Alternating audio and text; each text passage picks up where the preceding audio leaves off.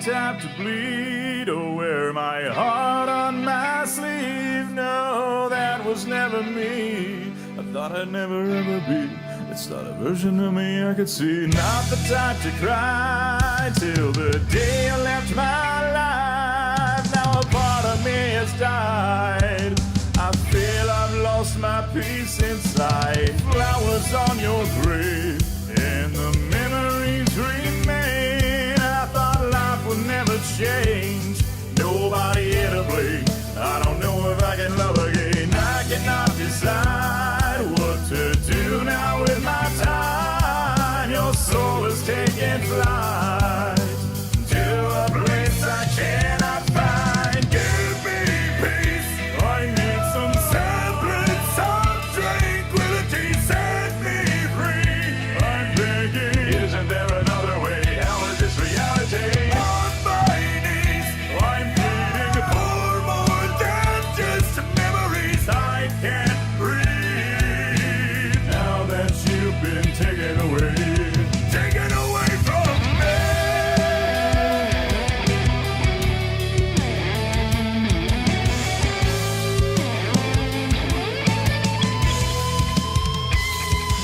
I look to the sky regardless whether day or night. I just cannot help but cry when I think of what I'd sacrifice just to look into your eyes. I cannot believe you're so far away from me. It's the way it's gotta be.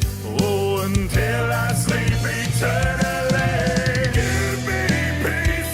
I need some semblance, some tranquility. Set me free.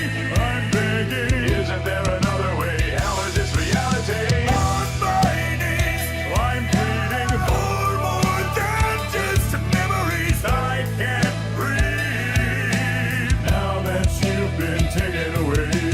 Taken away from me.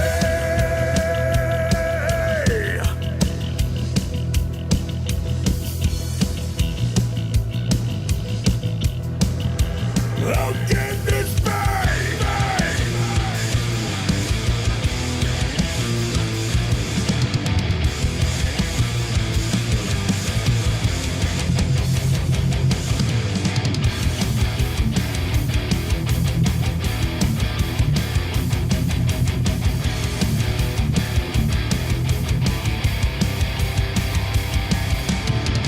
I've been cheated, so defeated, just don't see another way.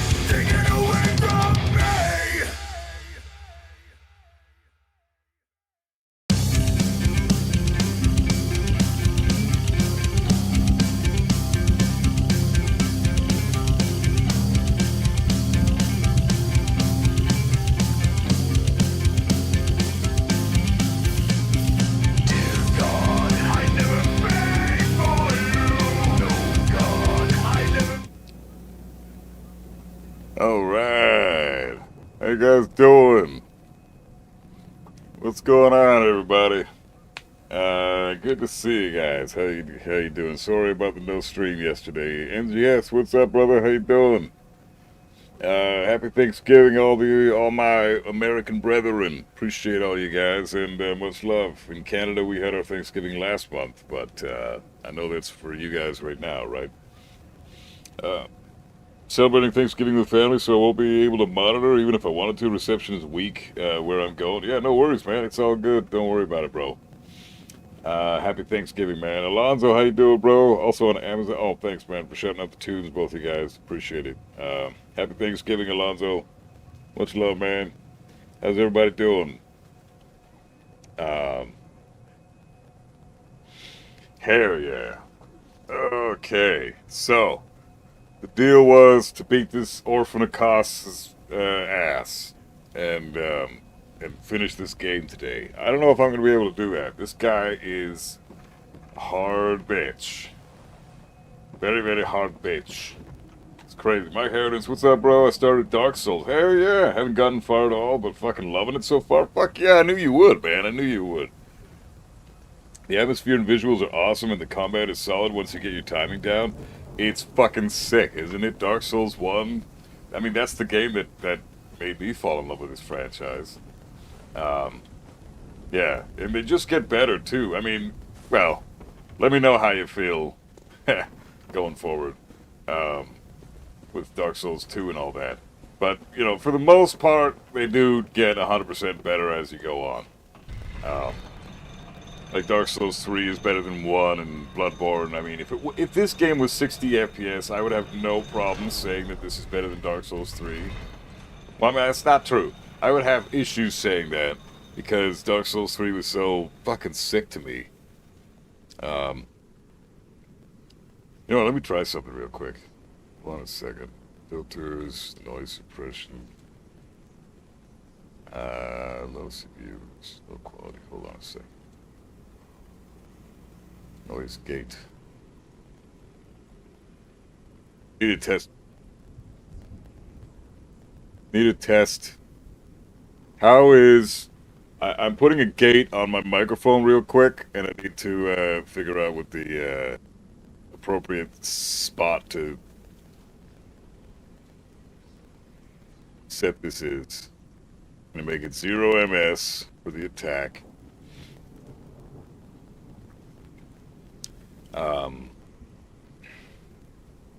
Release 200 ms.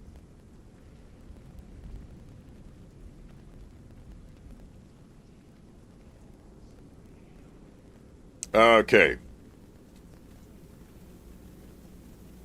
How is that for audio quality? Are we good?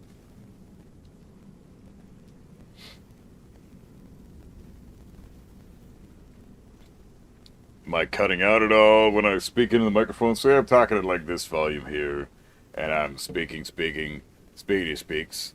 Are we good? Because I just put a gate on this bitch. And I feel like maybe I should, hold on a second. Open threshold, close threshold. Yeah. Sounds okay to you, Alonzo? Everything's cool? I don't hear any cutoff?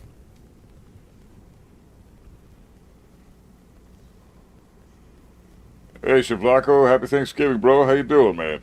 Good to see you, dude. Hey, babe. Nice, so I'll definitely keep you updated on how I'm doing. Gonna jump back into it again today, heading out for a run, though, now. Yeah, sounds good, brother. Have fun. Be safe out there, man. Alright, well, I hope that the quality's fine on the microphone, because I just put a gate on there. I realized yesterday after editing some videos that I have some background humming going on the fucking microphone, so clearly I need to put a gate there. Get rid of that shit.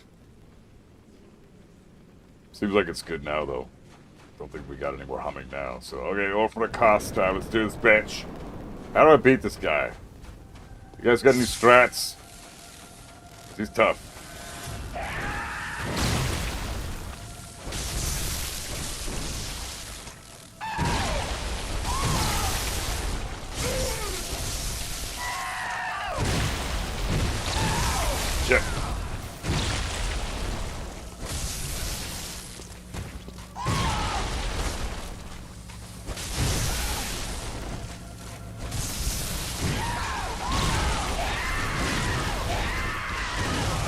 that always gets me. That one always gets me.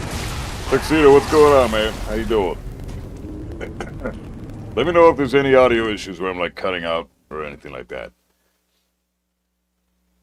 Or if it doesn't engage, if it cuts me off at the beginning of my sentence, let me know there too. Because then I need to adjust the open threshold of the mic, of the gate. So, okay. Ah, fuck, I need to get some more bolts.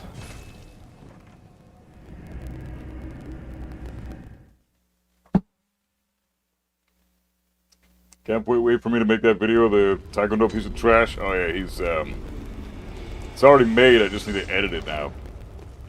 So, Hwarang, Lydia, Deviljin, Lee, Leroy, June, Fakumram, Leo. I think those are the 8 that I still need to do. I've edited and am releasing Deviljin, Leroy, and Lydia really soon. I mean, I think I'm going to do a day-by-day release for all these videos that I've done, because they're already done. I just need to release them now, so.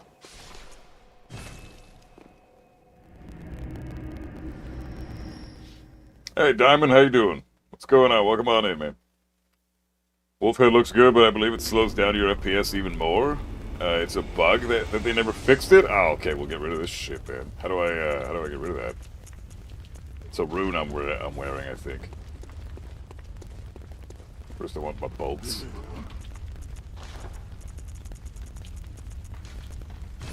Give me that. Because the electricity seems to be doing something to Orphan, I just don't know what the fuck else I need to do. Fortify weapon, I don't have enough shit. Damn it. Yeah, I'm wearing this rune. Where is it? Acquire more blood echoes, higher blood vial maximum. Yeah. Assume the form of a ghastly beast. Nah. Been great. What about you? What do you think of Bloodborne so far? So far, I mean, it's almost over. I got Orphan of Kos and Gehrman left to fight, I think. That's as far as I know. That's all I got. But I love this game. It's fucking awesome. The only issue I have with it, the only complaint I have really at all, is that it's just super fucking janky with the 30 FPS. That it throws me off on a regular basis, and it fucks my brain up. But besides that, it's not so bad. I don't know if I'm going to get any backlash for this when I say this, but when I run into those characters fighting online, they're not broken, in my opinion, at all. Or maybe you're just different. Well, I mean, how much do you understand the character, right? If you don't understand what makes the character broken, and you're not running into that stuff, and I mean this with all, I'm not trying to be mean by saying this, but like my buddy, for example, is a very low level player. Is a Tekken scrub, right? My best friend in real life, Tekken scrub, and loves Tekken, but he's a total scrub. Has no fucking clue what he's doing, right? And that's cool. But he also has no idea why characters are broken. And that's also awesome. In my opinion, that's awesome too, because ignorance is bliss. If you don't know what makes the character busted, and you don't feel like they're broken because of that reason, then you're in a good position, in my opinion. You're not suffering like the rest of us. So, I don't know. Apparently I heard that the main man hates Tekken 8 because he lost to a Victor player. Well, I mean, I wouldn't say he hates Tekken 8. It's his job. The guy streams Tekken 8 every day, like 6 hours a day for a living.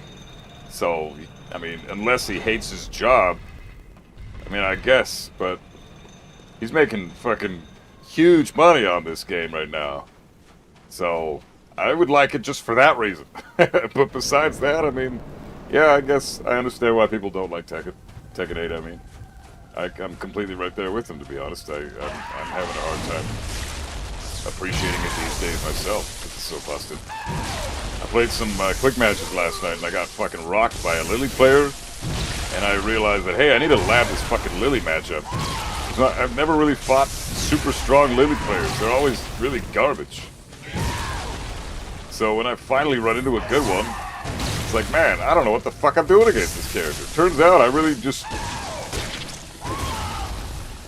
I really just, I know Lily destroys Kazuya, like that's one of her best matchups. But still.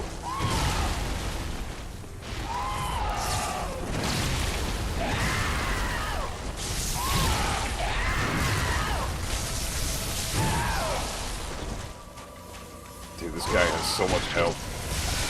Ridiculous. So much fucking health. Fuck! And I always have this... Okay.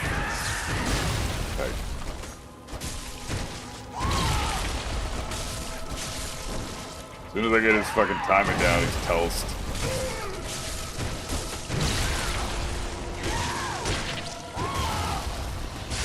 Fuck!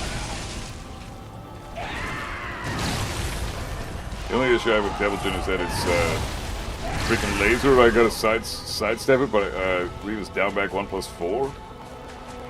I don't think Devilgen has a move that's that. Down back 1+4 is not a move for Devilgen.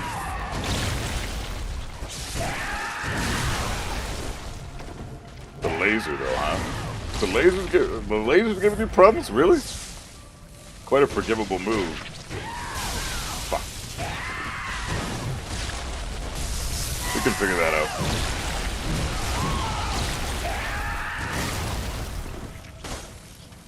Fuck, this guy's so tough.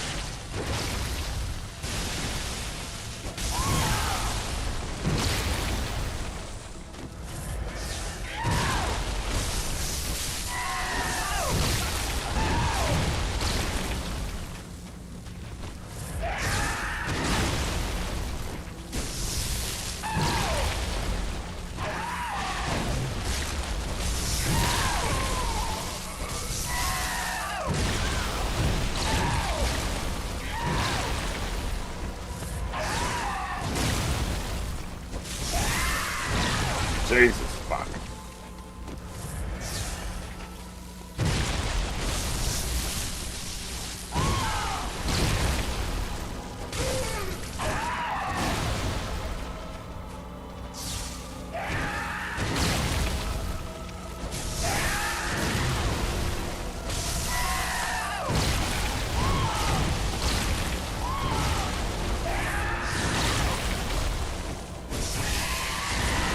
Jesus, fuck. Ugh. Oh, this part sucks.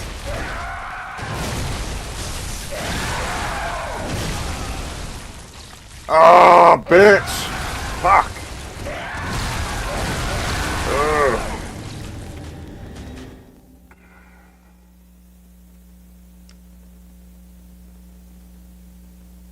The laser. So the Devilgen laser, you're talking about the ground hitting laser?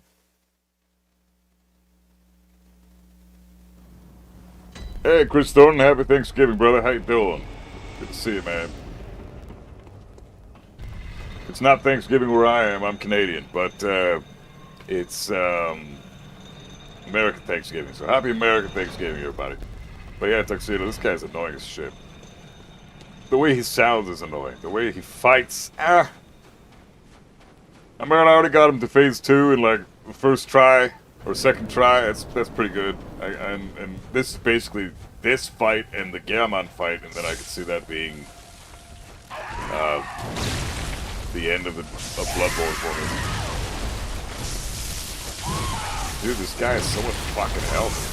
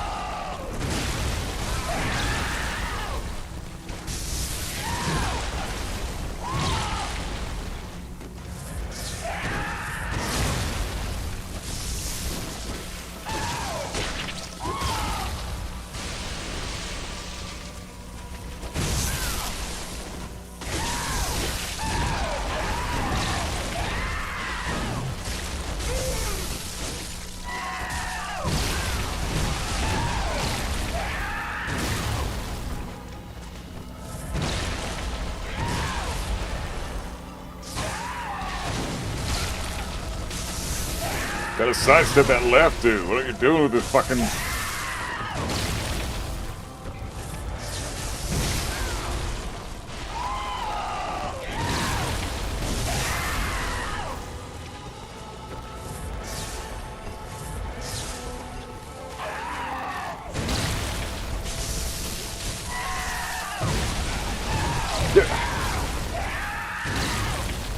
Man, I suck at dodging, dude.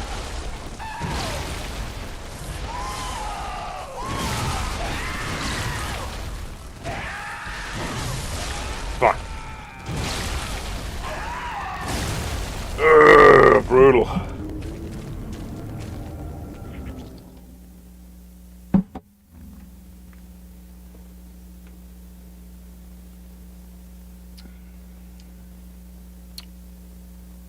Fuck, man. Okay.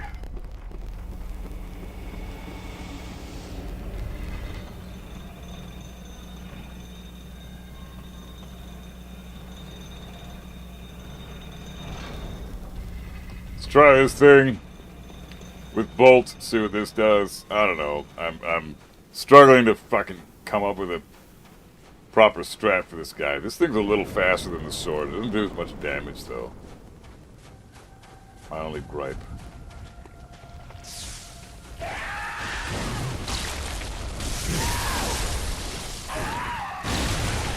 Fuck, man!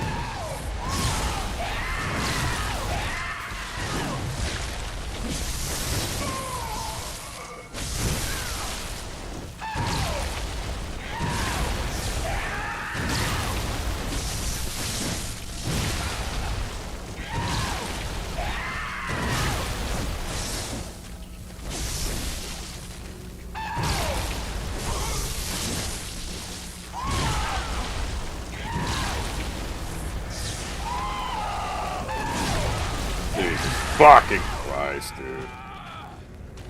If you like a tip, I would fight him in the water as soon as phase 2 starts because he starts summoning the lightning bolts and they always come from the beach. Okay. Phase 2, get to the water. Gotcha. Thanks, bro. Yeah, any tips with this guy is perfectly fine. I don't care. Give me whatever shit you guys got, because either that or I'm going to look it up on Google, because I don't want to fucking spend all fucking day on this dude. It's really hard though, holy shit. I'm struggling to think of a strat. This dude is by far the hardest boss in the game, like no question. But harder than Nameless King? I don't know. That's debatable. Orphan of Kos, Nameless King. I don't know. If this guy takes me 8 hours, then we'll find out, I guess. But I've already spent, what, 2.5 hours on him last stream?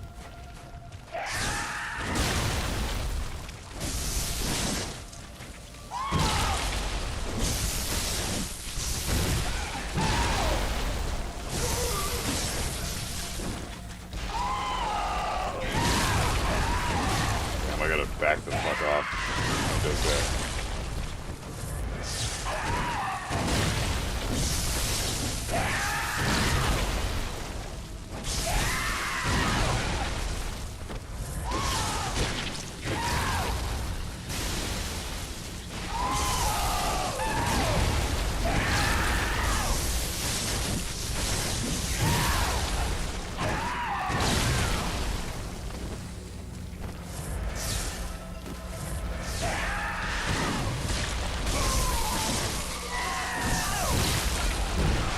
Damn it, dude.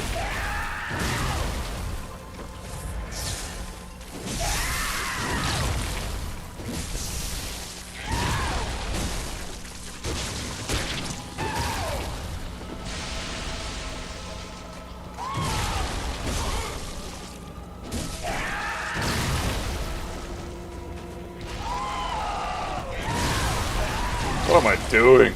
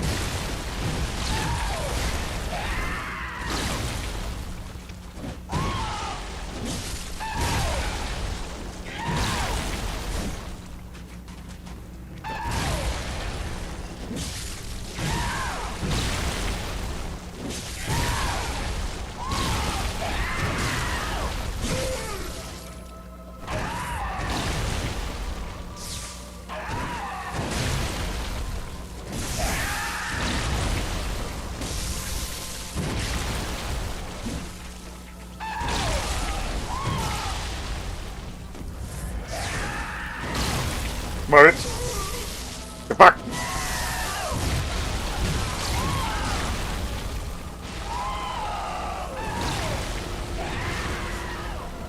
Fuck's sakes, man. Ah, dude, I dodged the shit out of that.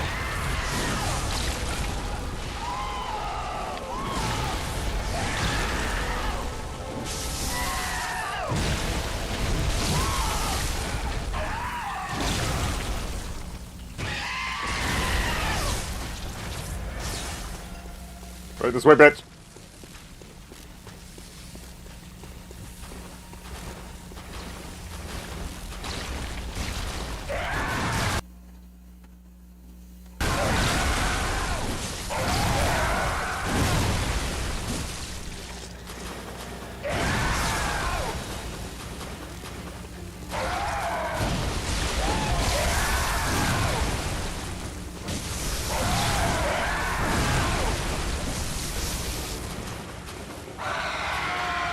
Oh, hell yeah! Got strats!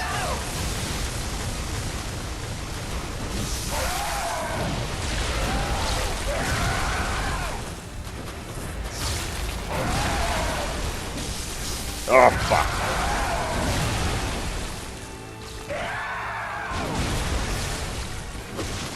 Oh!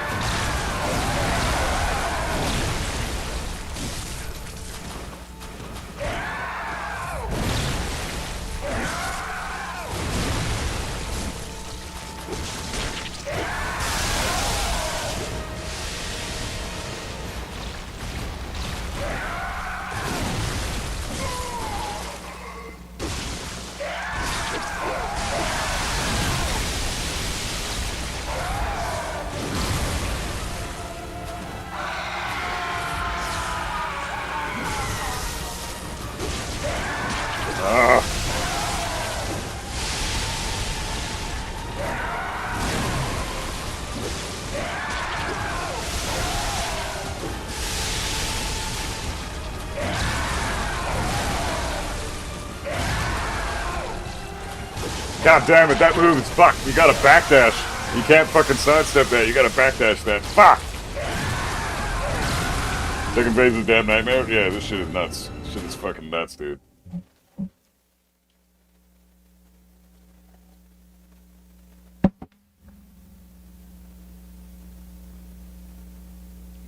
Gotta backdash this prick. Okay.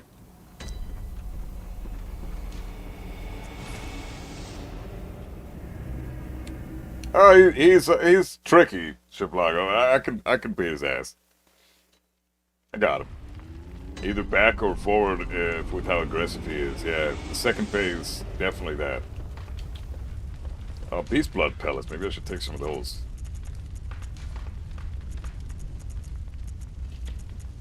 No harm in doing that. Molotov's already full. Bolt paper, give me some of that. Give me 10. Tree fire paper, cause hell yeah. Alright, let's see what we got. I'm gonna try the bolt paper.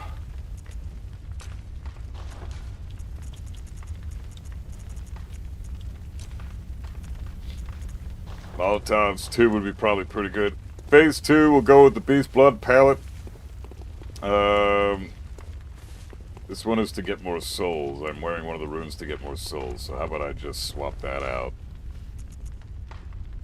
Can heal your death +1. Yeah, that's probably good. This one I want to have boost rally potential. The fuck is that?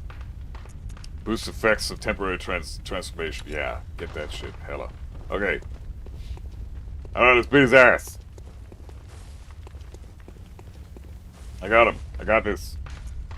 Don't know if you have any rules against backseating, so I won't say anything. Don't want to be annoying. Nah, thanks for being cool like that. Red Riding Rogue. I like your name. It's sick. X-Men for the FTW. Although that's probably not the same rogue you're talking about.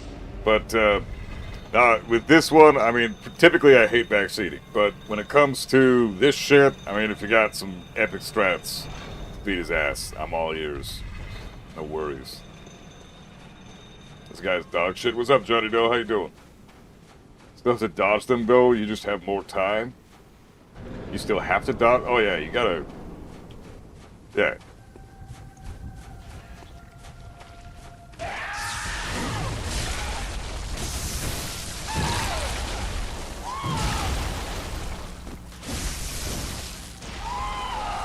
Ah, dude, I can't be getting hit like this on phase 1. Come on, bro.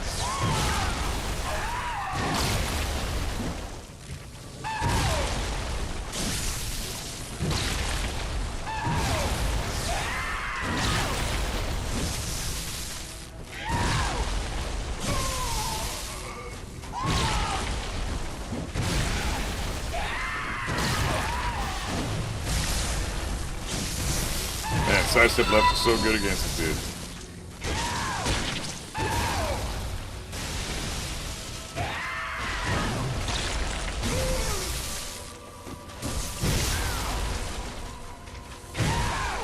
Unless you fucking suck ass. Jesus. Plus damage does well against cost, but blood damage always ends up outscaling. Rally potential is how much health you gain back by attacking after being hit. Oh, okay, cool. The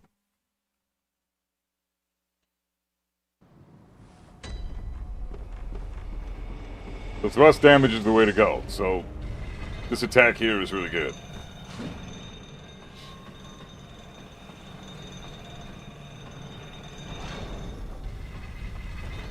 Okay, gotcha.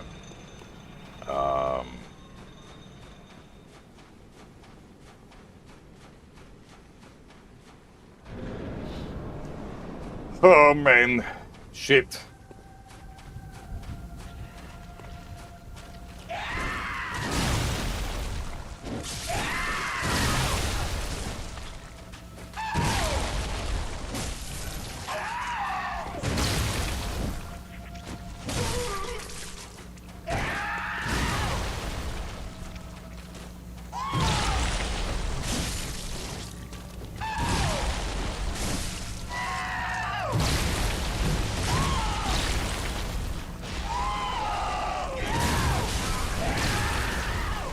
Fuck!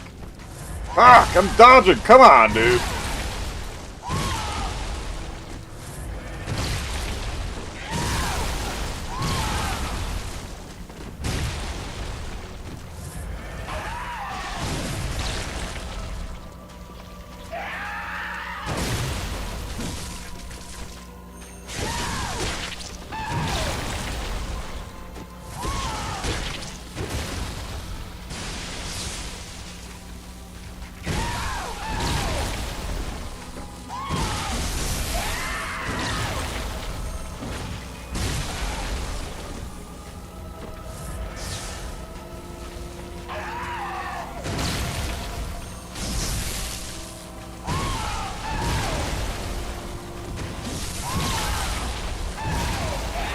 Oh, that fucking move. Sidestep left, dude.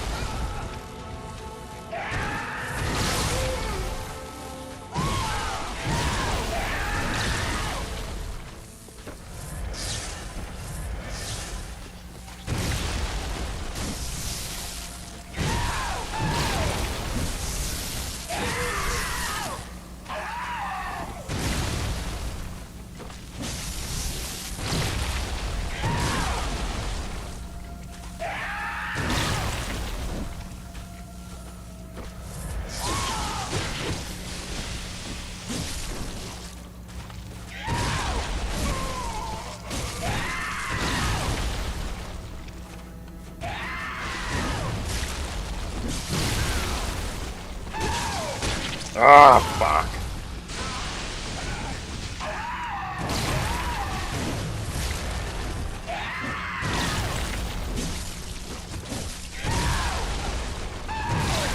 Bad timing. The lower your level and percentages, the better thrust damage is. Almost always. So I should probably do the other sword. I'm gonna do the Holy Blade and thrust damage that guy with the Holy Blade, because I think that might be a fuck ton better than this thing. If I'm just gonna be thrusting once, gross, then might as well use this shit. Because this is just thrust all the damn time. Oh man, this boss is gonna be intense. There's some really fast strats to beat this dude, and I have no idea how to get any of those done, so. And I don't feel like practicing those right now, so let's just beat his ass with scrub tactics.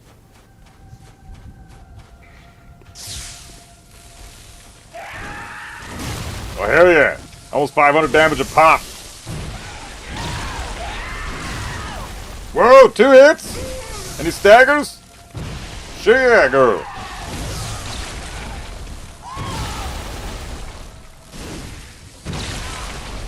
And the problem is the speed of this thing is not the greatest. Fuck!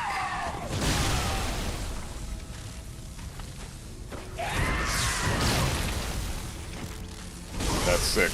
2 hits and he staggers.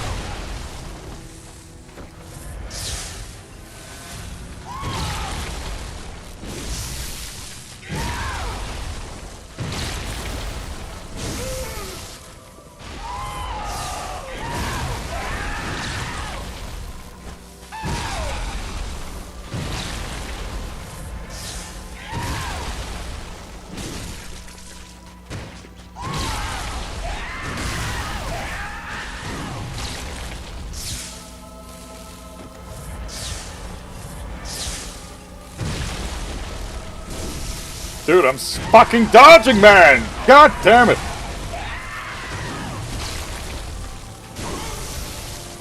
Fuck!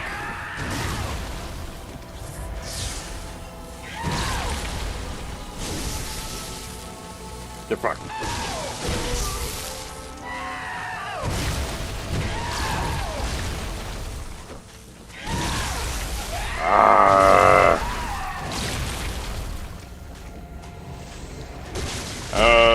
Zawan, what's going on, man? How am I liking these? I love these games. The Bloodborne games are... The Bloodborne is awesome besides the 30 FPS. That's the only issue I have with this shit. It's janky as shit. Sometimes it fucks with me a little too hard. But besides that, it's... This game's as good, if not better, than Dark Souls 3, and I fucking love Dark Souls 3. That game changed my life. Seriously, that changed my entire perspective on video games. It opened my eyes to new horizons. Very few games in the world I can say that about, like Tekken and Hitman, Resident Evil, not even Resident Evil to be honest. I think Tekken and Hitman are the only 2 games that I can say actually changed my fucking life. Dark Souls, man. Dark Souls 3 is a damn fucking beautiful experience. Bloodborne is up there with it, but it's just, the 30 FPS really fucks with you.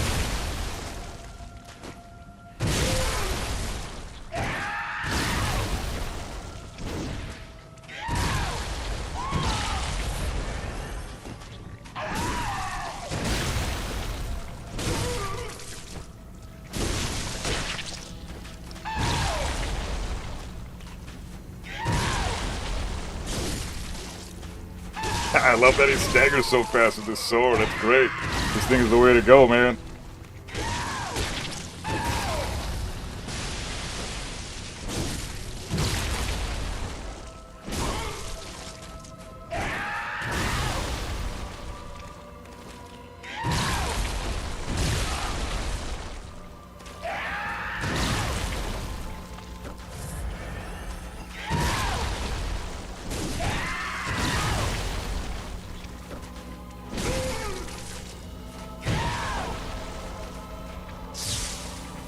Fuck, I always do that. Dude, that fucking move is so slow.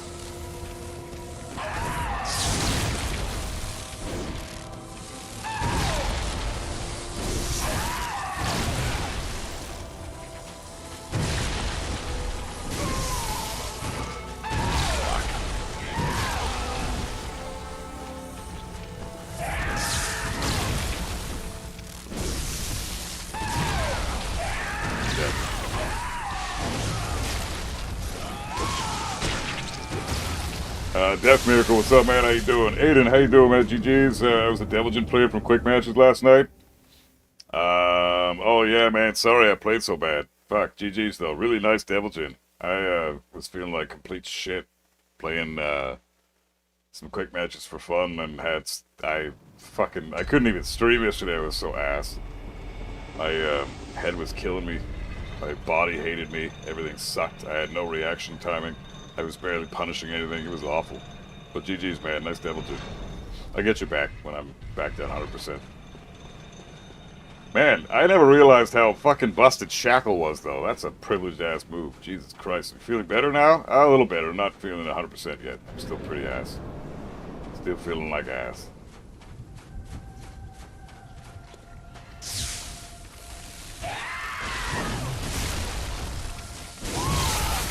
Better than yesterday, though. Yesterday I could barely fucking function. I was pissed off about it.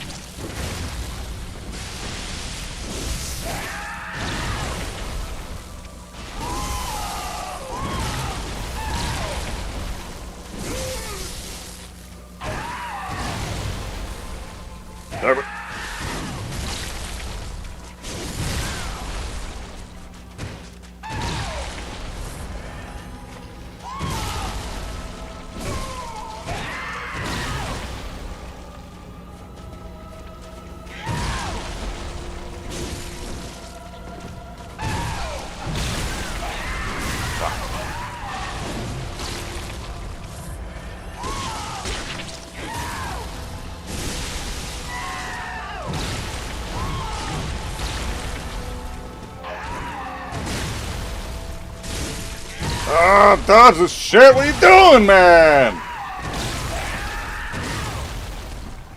Jesus.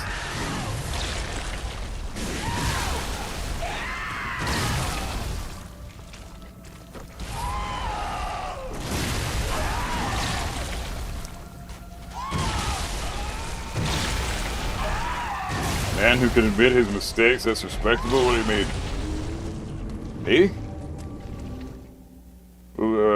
After playing those Soulsborne games, you can never again experience other games the same if you don't get challenged enough. Yeah, exactly. Soulsborne games really do ruin, like, Resident Evil for me. I speedran Resident Evil a few scenarios in RE2 the other day, and a lot of the stuff from the Souls games translates quite well to the boss fights and the enemies of Resident Evil.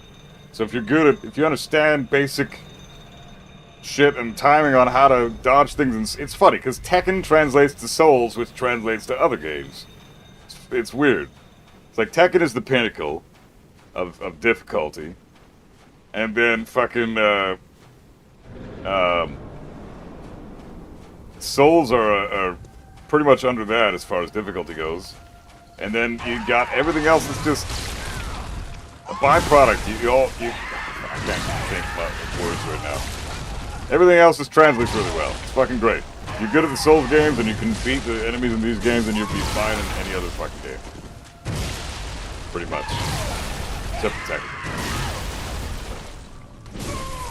Jesus fuck, come on, dude. Wow.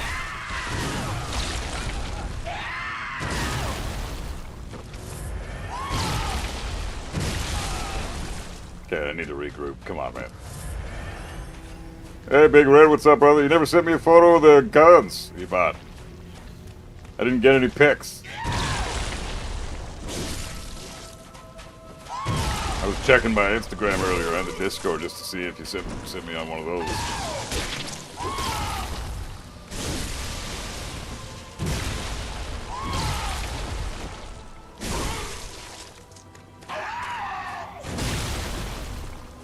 I think you said you sent me a... I looked down. I should have looked down. Do you play first-person shooter? Fuck no, I hate that genre. It's the worst goddamn genre in all video games.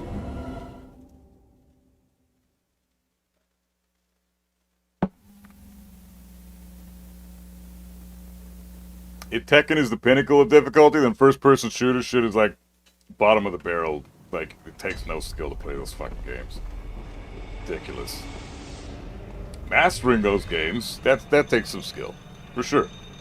But to play those fucking games, I mean, nah, you can just bring them to a party, anybody can fucking play that shit.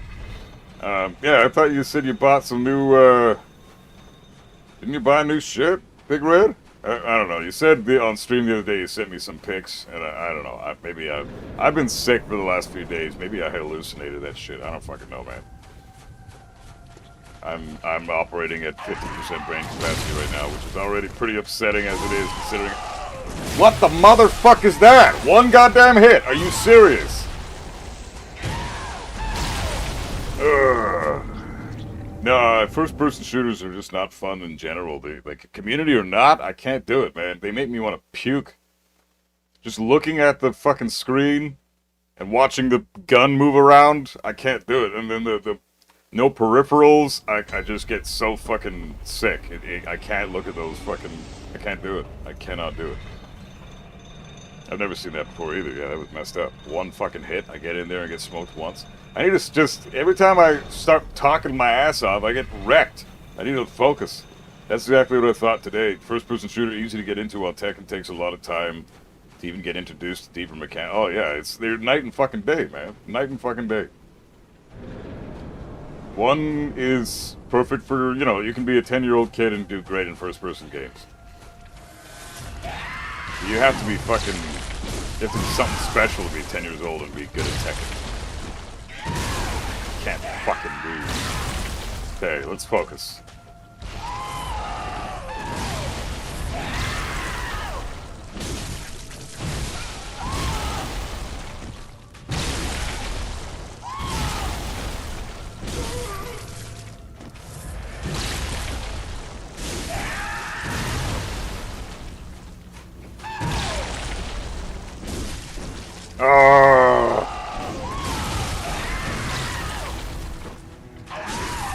Bitch.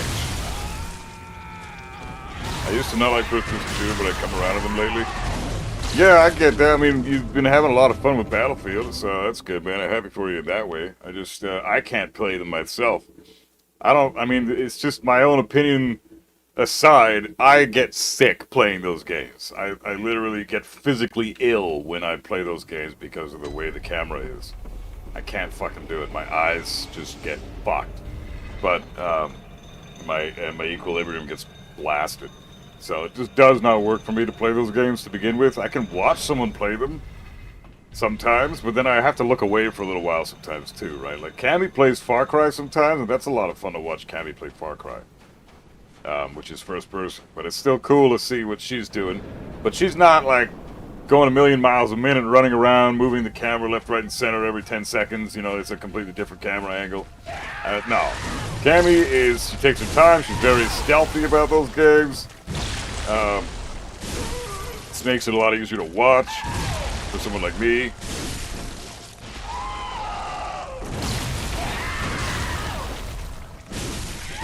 But, just in general, the first-person shooter genre is just not my thing. Aside from the camera shit, it's also just a matter of gameplay. I don't like just looking at the fucking gun and having that be the only thing we're looking at on screen. That's so lame. Unless a honey badger finds me. And then the camera's fucking all over the place. It's on the floor. It's in the sky! Jeez, it's so sick. I just smoked some hash playing the Dead by Daylight tutorial now. Thanksgiving starts in a few hours. Oh, happy Thanksgiving, bro. That's sick, dude. Hey, Troublesome. How you doing, bro? Wie geht's dir? Alles bei mir ist gut. Ich bin ein bisschen krank heute, aber ich war auch da gestern, so. Wie läuft bisschen mit dem Spiel? Dieses Spiel ist immer so Spaß. Die 30 Frames per Second ist ein bisschen nerviger, aber Best Greetings von Deutschland. Ja, viele Grüße aus Kanada, mein Freund. Alles Gute. Danke fürs Zuschauen, ich glaube, oder was. Fucking... Yeah.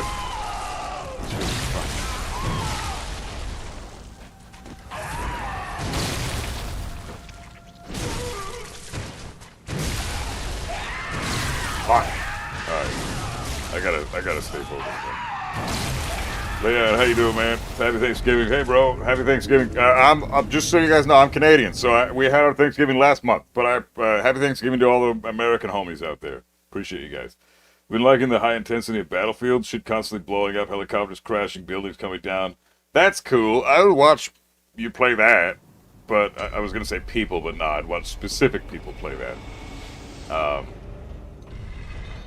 Like if you play, like I'd watch you and Cammy or something play that shit, or MGS or Nico or something. But I wouldn't fucking like, I couldn't play that shit myself. It's just too much.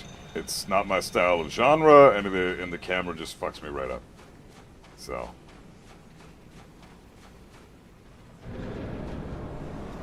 Okay. Lock in with this bitch. You can't fucking screw around. You gotta lock in. Never mind. Fuck.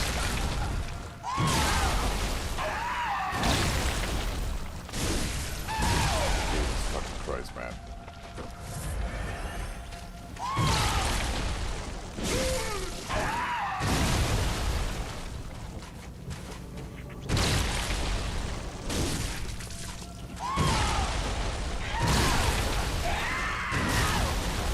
Fuck, dude, this is bullshit!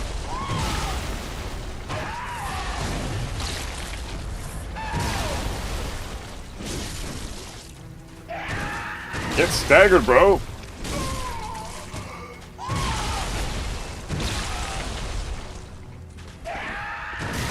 That move.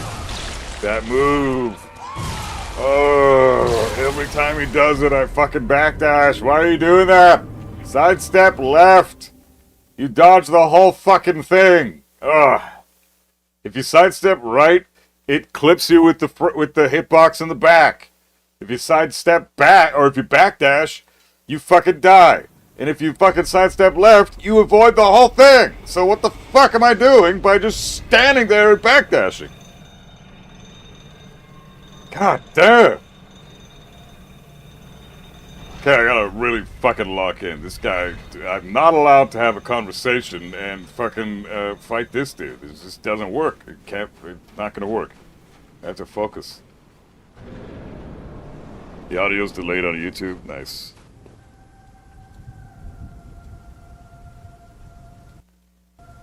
Okay, that should be good.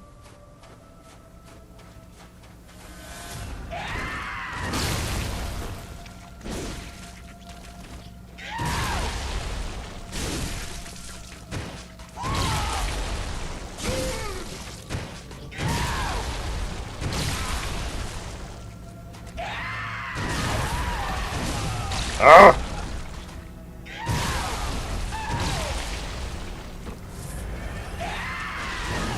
See? Sidestep left, you avoid the whole fucking bullshit move.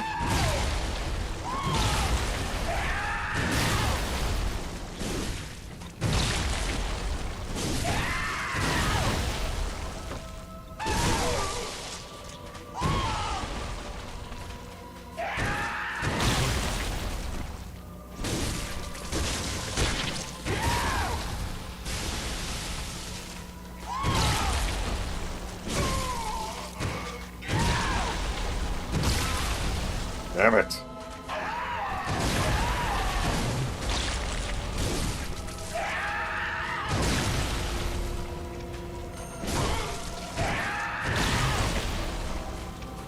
That was 1,000 damage almost.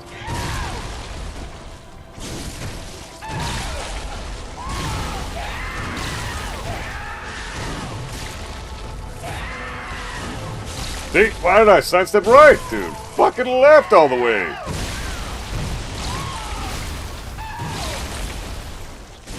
Oh, god damn it.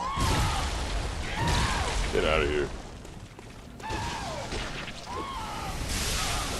Jesus fuck.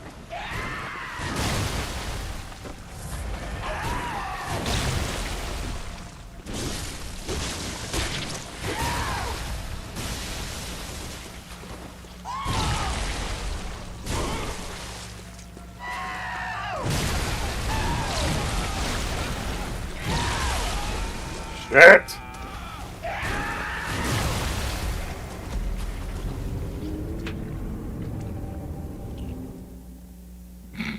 Du musst in Stunden mit deiner Knarre, das hilft? Okay, ganz danke. Danke sehr. Ja, ich schätze das. Diese Information ist ganz wichtig. Ja, is it better now, the audio?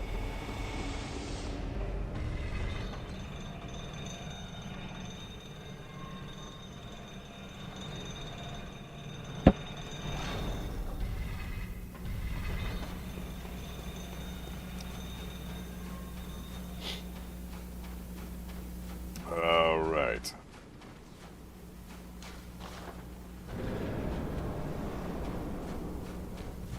Fuck's sakes, man. Lock the fuck in, bitch.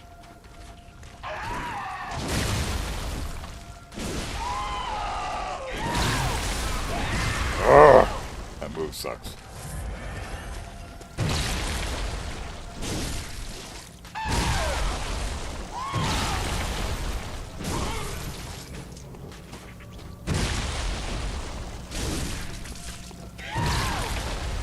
The camera.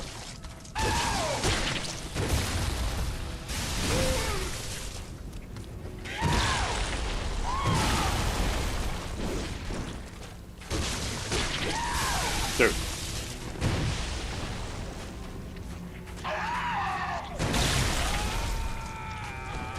Oh man. Okay. How many hours am I playing this game? I mean, the stream's only been going on for about an hour now. And I'm on day 11. So, without going into too many details, when I fought Orphan, I had a strategy, but on my winning attempt, my strategy completely fell apart. I even missed a cannon shot. Cannon shot? Oh, that might be a good idea. Use my cannon. Instead of Evelyn, let's see what the Gatling gun's all about. I use this bitch.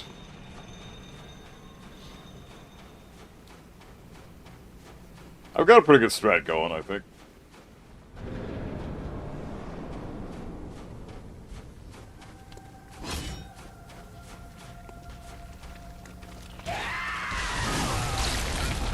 The timing sucks, man.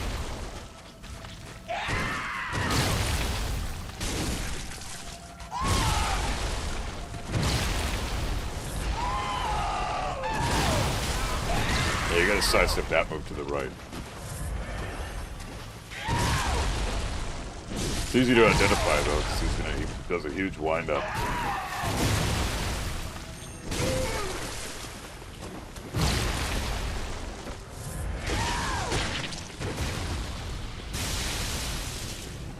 Come on, bitch.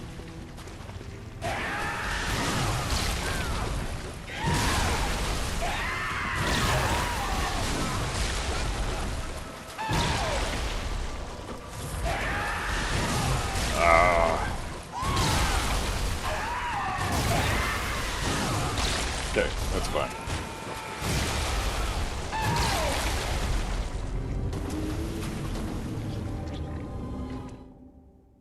You played the game about 190 hours? With a platinum trophy? That's not too bad. For a platinum, that's pretty good. 190 hours? I put in a good, I don't even know how many hours have I put into this game yet. Now, it's 52 hours I've done, so that's pretty crazy. But a good, like, I don't know, 7 of those hours I spent talking about Tekken while standing around. So, if not longer, I've gone off on a couple of Tekken tangents in this game's streams. So, current strat without the cannon is definitely very good. Like you said, it's the timing thing now. You're almost there. Yeah, thanks, bro. Appreciate it. Yeah, I'll nail it. I just gotta get this. Oh, fuck you, bitch! Oh, come on!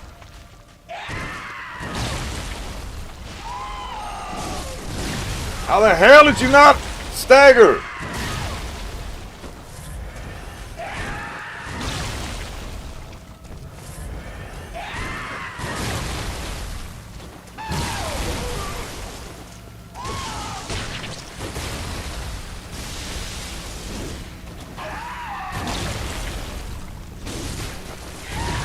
Oh, come on.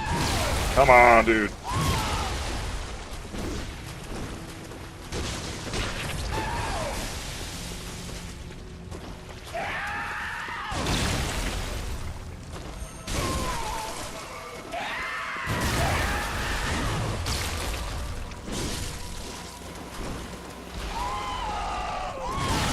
Gotta step that to the right. I did, and I fucked it up.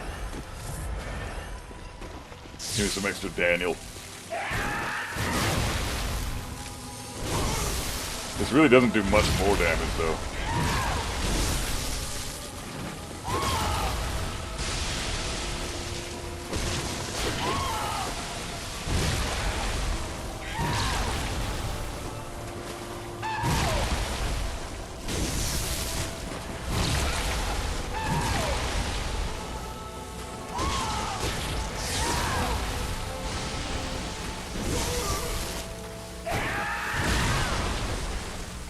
Fuck.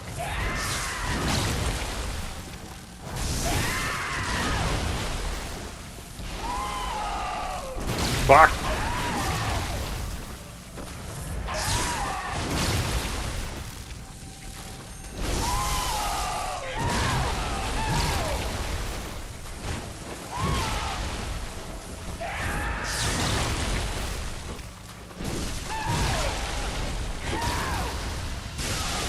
Fuck!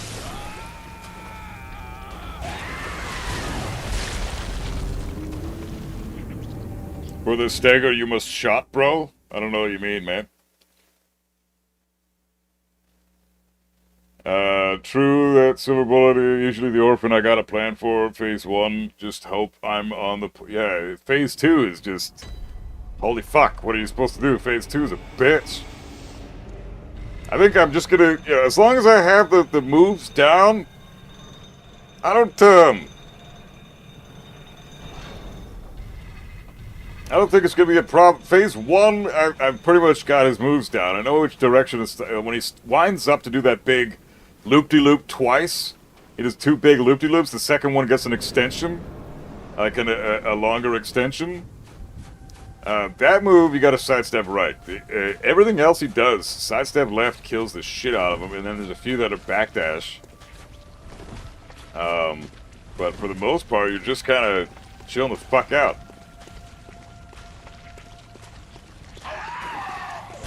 Like this one. Perfect time to wind up and do one of these bitches for almost $1,000. Oh, you gotta remember that shit.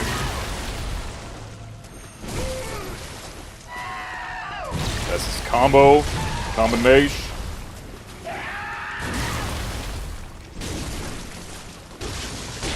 This shit is cheap as fuck.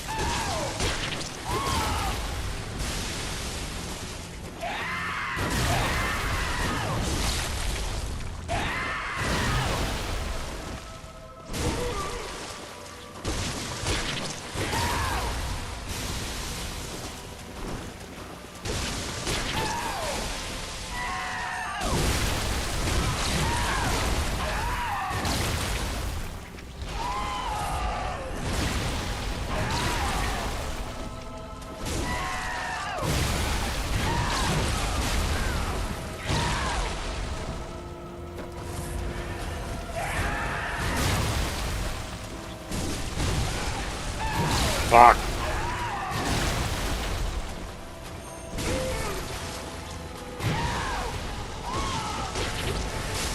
Oh, bitch! The projectiles, man! And I'm dead. I still don't clue into that one, though. His 4-hit string that he does that I never dodge properly, that fucking move is always the one that gets me, because you gotta remember to sidestep left that last hit. It is 4 hits. The 4th one is a big-ass wind-up where he grabs the placenta and drags it along the ground and then swings it up at your nuts, and I just fucking eat that shit every goddamn time. I need to seriously start drilling that into my brain. It's not, I don't recognize those animations yet. I don't recognize the sound he makes before he does that string. It's very easily identifiable, and identifiable. All the other moves are. Fucking great English. It's very easily identifiable. All the other moves are. Fuck, man. I can't brain today. I'm sick. Everything sucks. I'm really stupid today. Perfect time to play some Bloodborne.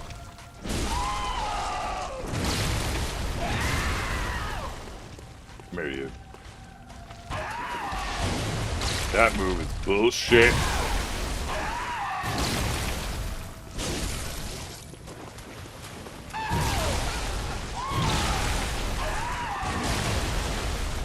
Fuck this.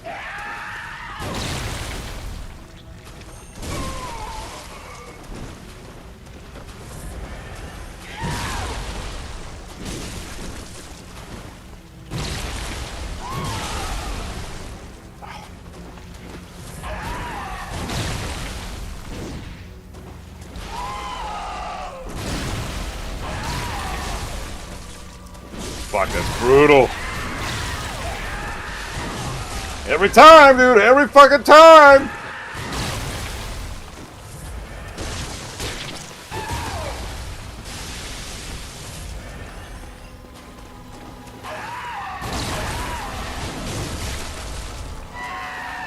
That's been 3 hits.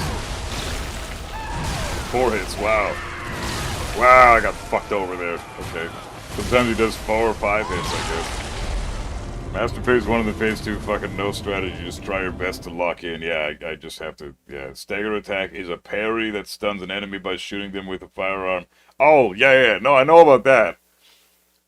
That's the visceral, right? Yeah, or the stagger, whatever the fuck. Yeah, I know what you mean. The parry timing with this guy is a bitch. I mean, I'll try. Instead of this gun, let's just do Evelyn, because she shoots once. And then when I get him down to the really low health, I'm just gonna fire off my Gatling gun.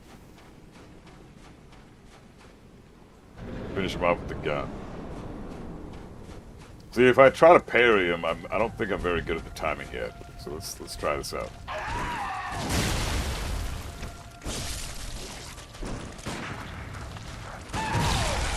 Yeah, see?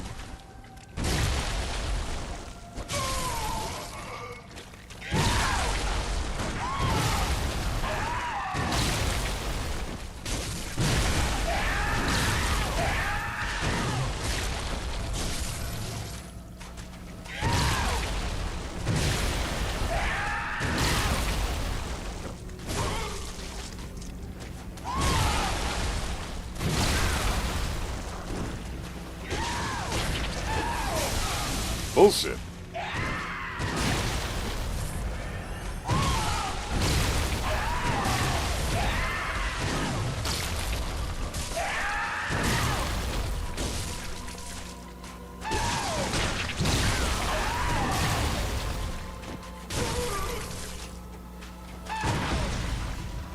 There we go. Got that. Decent damage, but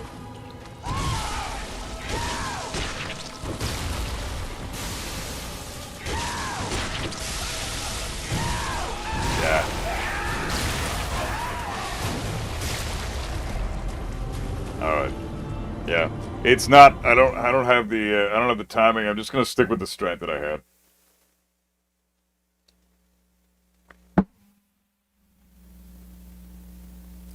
Because yeah, you get like 1,375 damage for a successful parry plus the gunshot. So you're looking at like 1,400 damage for a successful parry, which is great. But for a charge attack, I get basically 1,000 damage. And I can squeak in like 2 or 3 regular stabs, which gets to about, 900-ish damage per stab.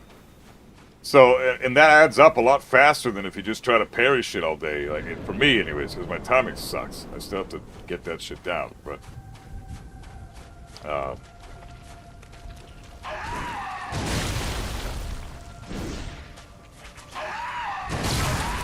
why did I jump into his ass? Fucking hell.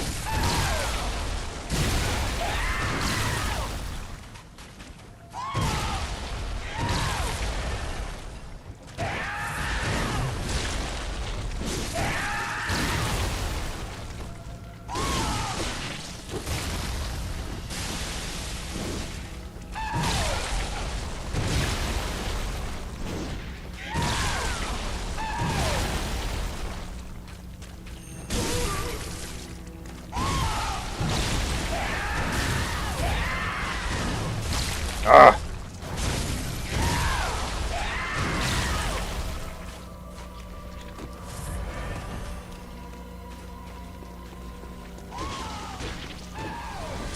Dude, it fucking tracks you! What is that shit?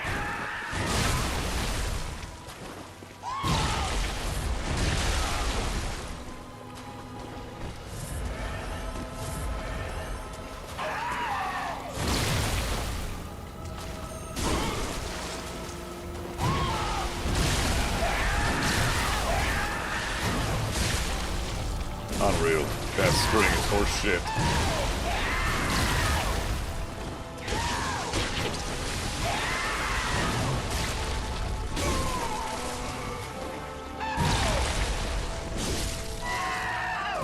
Three hit string. 4 hits maybe. Depends on his mood, I guess.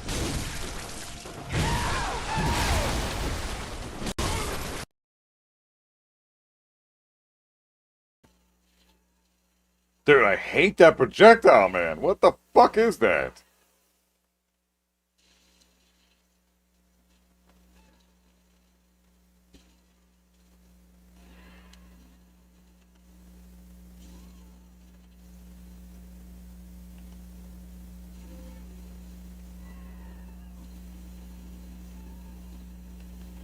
Fuck.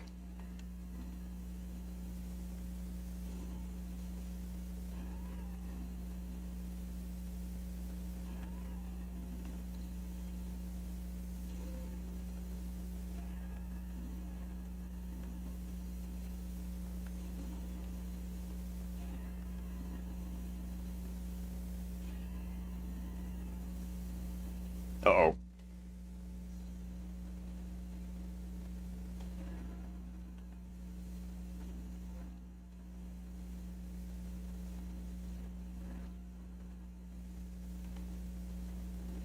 Ah.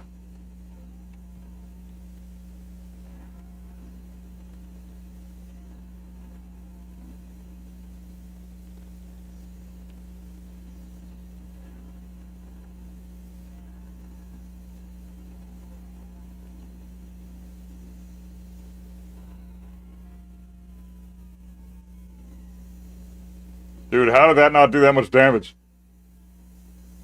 Are you serious, dude? Fuck!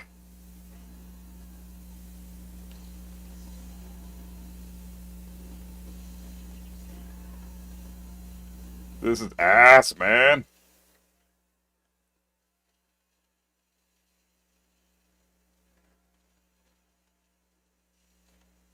Fuck this. Oh, come on! How the fuck? No sound? Get the fuck out of here, man. God damn it, I fucking hate this shit. Ugh. Parry is only reliable for phase 2? Really? Stagger, okay. Fuck, man.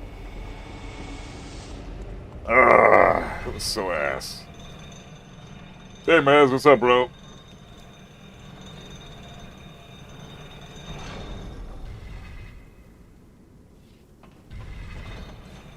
God damage. So the bolt paper is not very good for phase 2. Is fire better? I'm gonna try. Well, let's do the oil urn and the Molotovs.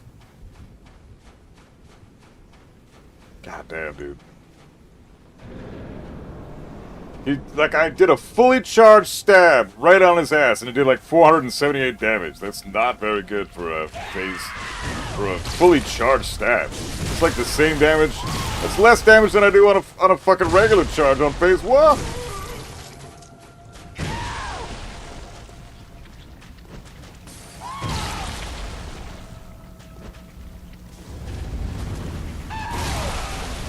That does shit damage.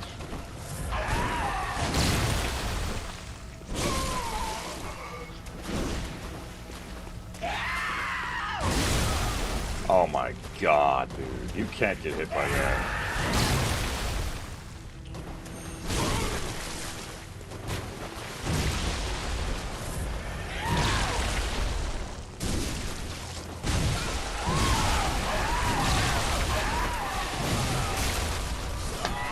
Yeah, I got caught in the frames. I couldn't do anything. This time, the first dodge, and then you're just fucked.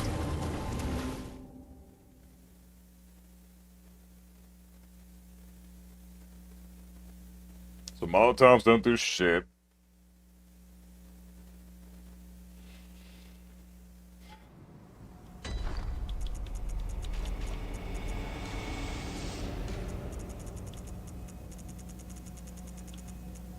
Man, I don't know what to do to make this easier. Oh, I could try the Madara's whistle.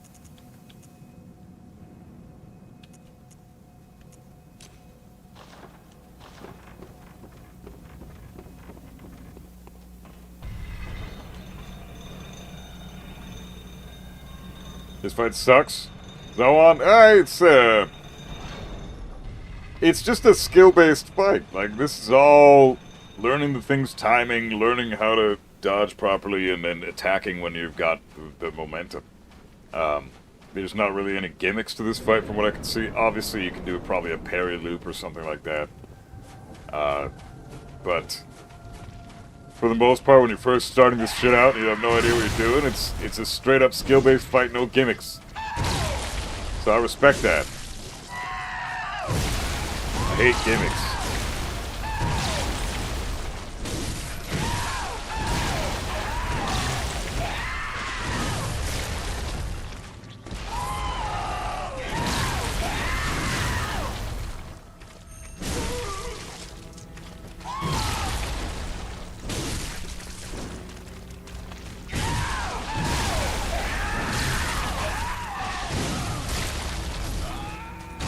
Every time.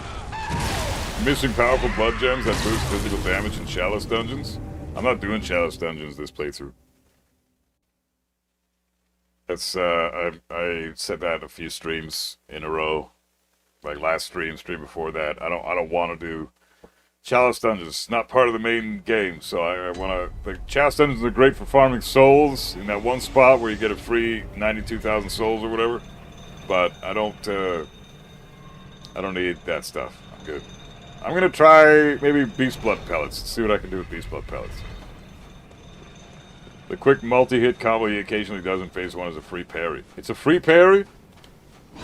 Fuck. Maybe I will give it a shot. I don't know.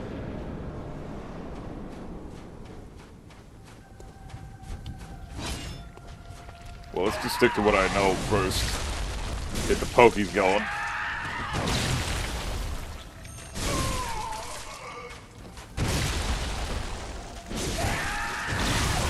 Damn it.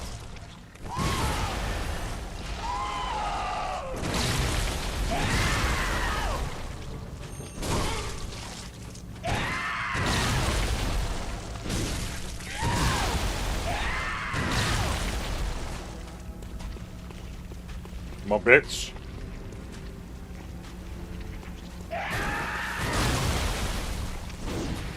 Fuck.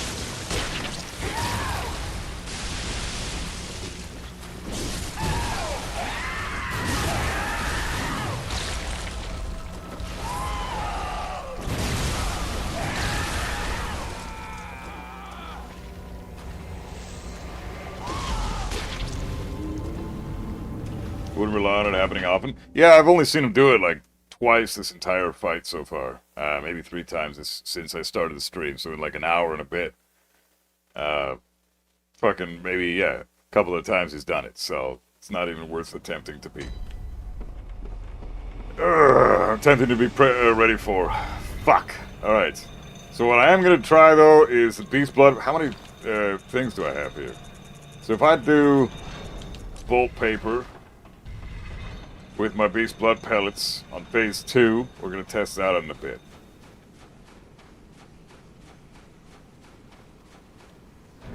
Okay, don't fucking get killed by that 4-hit combo again.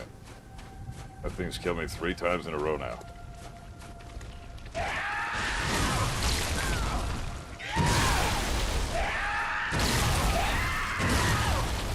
That was terrible.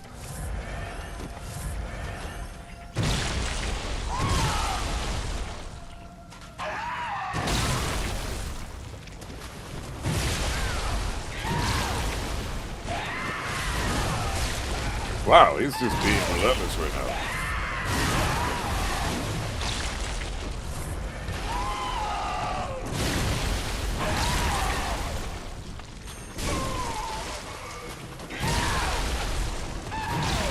I'm down at fucking 20 vials and I barely used any, barely done any fucking damage. This one sucks, dude. I want to redo.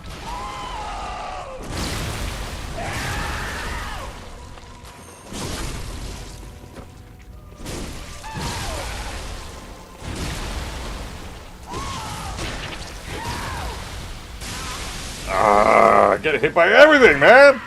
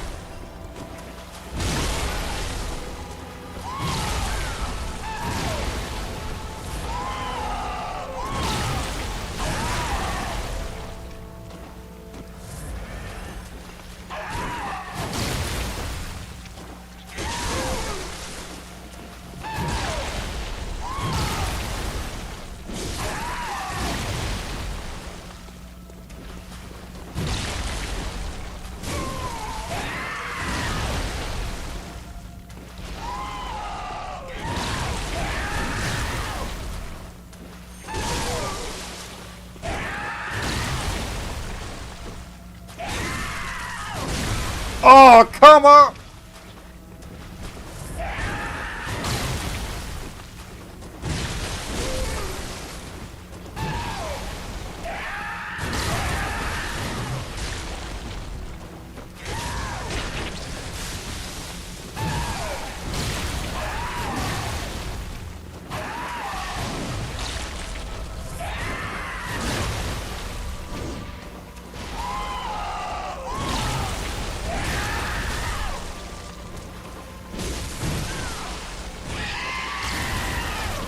Okay.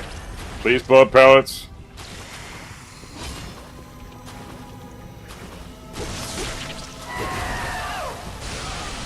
I hate this shit.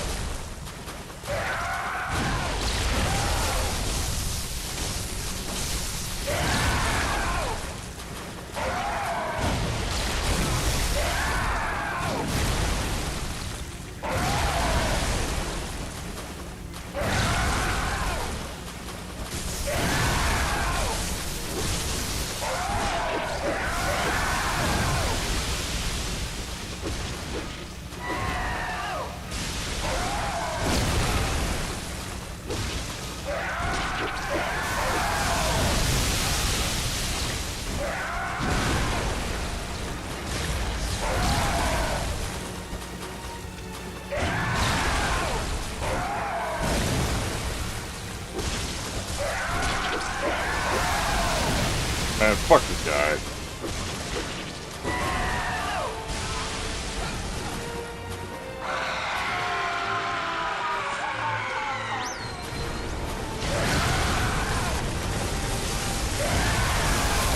Oh, come on!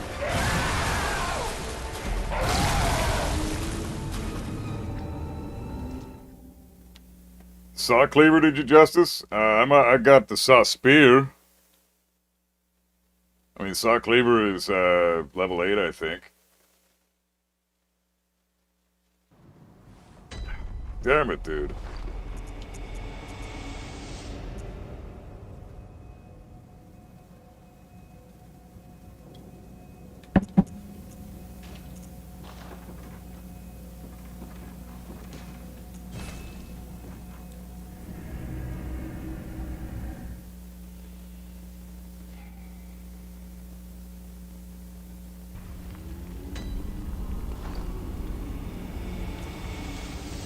Yeah, saw cleaver is level 8. Saw spear I have at level 10. And fuck.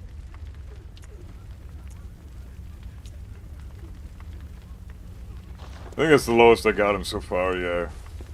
That was really good. I need to figure something out here. How do I level this shit up? Saw cleaver, I need 7 more bloodstone chunks. My fucking god, dude.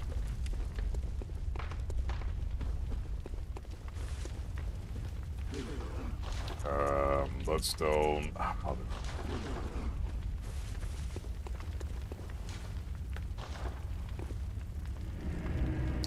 Current strategy is super good, both phase 1 and phase 2, and now you have a free hand to parry in phase 2.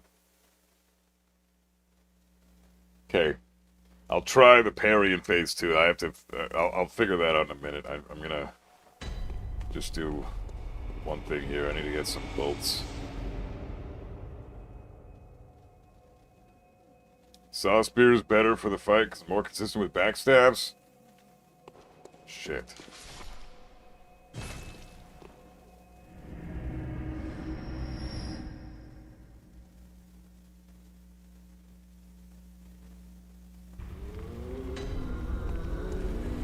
I want to try the parry in phase 2 and just see what it does because I haven't even attempted it yet, but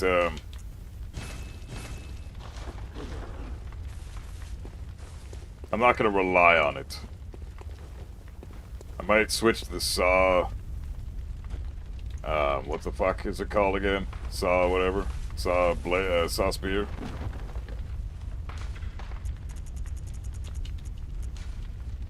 Ah man, it's only 2. Fuck, whatever. We're fine.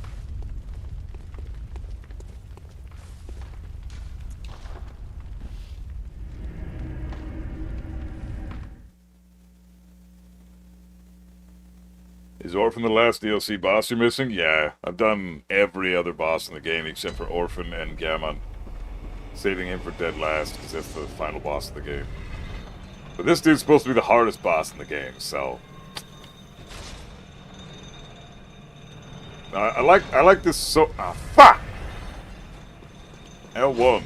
Not triangle. I still press triangle to two-hand the bitch. It's fucking brutal. But yeah, L1... Okay. You can also bait the jump attack in phase 2. It's easy to dodge and you can get 2 hits in and rinse repeat. Oh, okay. How do you bait the jump attack?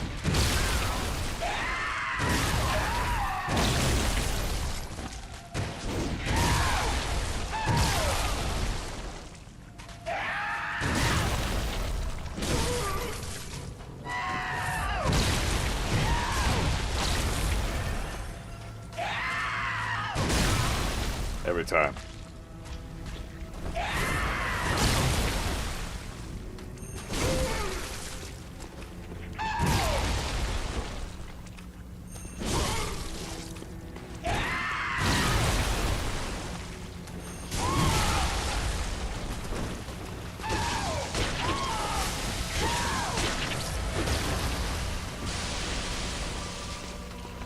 Come on, bitch.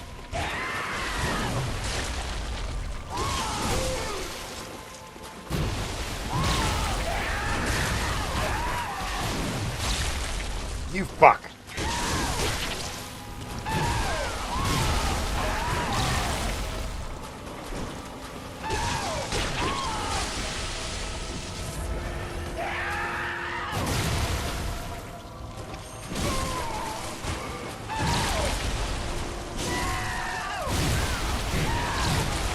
Oh!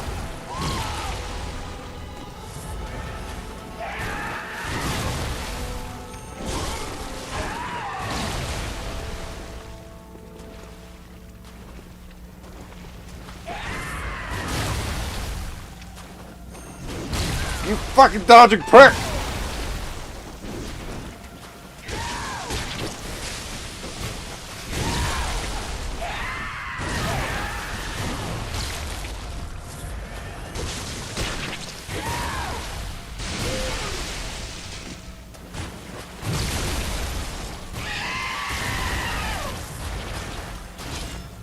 Okay, now I'm panicking. What the fuck?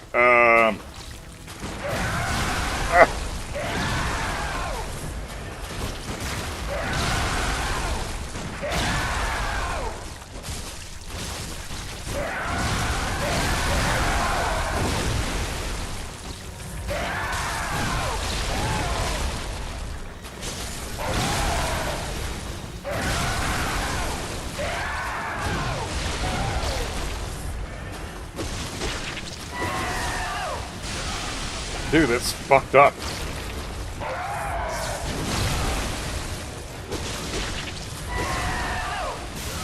How the fuck do you dodge that? You gotta time it just right.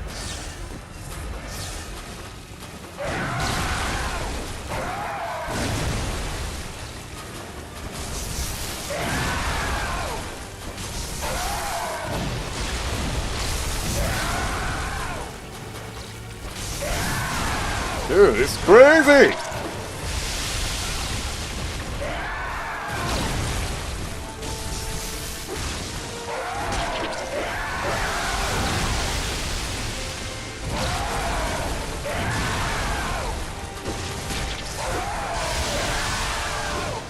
Bullshit.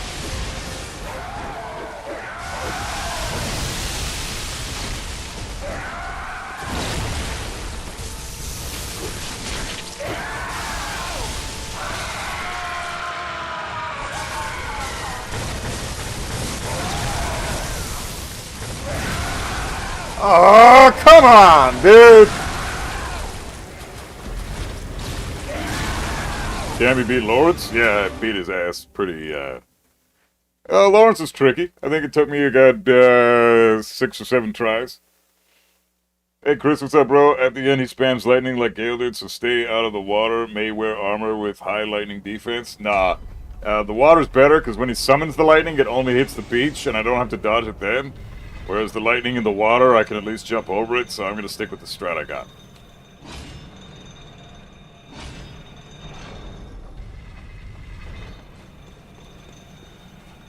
But yeah, Lawrence is a bitch. He was very tough.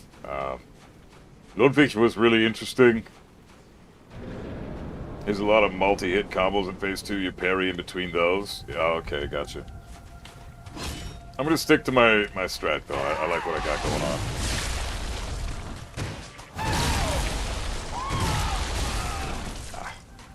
Okay, this is a mess. 2 blood vials down and I haven't even fucking hit it yet. Oh my god, dude! What the fuck am I doing right now? Just kill me. Go ahead. 67? What, is that how many times I've died? Maybe. Yeah, I wouldn't be surprised. 67 times, something like that. I think I beat Lawrence and how many tries did it take me to beat Lawrence? I can't remember. I was about to say electricity has no special interaction with the water. Okay, well yeah, there you go, so it doesn't even matter. I'm going to stick with what I got going on. I was trying something different with Phase 2, but I think I'm just going to stick with the pokey shit in Phase 2. And that should be fine. And then when it comes to, you actually got him to Phase 3 last time? Oh, there's fucking 3 of them?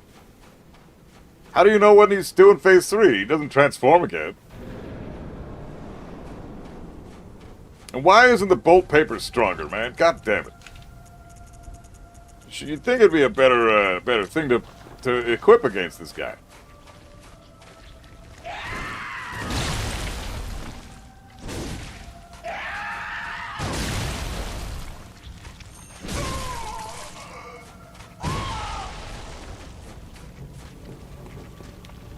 on, bitch.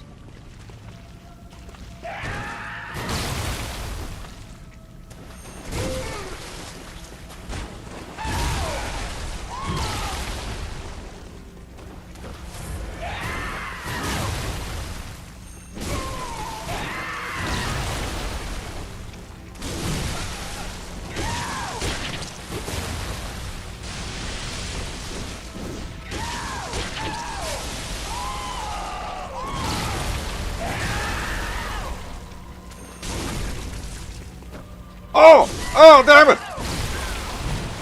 I missed a visceral opportunity. Fuck! Fuck! Damn it! I didn't realize. Ah, okay. If you charge and get him in the back, he staggers. Fuck! Alright. Fuck.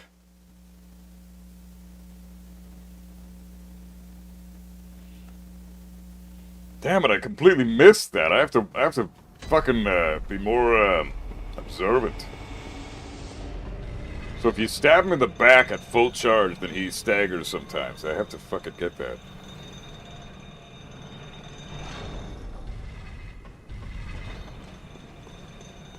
Yeah, I'll get him. This guy's the hardest boss in Bloodborne, but he's not the hardest boss in the franchise. I can tell you that right now.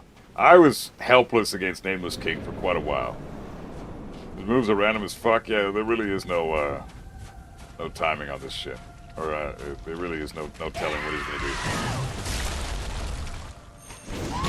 Oh, that's fucking horse shit.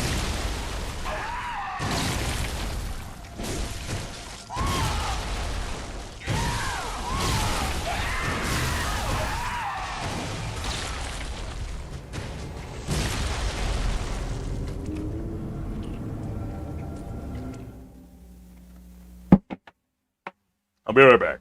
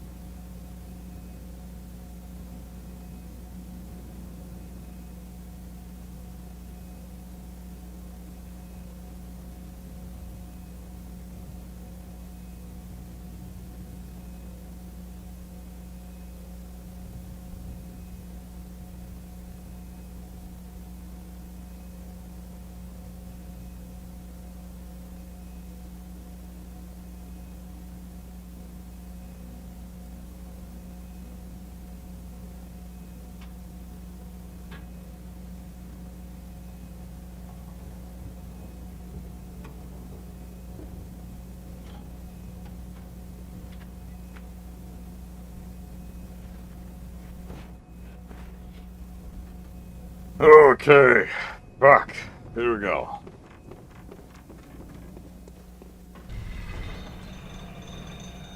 Hey, Stu, what's up, man? Your strategy's super good. You were always a second away from Visceral the whole time. Ah, for fuck's sakes. I gotta get them Visceral moves, man. Okay. They do so much damage. It's insane. I need to fully charge from behind, and away we go. That should be good.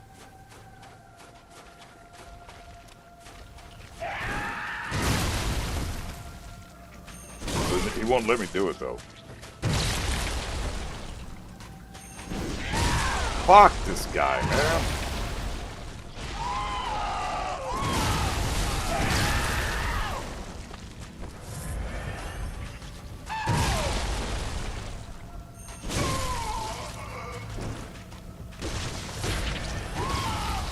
What? Oh, come on, game! Ah!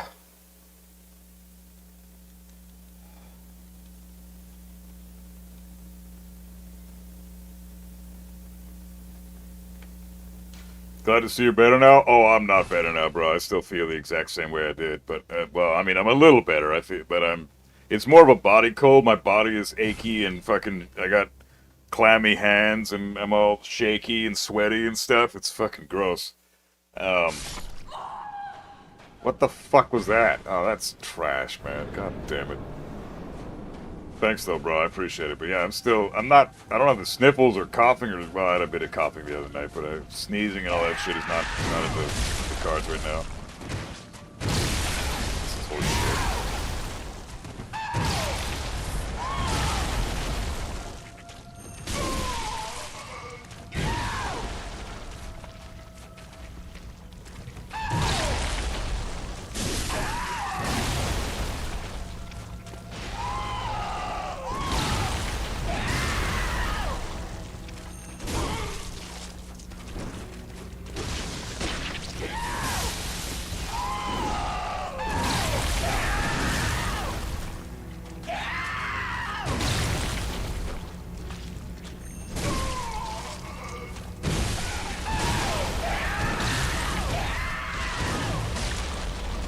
Keep doing that. That's gonna get me killed.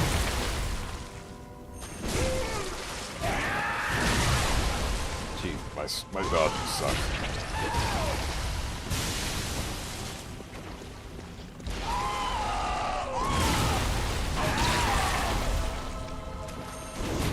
Fuck, dude, really?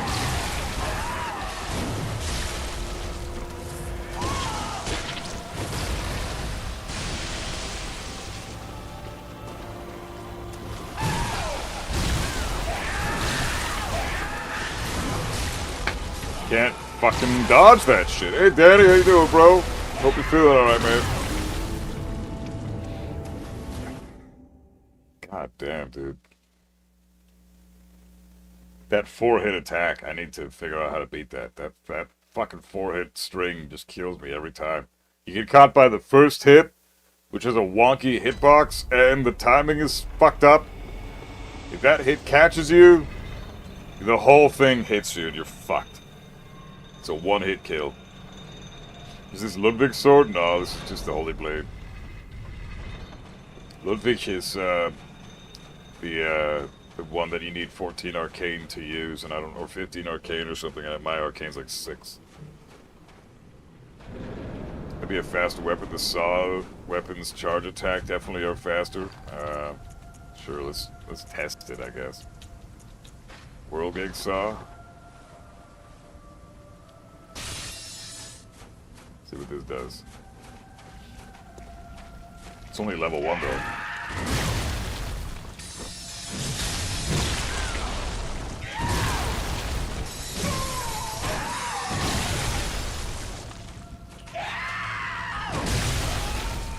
Nah, it does no damage.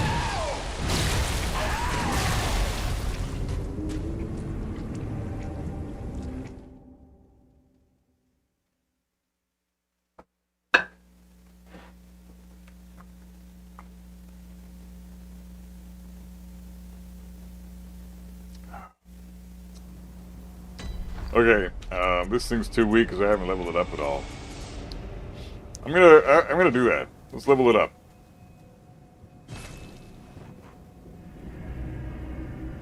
Not the saw. Spear. Oh, gotcha. Okay.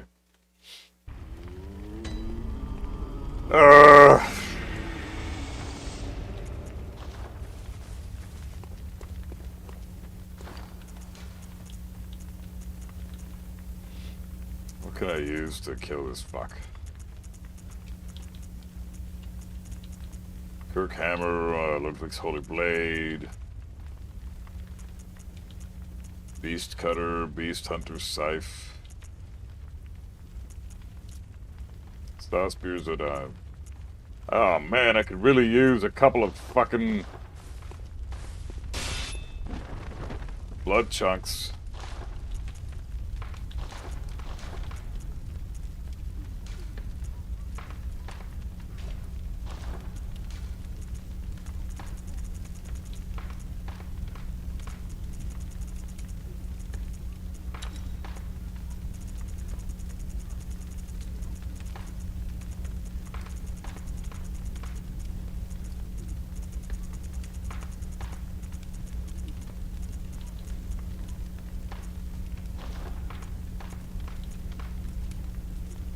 $162, $147, $170, $159.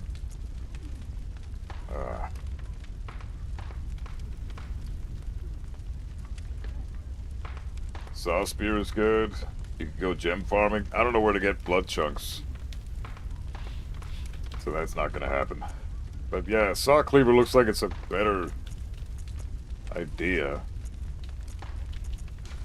I don't know, man.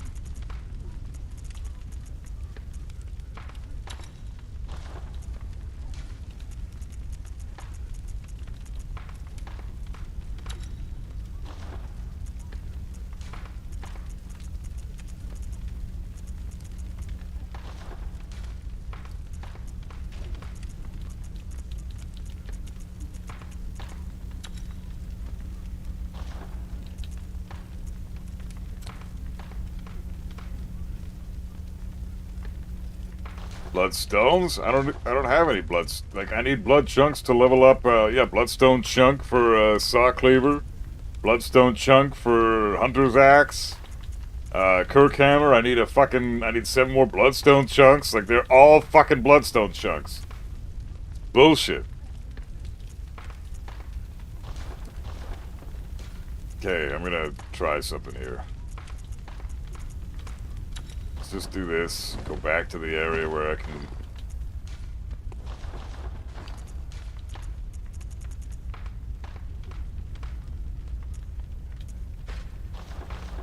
I can definitely beat him with what I have, but I'm just so fucking, I get so close and then I get fucked right up. So no, I wanna make it a little easier on myself. I'm not doing enough damage. I need to be able to do like 1,000 damage for one normal hit with the swing of a sword instead of having charged my thing up all the way and get like 970 something damage. If I can make like this do 1,000 damage or something, that would be awesome. Maybe I can just cheese out. Yeah, maybe I can just get a bunch of souls, like a couple million souls, and then rank my strength up to 99 or some shit.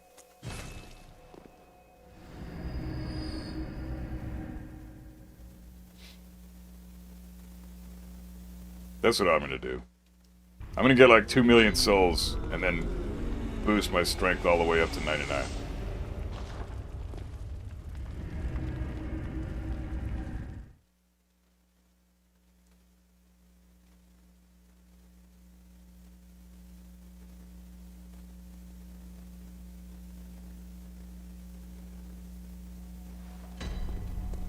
Or put on some very good gems. Yeah, I have all the gems I've got, though, man. Like, I don't know what else I could do. I put all the gems that I have on my sword and made it as strong as I possibly can, unless you have, like, a build that you can tell me. Rare to see a stream with a more buff streamer than the playing character. Hey, Prince Kumar, what's up, bro? Welcome on in, man. Yeah, I'm a buff nerd, I guess. I'm the biggest nerd you'll ever meet in your life, and I love the gym. They can coexist. You know, no one said they can't. But not 99.50 is more than enough. Oh, okay, cool. Well, then that's probably what I'll do. Because the one sword stacks to scales to. Hold on, let's see. So this has got B scaling for strength, A scaling for the Kirk hammer, which I should probably level that shit up too. Oh, and be scaling for skill, too, with this. Oh, I should level up my skill as well to 50. So let's just keep her going. I'm going to keep farming these souls to the last couple of bosses. You can tell me where to get some good gems. Sure. If you want.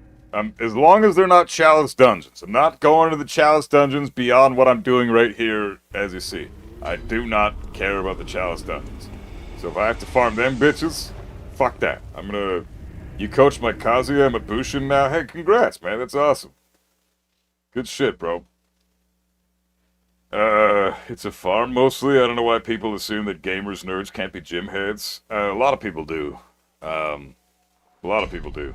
I get asked what my favorite extracurricular activities are at the gym all the time. Hey, what sports you into, man? Do you like sports? I like sports. Do you like sports? Dude, I don't even know the difference between soccer and basketball half the fucking time, man. I'm not a sports guy. I'm a hardcore gamer. That's what I've always been my entire life. I don't give two shits about team sports. The only sport I was ever really good at was mixed martial arts and fighting and all that shit. I was good at fighting because that kind of shit just clicks with my brain. Because at the end of the day, math or fighting is math, right? Even if like frames exist in real life too, right? You punch somebody in the face, they're not going to be able to immediately retaliate and punch you right back. Most of the time, if you punch them hard enough, they gotta take a minute.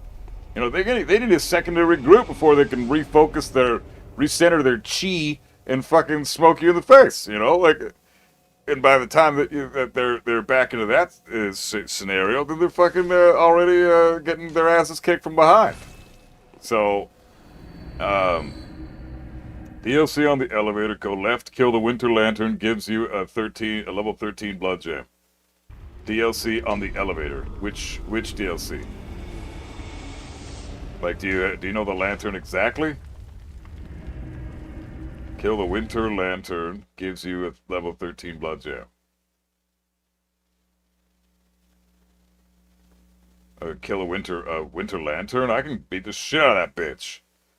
But do you watch UFC or boxing? No, I don't like sports. And I honestly it's like when I go see a concert, I would rather be on stage playing the show than watching the concert. But I love concerts, so I'm still gonna go to concerts. And I'm still like, when Megadeth comes to town, I'm seeing Megadeth. I can't fucking wait for their farewell tour. That's gonna blow me out of my fucking cooch. But when it comes to concerts, even though I love them with all my fucking heart, I would rather be on stage jamming myself because I'm a musician, right? I'm a musician. I used to play in a band. I used to tour around the country. I used to fucking play gigs all the time. I used to write and record music with bandmates. Now I write and record my own music by myself and release it as a solo artist. But, you know, that's my shit. You know, I all the music you hear when I go on my Be Right Back screen or my Starting Soon or Thanks for Watching screen, all that music is mine. Wrote, recorded everything, mixed and mastered everything myself. That's all my shit. I love that stuff. So it's the same thing with fighting for me. When I'm watching a UFC thing, it's like this, I don't get any enjoyment out of it because I'd rather be there doing it myself, you know? And those are the two things that, the two events in life that kind of I feel that way about. Fighting with you in the UFC or WWE or whatever the fuck. Well, not WWE, that's kind of its own thing. The last boss I'm at? Oh. Oh. Wait, and the Winter Lanterns are those fucking frenzy bitches? Oh, man. Okay, I gotta spend these souls first then. I sidestep Doria in real life. Still learning how to control my electric. Once I get that electricity, I'll be able to put a bolt paper on my fist and then we'll be good to go. Okay, gotcha. I will kill that Winter Lantern, no problem. You plan on taking a break from Souls for a while after Bloodborne and getting back into a Tekken flow, or playing Sekiro Demon Souls right after this? I know you've been on a marathon. Yeah, I've been on a hell of a marathon for this, and I love it. It's a great experience. But yeah, once I'm done with Bloodborne, we're going to take a couple of weeks and just play some Tekken. We're going to do some labbing on stream. We're going to play some quick matches, hopefully get my rust shaken off, because I am still rusty as tits. I need to find out some way to make it so my carpal tunnel doesn't bother me so much when I'm playing. I don't know how I'm going to do that. Maybe I'll have to buy like a wrist brace or some shit.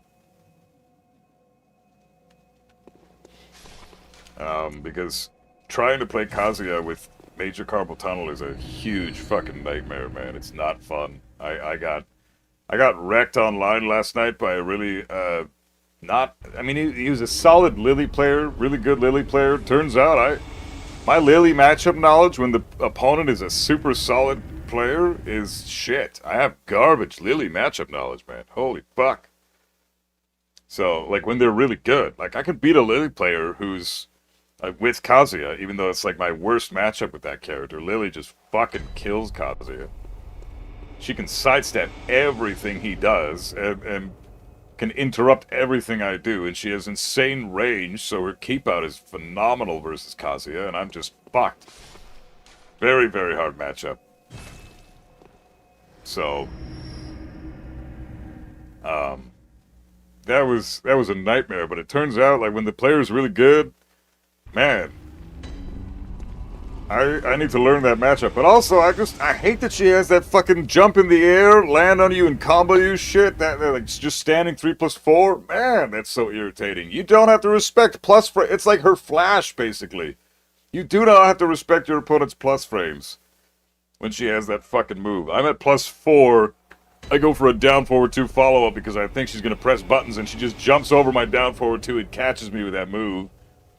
I can't capitalize on my +4, so I do patricide on block, get +5, try to do another down forward 2 because I think she's gonna press. She jumps over it again and jumps on my shoulders. Horse shit. So, like, what are you supposed to do?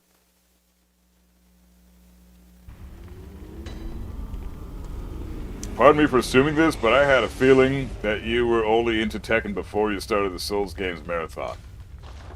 What do you mean? Matt? You should play Hwoarang. I might give Hwoarang a go in the near future. I don't know. I wouldn't mind having some easy shit to, you know, easy God of Destruction would be kind of fun.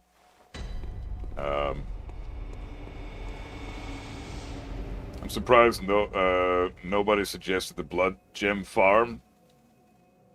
Is that like a consistent thing too? Like you can just farm that shit all day? He drops it every time?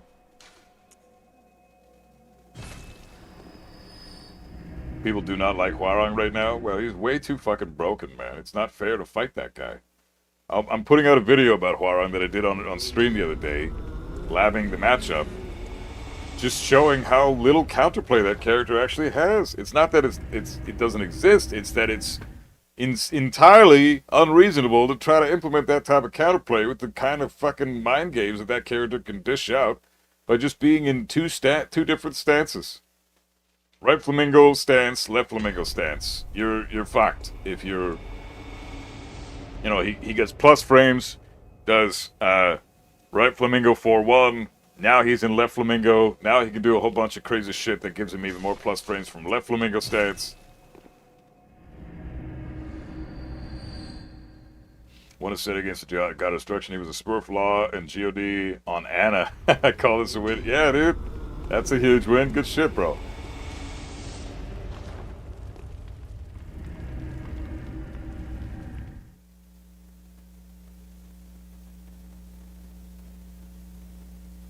It's very consistent. Okay, he drops it. Okay, so you have a 33% drop potentiality. Okay. So, alright, I'm gonna get... Oh, get the fuck out of here, man.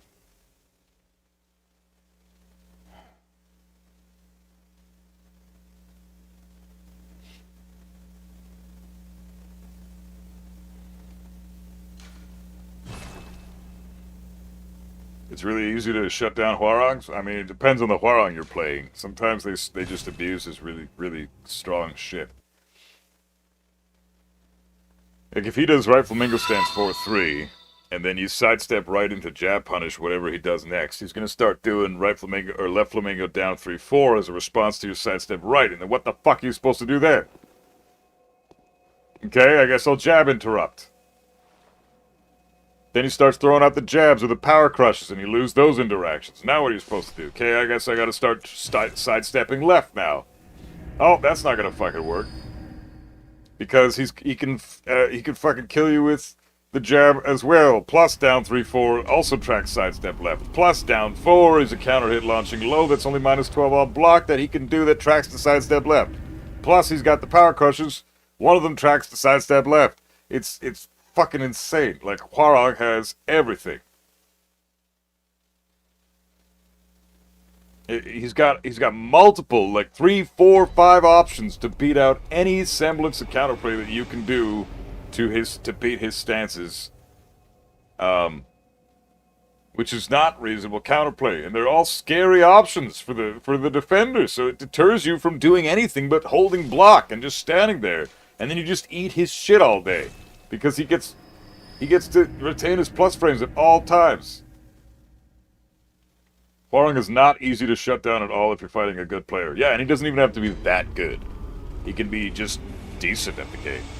but he's gonna hit God of Destruction 1 because he's Hwarang.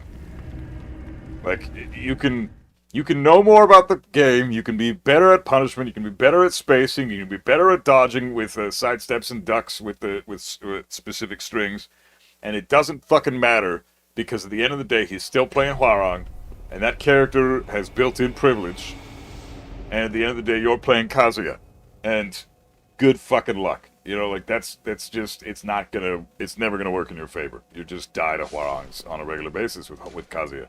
It's almost an unwinnable matchup. He's bullshit, good thing, legit 99% of Hwarang players are shit. Yeah, it's true, they really are. It's sad, because the character just lets them get away with so much trash, and then when they finally run into somebody who knows how to deal with Hwarang, they haven't learned the top-tier shit with the character yet, because they haven't needed to, because the garbage shit that nobody knows how to beat is carrying them all the way to that rank. Then they get this wall by fighting you, who knows how to deal with the matchup. But then, 2 Hwarangs later, you fight this guy who's really fucking good at the game, and just kicks the shit out of you because, yeah, he's about as good as you are. He's about as good as you are. Maybe a little bit shittier, or just a tiny bit better. But he makes you look like you don't have a fucking clue what you're doing in the game. Because that's just Hwarang. It's just a nuts, unwinnable matchup. Laws are brain-rotted flowchart abusers, and it's fun just shutting them down and watching them spam panic buttons and killing themselves for it. Law definitely needs some tweaks. I think Law requires a bit more from the player than a lot of the top-tier characters, but he's still ridiculous in a lot of ways. There's no reason nunchucks should track to sidestep right. There's no reason that slide is homing, you know. Why the fuck does while standing 4 give him plus 11 on block? What the hell is that shit? How come my while standing 4 is minus 3 on block, but his is fucking plus 11 on block? Like, it doesn't matter. Just doesn't matter what you're doing. If you're Law, while standing 4 all day, man. I'd also suggest keeping your stats at 40. Desert Screw said to suggest that I bring it up to like 50.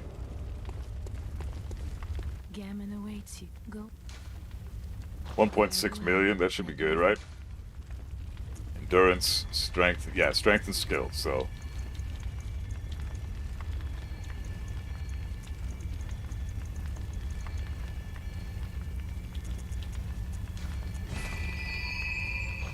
Strength and skill are leveled up now to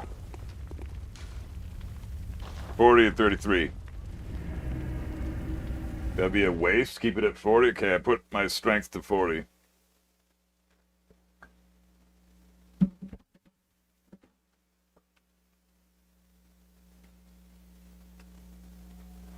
Your hate for Hwarang is similar to Main Man's? It's not even the hate for Hwarang, it's just the garbage balancing that this game is right now. Atomic Badger, what's up, bro? How you doing? And yeah, I mean, honestly, it's probably because Main Man and I do have a lot in common in terms of the characters we play. I love Kazuya and Heihachi and Armor King, and he loves those guys too. The only character he plays that I don't is Brian, from what I'm aware of. I don't play Brian. I don't really like Brian as a character in my repertoire. I respect Brian. I think Brian players are classically super fucking good at the game. I've never really ran into a shitty Brian player before. That's below like Tekken Emperor rank. Or that's, yeah, well, no, that's above Tekken. Like Tekken Emperor, Brian's, and above are almost always really fucking good at the game. Really good. In some way or another. Like, yeah, maybe not, maybe I still beat them, but that doesn't mean they're not really good at the fucking game. Like, I'm sure he probably knows a bunch more matchups that I don't know, and he's better at fighting those characters, but I kick his ass with Kazuya. That's irrelevant. You know, just because I beat him doesn't mean he's not maybe better at the game as a whole than I am. Was Hwarang always like this in all of Tekken history, or only Tekken 8? I mean, he was always frustrating. Hey, thanks for the follow, man. He was always frustrating to deal with, but he always had reasonable counterplay. A lot of the ways to beat Hwarang was to keep him out. And now you don't have to worry about that weakness if you're the Hwarang player, because he has 2 really strong, overpowered moves that get him in for free. So if you really were struggling in the Hwarang matchup, you had really good backdashes in past games that made it easy to keep characters out, and then you had really good moves to keep out as well. Like if you're Kazuya, backdash out of the way and electric as soon as he tries to get in. He doesn't really have a good answer for that in previous Tekken games. He had to take more risks. Now you don't have to worry about that. If you're fighting Hwarang and you try to get in on the Kazuya, first of all, backdash sucks now. It's not very good anymore. It doesn't cover any distance at all. So Hwarang gets in easier just for that alone. But on top of that, he's got down 3+4 and right foot forward, down forward 3, which is Black Kite. Both those moves, down 3+4 and Black Kite, are get out of jail free fucking cards. They're get out of fucking jail free cards. So, you know, it's complete fucking horseshit that they gave those to him, because now he has 0 weakness. There's nothing that the Hwarang needs to worry about anymore, because his weaknesses no longer exist. It's a fucking joke. Very well. Oh, Let come the on. echoes become your strength. I see everyone complaining about Lydia and calling her broken, but I remember that you once said Lydia is not as broken as everyone thinks. Do you still stand by it? Lydia's video is coming out tomorrow. So, you will find out how I really feel about that character tomorrow in the morning if you watch that, because, yeah, the Lydia video drops then. I think Brian players are good, but it's hard for me to say Brian players are good when I lose 70% HP for one mistake. Well, yeah, Brian is ridiculously broken right now. But there's still... Brian players are still really good. You ran out of blood vials? I gotta stack up on blood vials. You're right, babe. I think I still have to, No, I think I've got like 100 and something blood vials left, as far as I know. Why not just use TP? What do you mean TP? What's that? Toilet paper? How far are you into the dungeons? Oh, I'm not checking out the dungeons, bro. This is my first playthrough. Is this a moment I say I told you so? Yeah, you can, sure, babe, that's fine. I don't care. I want to beat this guy. I don't want to spend all fucking day fighting this dude. So, I want to just beat him.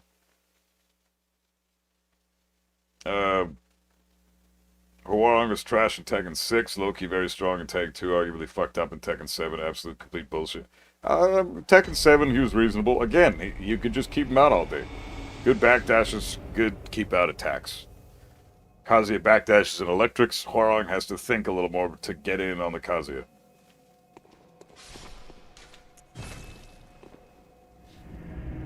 Okay, this should be enough to level up 2 more times, right?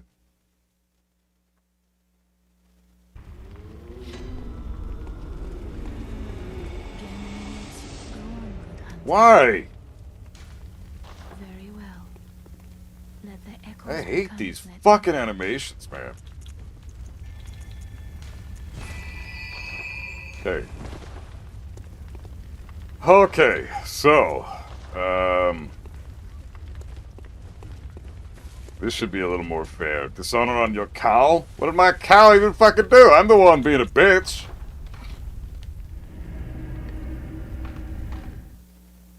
I don't want to waste my homeward bones, dude. I'm aware I can use them. I just don't want to waste them. So now I go down the elevator and do what?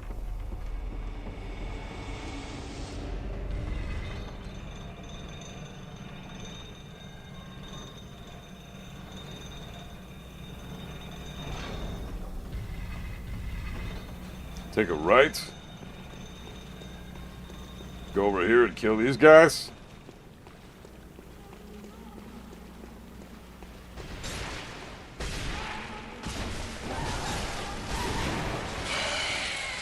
I'm dead.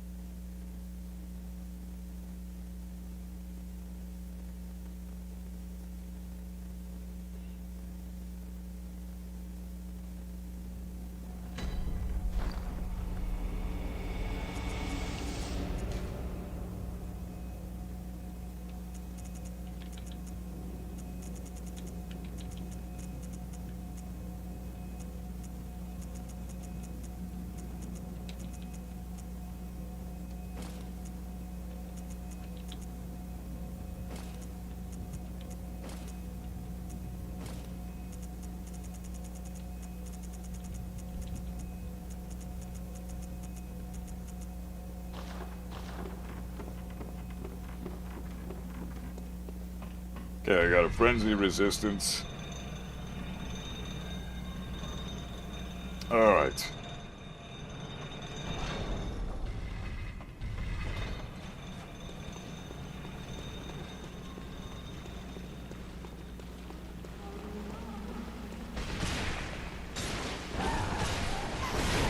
Dude, how in the fuck do you dodge that?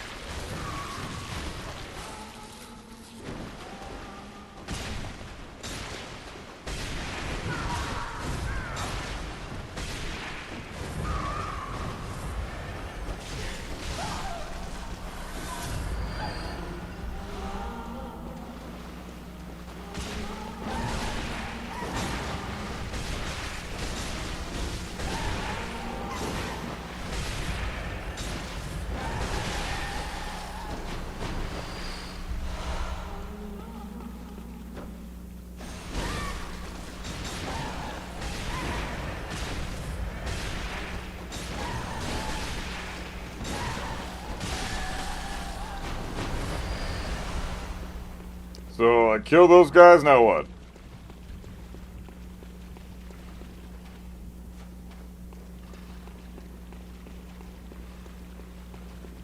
This might be a noob level rant, but I feel like orbitals shouldn't be safe at all because risks to reward on orbitals don't make sense to me.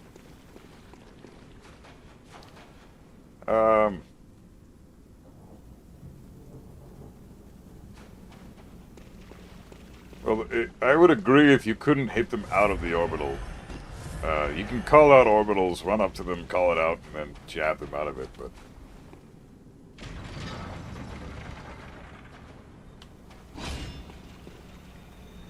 TPB? Dude, no fucking abbreviations, man. Can we just say the words, please?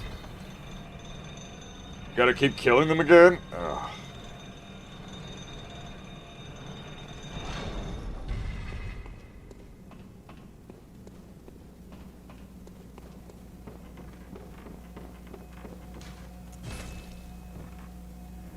What is this even for? I don't even know what this is for. Yeah, you can sidestep orbitals. You can jab them out of it, out of their orbital. So honestly, blocking an orbital is plus. If you do block it, you get your turn. Most of the time they can't do shit. So orbitals are fair and balanced as they are. They offer a lot of reward, but there is some risk to them as well. And they can't just throw them out in your face, right? They're more of a keep-out tool. So if you're getting hit by orbitals, a lot of the time it is because you're being a little too impatient. Maybe they did place it really well, but most of the time when people get hit by orbitals, it's because they're doing... say, like, for example, you go against Lars, and he does his... he does like a -8 on block move, right? And then he goes immediately for his orbital, and you try to jab check. Well, the orbital goes under the jab, then goes over your head and smacks you in the face with his leg, right? Kills you. So, that's because you weren't doing the correct response in that moment. You need to do one of your mids instead. Mid check the guy. Don't fucking, Don't, Oh, come on, dude!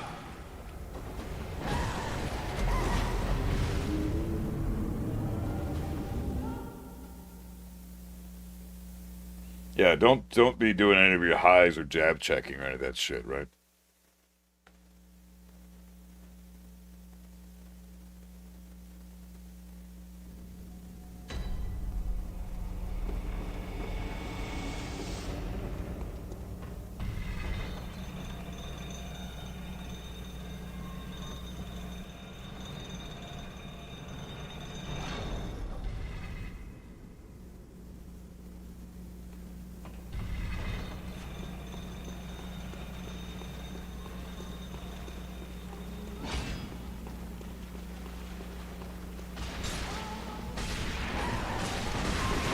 Fuck off.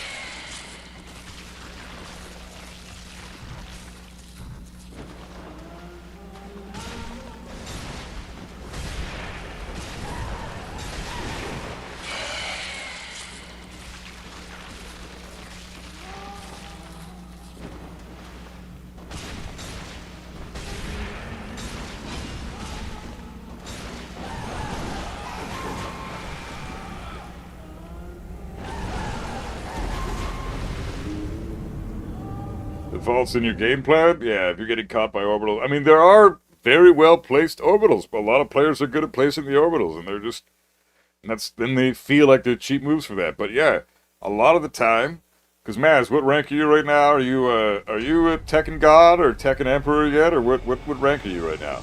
Because depending on what rank you're sitting at, it's much easier to get to evade orbitals than others, right? So a lot of them will just mindlessly throw them out because it's a safe mid launcher. So let's throw out this orbital, because it's no risk to me, but it kills the opponent. So, no, Maz is a Kazuya. Oh, Ibushin? Yeah, so you're fighting the players that don't know how to really quite place the orbitals yet.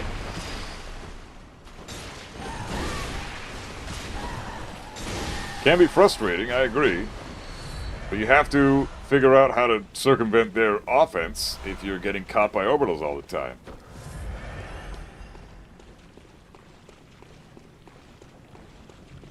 Parry them right before they finish grabbing you. I don't fucking care. Let's just go.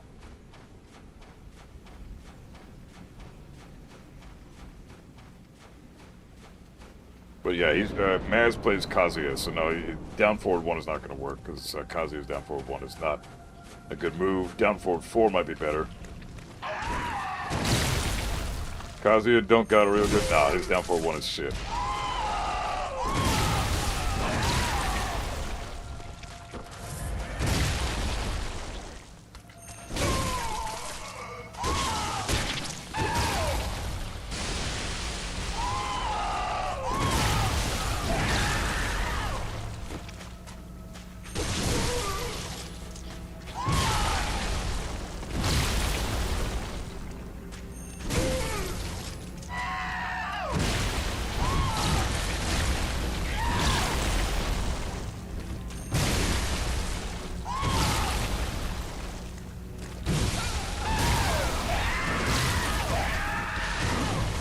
Fucking hell, dude.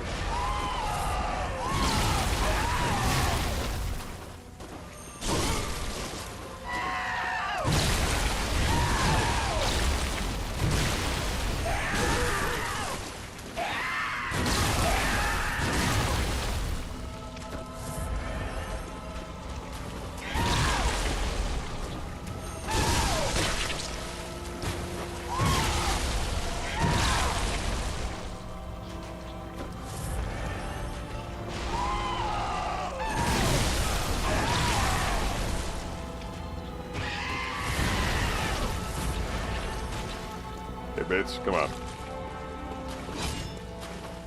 Let's try this parry shit.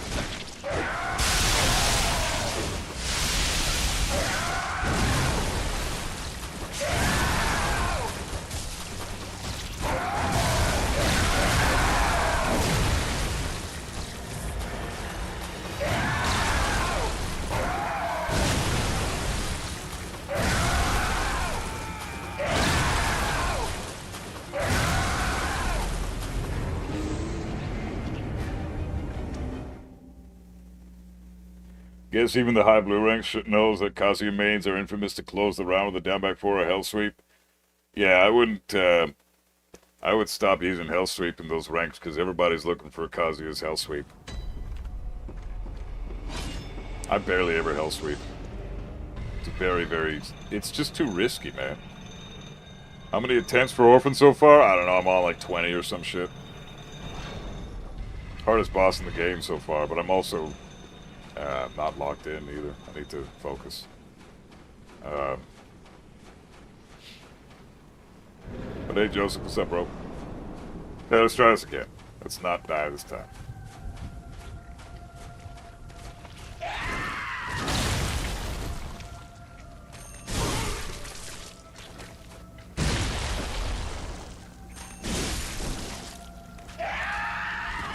Oh, bitch! That's a free hit if you dodge that right.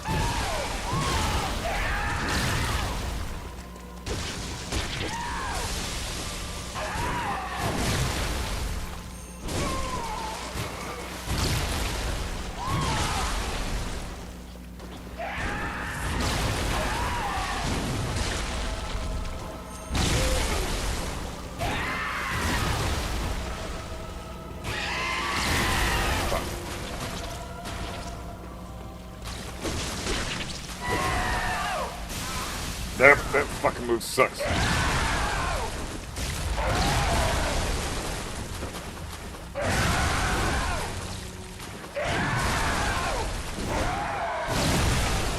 Ah.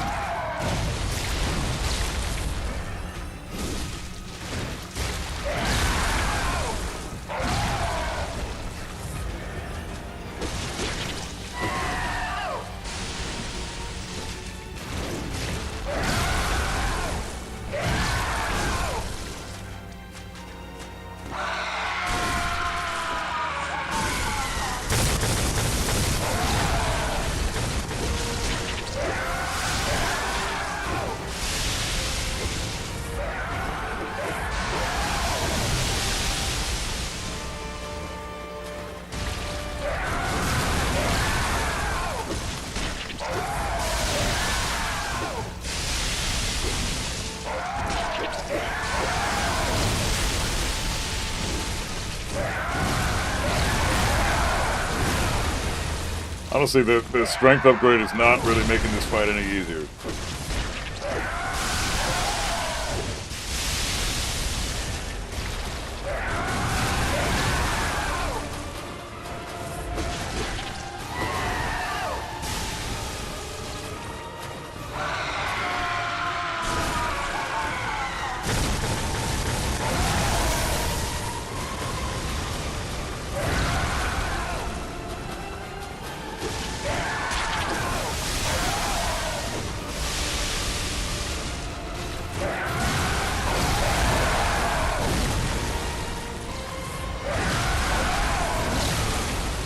Oh, come on, man!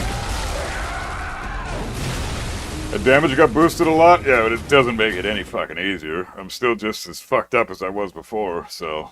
I really don't... I think I just kind of wasted that whole fucking period ranking that shit up. That's fucking rough, man.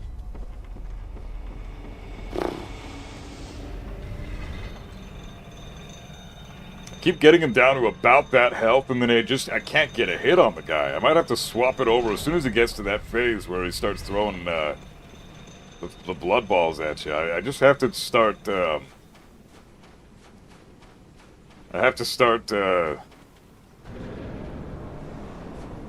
like this into this shit again. You know what I mean? No fucking big stabby thing.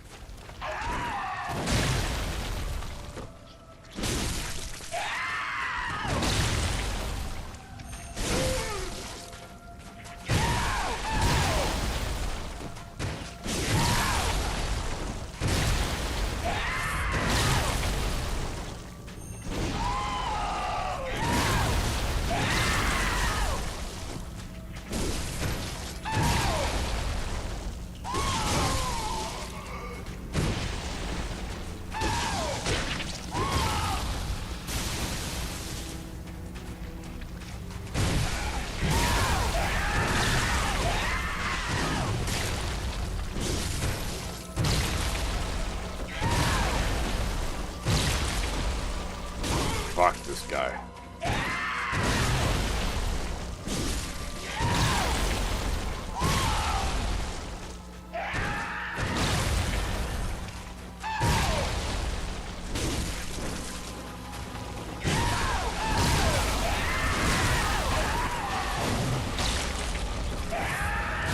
Yeah, and he's used that 4-hit string a few times now. That's so fucking cheap, man.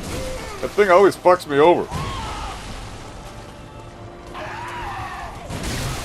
And that move fucking sucks too, damn it. Get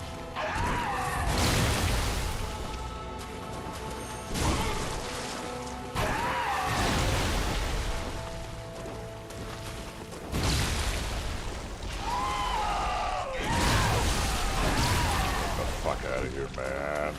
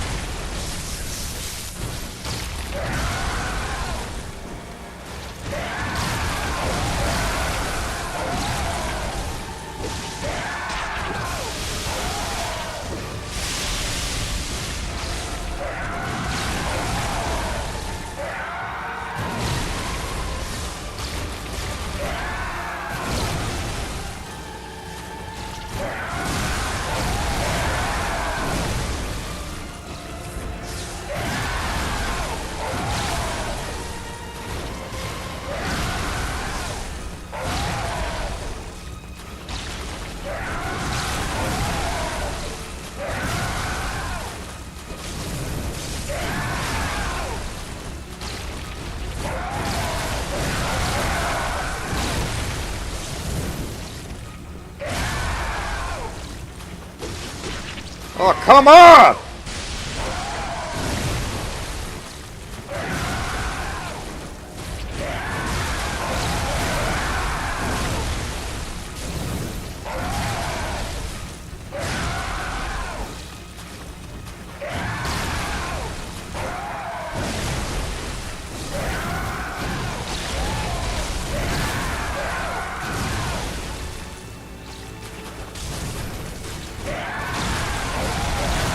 Oh, you fucking kidding me, man! Ah!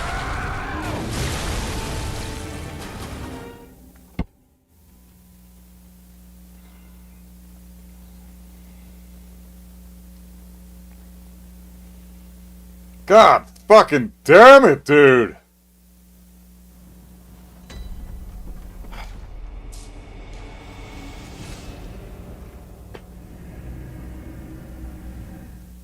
One fucking hit. You gotta be fucking kidding me right now. This is so fucking retarded, dude. Jesus fuck, man. Come on.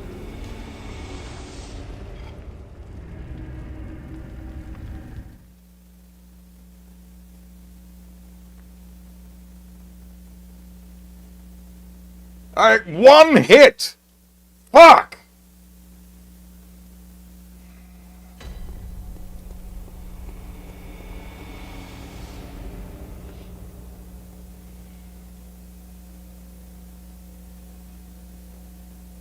Phase 2 is horse shit, man.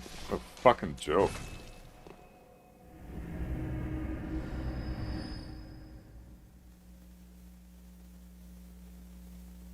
Every time I would try to swing, he was so far away I couldn't fucking connect, so I got so fucked over.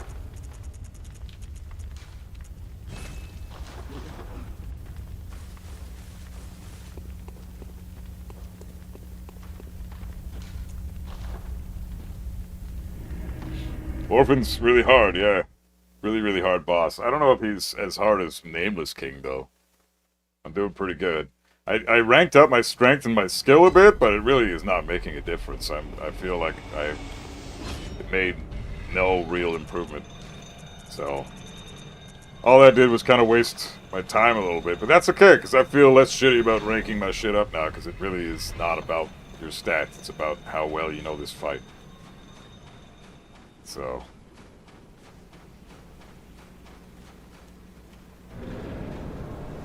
Didn't play Dark Souls 3, Bleeder? Oh, you should play it. That game, if it wasn't for the 30 FPS, these two would be on par with each other. But because of the 30 FPS, I gotta give it to Dark Souls 3. So far, I like that one better. Oh, fuck off. I dodged that perfectly, man. Come on.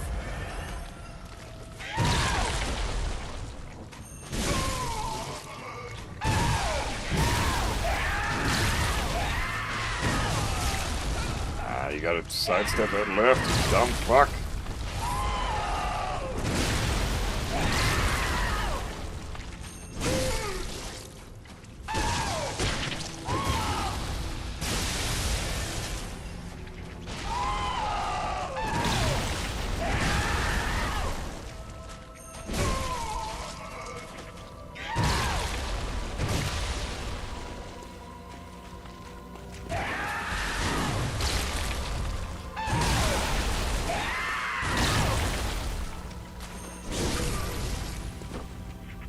Oh, that was a visceral attempt.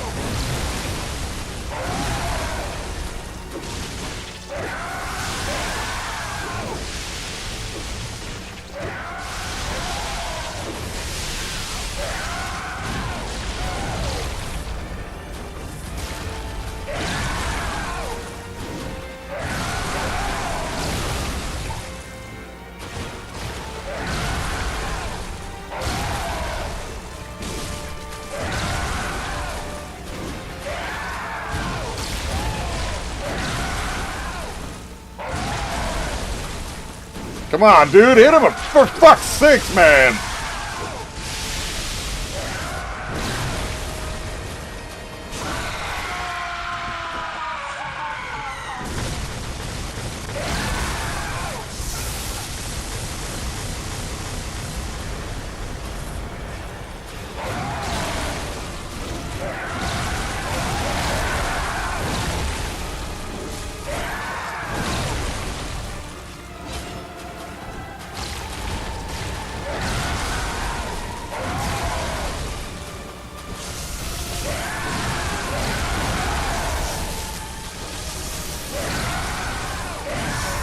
Fucking eat it, dick! Jesus! Okay. Holy shit, that was intense.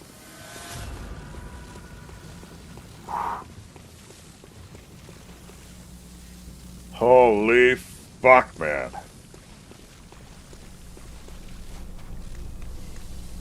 The hell's this?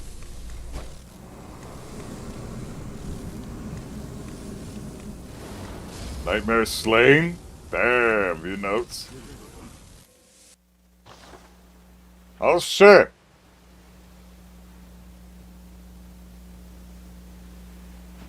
Thanks, Panda, appreciate it. With 14 blood vials left? Yeah, I know, that was good, that was good. Sweet child of Kos, returned to the ocean. A bottomless curse, a bottomless sea, accepting of all that there is and can be. Cool. Back. Back. Where's the lantern? Lantern?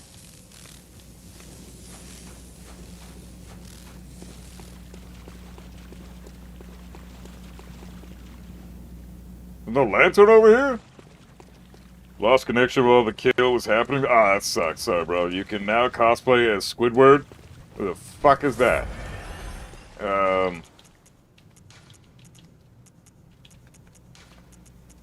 What was that weapon I just got? Fist of Gracia?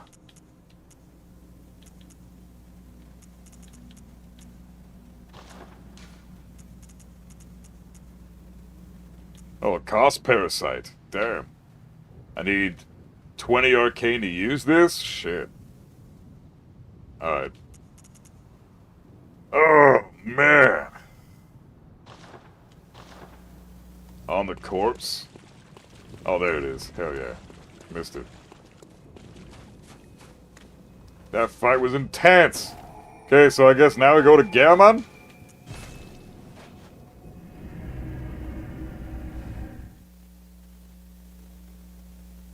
Very goofy weapon. You done all dungeons yet? No, I'm not doing the dungeons. I'm sticking to just the main game shit for now. I'll do dungeons on a future playthrough of this. So what's the deal here? How do I get to Gehrman now? Now you've beaten all the bosses. Which one was your favorite by far? I loved Ludwig. That was really cool. The transition, how he's just a big beast and then he becomes sentient and gets a sword and shit and he has a different voice. Ludwig, awesome. Gascoigne was really interesting. And Orphan of Kos, man, a really good fight. Interesting fight. Go to the garden. The garden? Lumen Flower Gardens? What do you mean? Which garden? In the castle? Yeah, Ludwig was sick. I don't understand. Yeah, I beat every boss. Ibriatus was cool too. Yeah, honestly, I didn't mind Ibriatus. She was cool.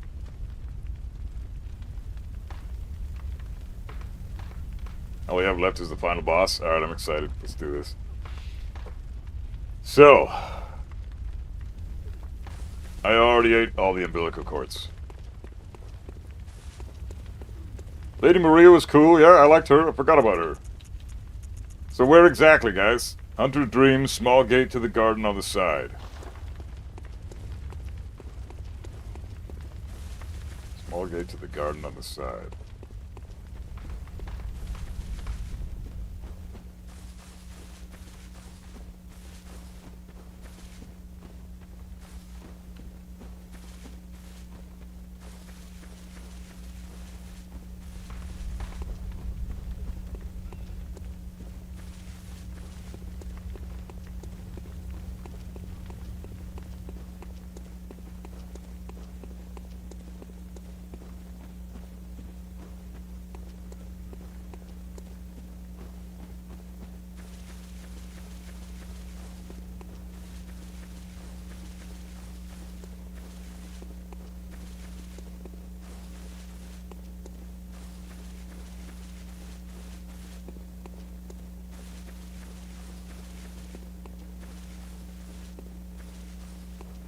Who the fuck is this guy?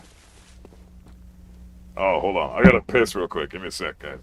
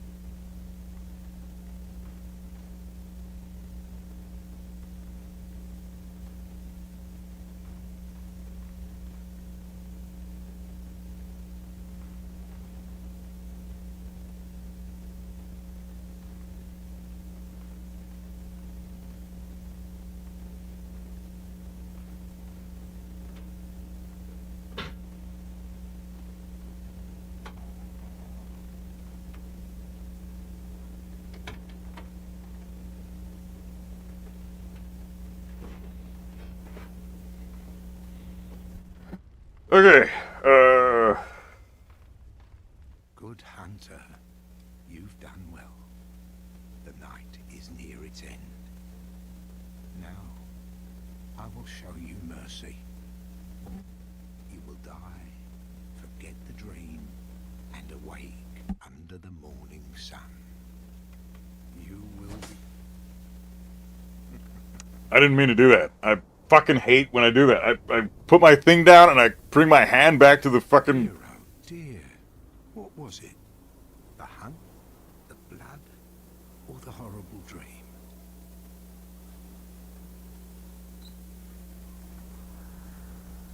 Oh, it doesn't matter. That boss took a while? Yeah, it was intense. Supposed to be the hardest boss in the franchise. It always comes down to I fucking hate when I do that. Every fucking time I go for a drink, put my bottle out, bring my hand back to the controller, I bump like R2, R1, or L1 or some shit every fucking time. God damn it. Bitch. Alright, let's try this. Gehrman joins the hunt. Gehrman. Oh. You're weak to electricity, right?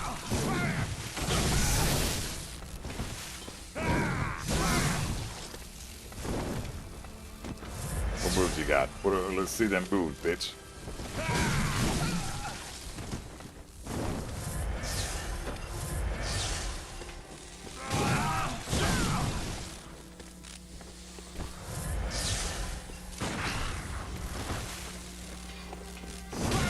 Oh, okay.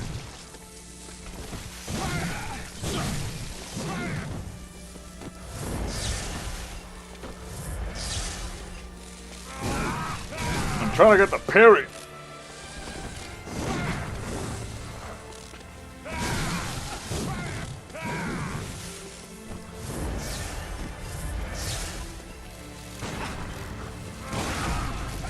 Ah!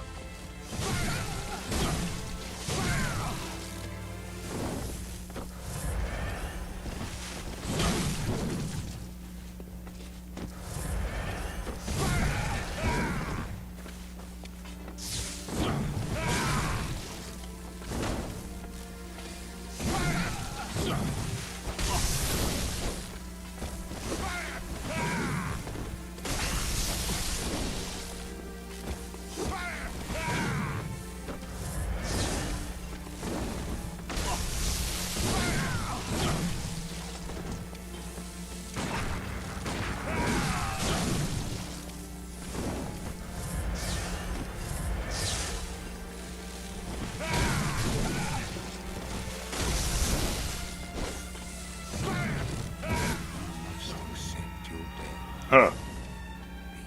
Yeah, the parry is annoying.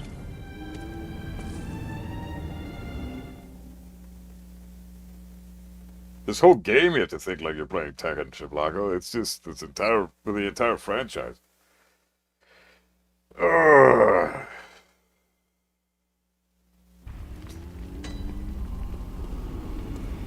So, alright.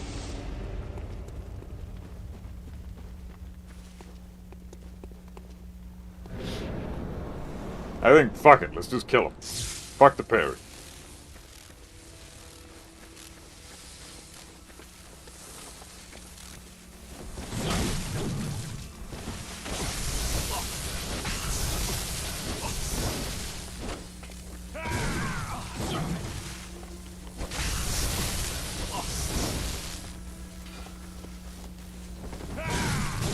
Must accept your death. Wow.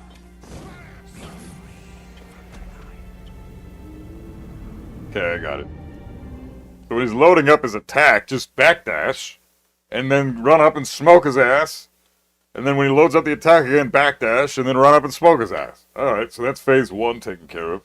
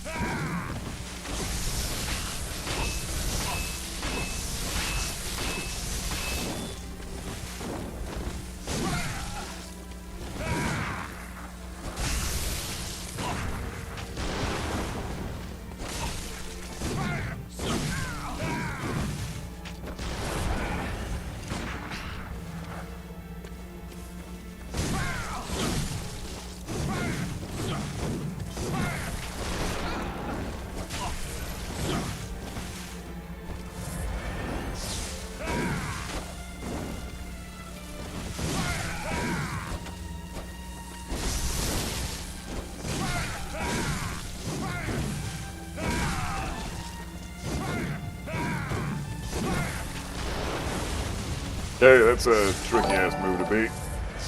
And thanks for the follow.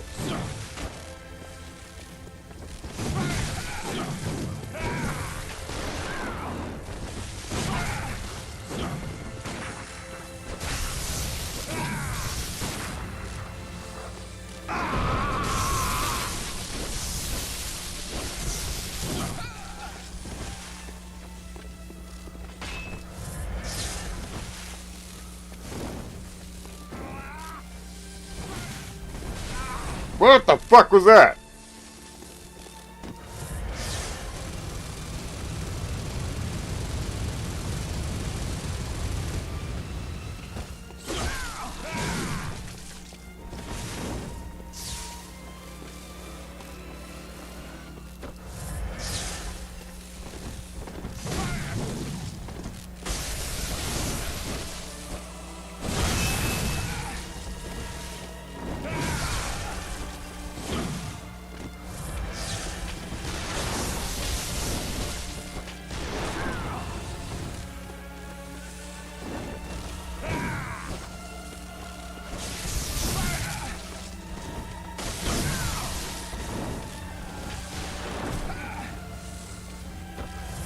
Come on, bitch.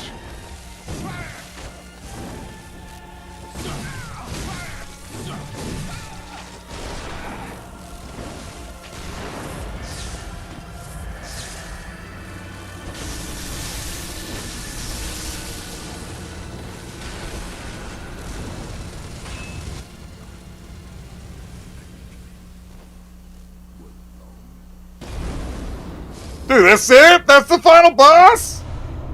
What? Oh, man. No fucking way, man. Are you serious?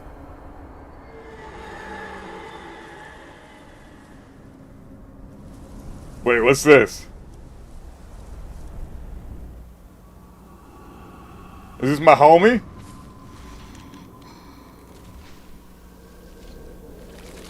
The fuck? No, keep your hands to yourself, bro.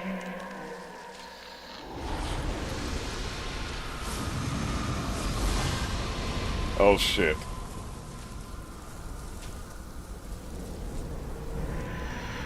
Oh, fuck. Uh-oh. Is this another boss? Oh, fuck. Dude! Moon presence? What the fuck is a moon presence? You guys think Gehrman with the fuck?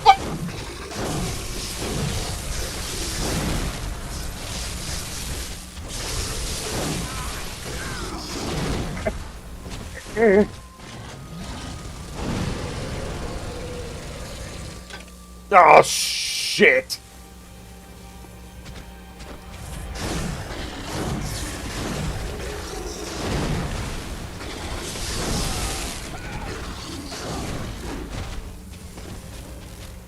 Oh, fuck! What? Why? Why can't I heal? I got no heals!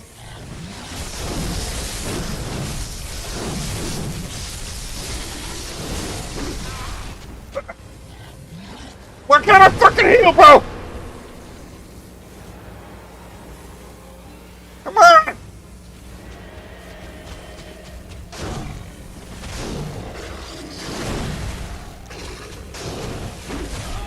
Dude!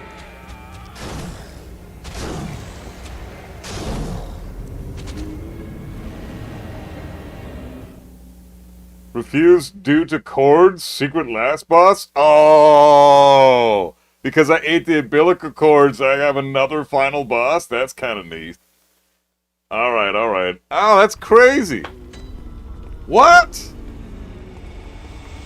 Alright, well then I have to test... I gotta test some stuff. Just because if this is the true final boss, you can get Gehrman's scythe now? Is it is it good? You refused possession? Oh, hell yeah, I did. Gosh darn tootin', I did. If you die, go to the merchant, you can buy Gehrman's weapon. Alright, I'll check it out.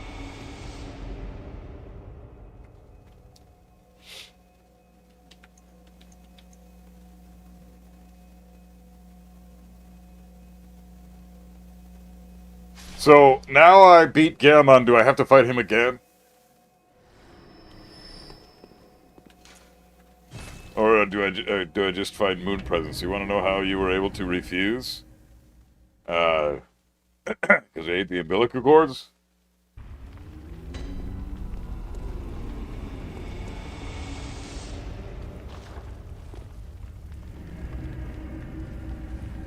This is the true ending in my opinion because there's a lot behind this boss. No, don't tell me if it's a spoiler. No. No spoilers yet. Let me just... I want to level up my arcane so I can see what this... not my arcane, my blood tinge, so I can see what this Madara's whistle does when it's souped up, just because I haven't had a real good opportunity to use it yet. So, I'm going to cheat a little bit and level that shit up a little bit for free, because it's the last boss of the entire game and I just want to have some fun. So... The Gehrman weapon is badass. Is it actually really good, though? Is it actually legit, like, epic as tits? Because I could, Oh, Beast Blood Pellet! I could use that, too! Fuck yeah! Oh, damn it! Okay, Beast Blood Pellet for sure. And then I'm gonna grab me some, not sell. Purchase. Give me some of the bolt papers, because that seemed to be pretty damn good.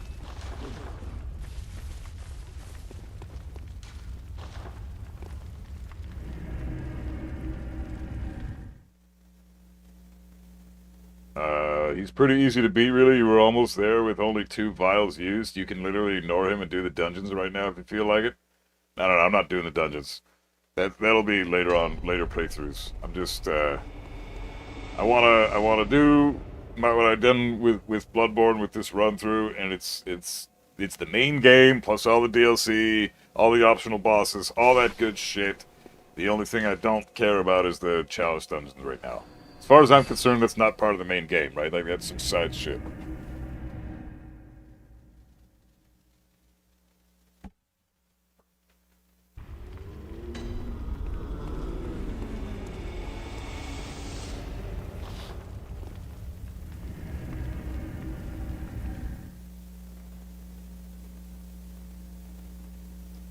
If you're done with the game, please watch Bloodborne story analysis from Vati Vidya. Or someone else, please. Like the lore and shit? Yeah, we could do that on stream sometime. I mean, nothing is more badass than Moonlight Greatsword or Hammer, if you ask me, but the scythe is badass and looks awesome. I don't have enough ability to use the Moonlight Greatsword just yet.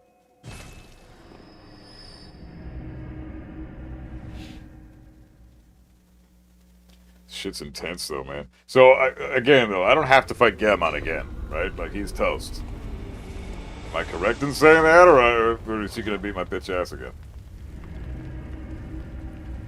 The lore is very cool. Yeah, I'll check it out. Maybe not, well, I don't know. It's still early in the stream. Nah, he dead? Okay, sick. So I just need to kill this prick. That's not so bad. Hey, Milos, what's going on, man? Did you try Path of Exile 2? Nah, I've never played those games. Don't look like the style of games I'd be into. Always thought these would be good. Always wanted to try these out. The Soulsborne games are top tier, and I regret nothing. It's super fucking sick.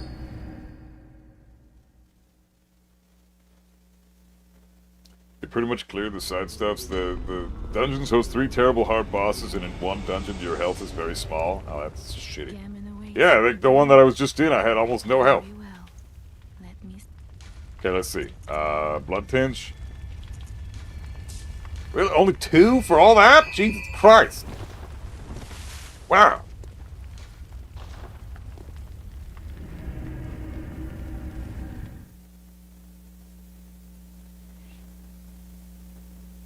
Dungeons are honestly your least favorite part? Yeah, that's partly why I don't really want to do that. You're pretty much clear the side stuff if you unlock Moon Presence. Maybe the bow is the only weapon missing? The bow? Maybe, I don't know. Seems like I've got everything else, though. It's pretty sick. I'm quite happy with my performance so far. It's a good stuff. Oh, shit. Okay, nice.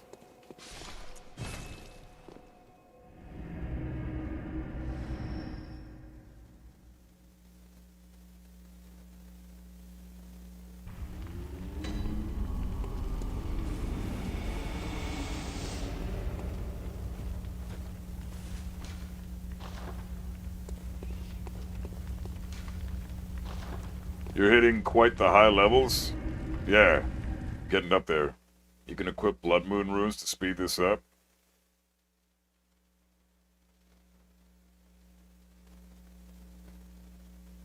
Shivlocko, nah, that was debunked. Arata thought it was an interesting idea, but he's not gonna do it.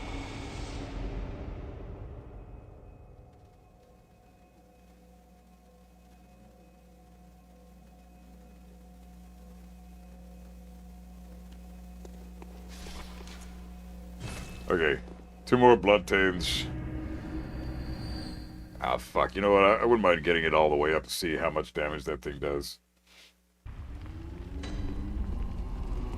Still have to fight Lawrence? Hell nah, bro. I beat the shit out of Lawrence. Like I said, I've done every single boss in the entire game. Except for Moon Presence now, which I didn't even know that was a thing, so this is actually kind of a treat.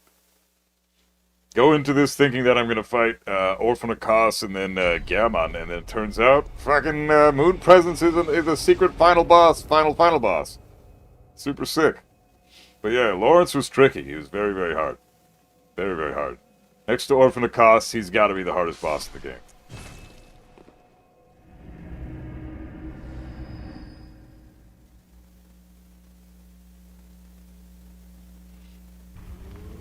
Really sick fucking,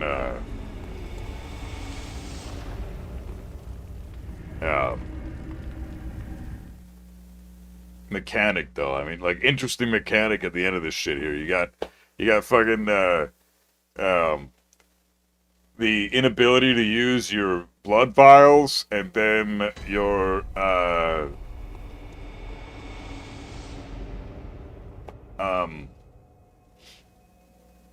you're just kind of screwed at the end there because like you just can't use your blood vials at all. That's pretty fucking crazy. Amygdala was tricky too, I'd say.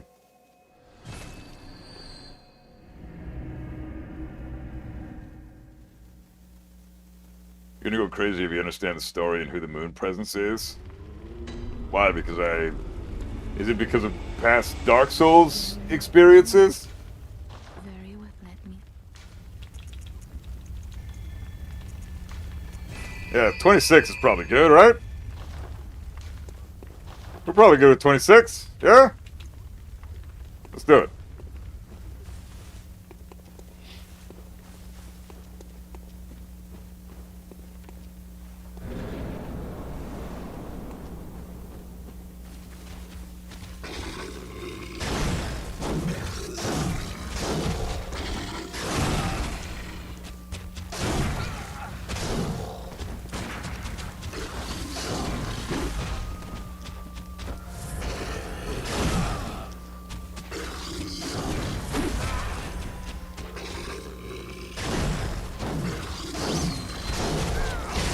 Oh, so much damage!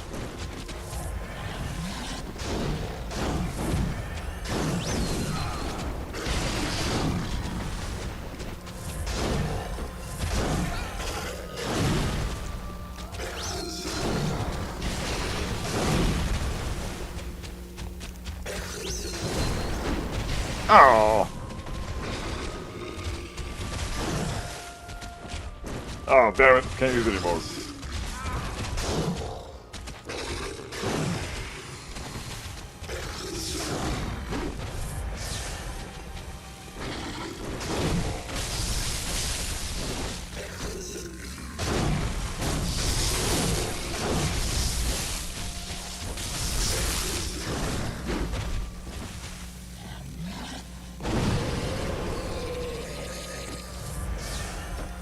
That is crazy how much damage that shit does.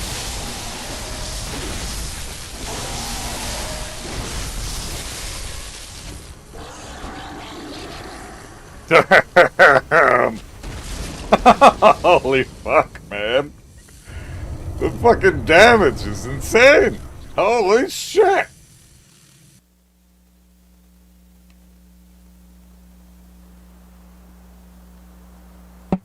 Epic cutscene. Are you cold?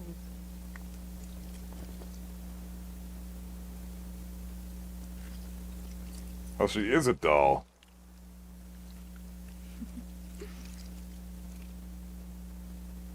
Oh, good hunter.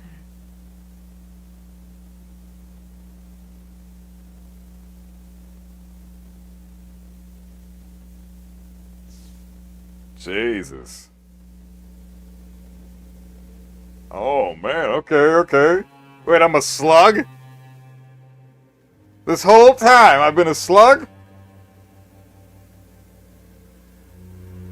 She's a doll made to resemble Lady Maria. Yeah, that's right. Yeah. I became a personal squid dildo? Hey, I mean, I'm cool with that. She's pretty. That's crazy. I've been a slug this entire fucking time. Man. So I was a slug dreaming about being a hunter. That's hilarious. Hey, it was a fucking blast having everybody else around. Appreciate you guys joining me for this adventure. Holy fuck, man. I'm a baby great one now? That's kind of cool. Dude. Epic fucking game, man. If you're... Oh, man, you ascended from hunter to slug god? Oh, sick. It's about fucking time to make a game where you're a slug god. Jesus. All this, that's like something I've been wanting my whole fucking life. Man. Only I could be more in touch with my inner slug playing video games. Now you finally can! Introducing Bloodborne. The game where it really brings out the slug in your person. Yo, but hey, Imposter, what's up, man? Thanks for the congrats.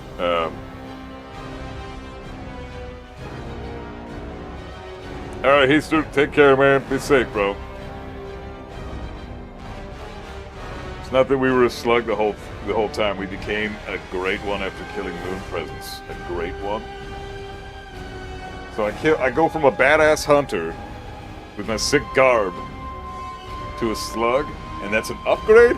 I mean, I guess technically speaking, it might be, depending on how I look at it.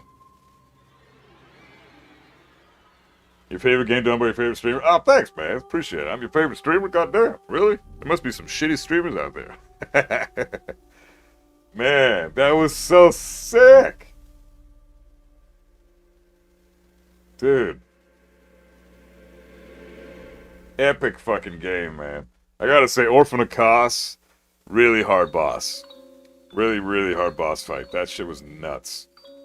Hey, Georges, how you doing, bro? Slug is effectively a god. That's badass. Rating time out of 10. Sekiro next. Next, I'm going to do some Tekken streams for a little while. And then once I've, I don't know, maybe we've done like a week of Tekken streams or some shit. And then I want to do some laving sessions, some quick matches, some player matches with the viewers and all that shit. Even though, you know, horrible connections are horrible. And eventually become a Moon Presence yourself? Oh, Jesus. Damn. Rating out of 10. I mean, if Dark Souls 1 is a 7, Dark Souls 2 is like a 3, Dark Souls 3 is a 9.5, and Bloodborne is a 9. And it would be a 9.5, maybe even a 10 if it was 60 FPS. Maybe 9.5. I'm leaning more towards that. It's very few games actually scratch that perfect 10 for me. But yeah, this was a 9 out of 10. This game is fucking phenomenal. And from me, my fucking picky ass, that is high ass praise. I love this fucking game. So I gotta go like, Dark Souls 3 is my favorite. Bloodborne is just under that, and it really is just the frame rate that keeps it there. Because besides that, it's a beautiful fucking game. And then below that is Dark Souls 1, but that's significantly below. Like 9 versus 7, those 2 full points, that's a massive difference in my brain. And then Dark Souls 2 is a 3. Because I genuinely don't like that game. So, Tekken sounds epic. Got a bounce now, though. Got customers coming to the bar. Oh, yeah, Bleeder, be safe at work, man. Have fun. Hopefully the tips are great, bro. Give it a rest now. You have to be at your best for Sekiro. Yeah, Sekiro's next. So, I'm fine. Starting a new account playing my weak side only with Kazuya. I got him to Tekken God Supreme in 2 days. Nice. Good shit. I think I might need more knowledge in specific matchups. Yeah, that's how you have to play a Kazuya. The only way to get good with him is by learning the rest of the cast.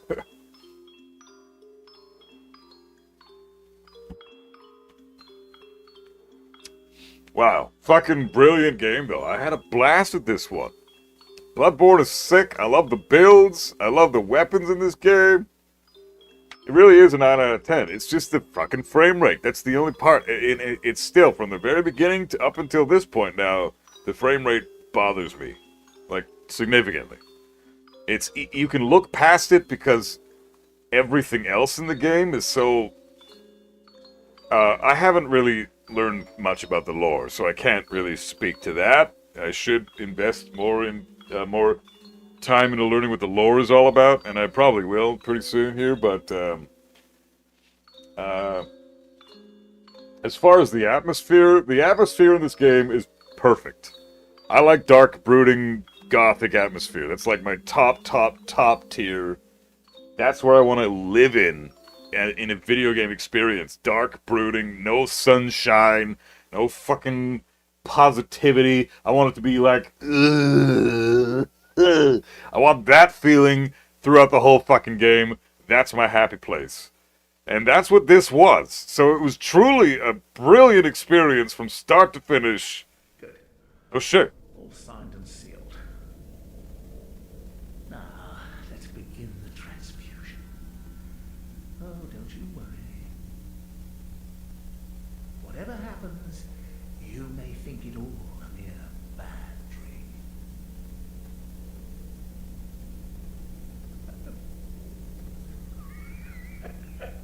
But it's not, is it? That was a hunter's nightmare, but it's actually real, isn't it? It wasn't just a nightmare this whole time. Got the platinum on every Soulsborne game, and your favorite is Bloodborne. Now you understand why we've been writhing in pain for 10 years waiting for anything Bloodborne? Yeah! Shit! You guys have been playing this since release? I can't imagine what you must be feeling wanting that shit. Oh, hey, Puppy Dog! The same guy that I killed you at the very... You were my first ever mob that I fought. Does this scene make sense now? No. Man, I keep getting, going against Leo, Lily, Asuka, June. Like, give me a break. Oh, yeah, all those matchups are horrible for Kazuya. That sucks, dude. Yep, you can't electric those guys. I wouldn't even bother electricing those dudes. Just fucking fight them with Tekken. Yeah, your best move is pretty useless against them.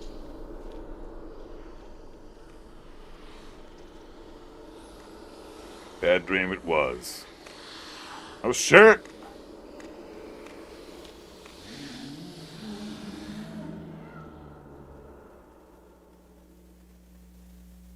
Okay. You found yourself a hunter.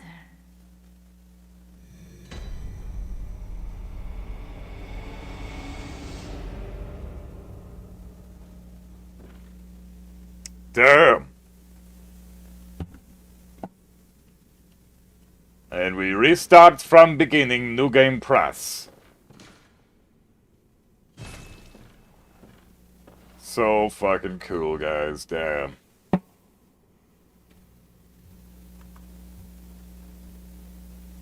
Saw you the other day play Tekken. Finally, I was happy to see you grind again. Yeah, Tekken stream's coming up now that I've beat Bloodborne. Then tomorrow we're gonna do some more Tekken. So that'll be fun. I actually want to see your New Game Plus. Well, I am gonna stream this New Game Plus in the near future because I want to go back to this. Once I've beaten Elden Ring, I'll probably come back to Bloodborne and Dark Souls 3, and we'll see how I feel about Sekiro, Demon Souls, Elden Ring.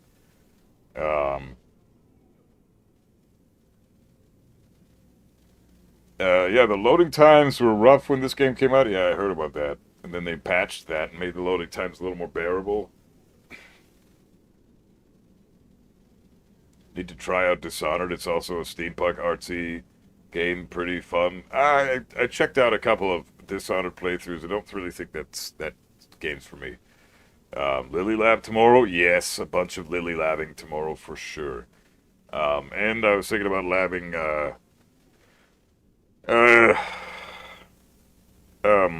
who the fuck else was I gonna lab? Lily. I want to go through Lily extensively. I want to take a couple hours and really dig into her.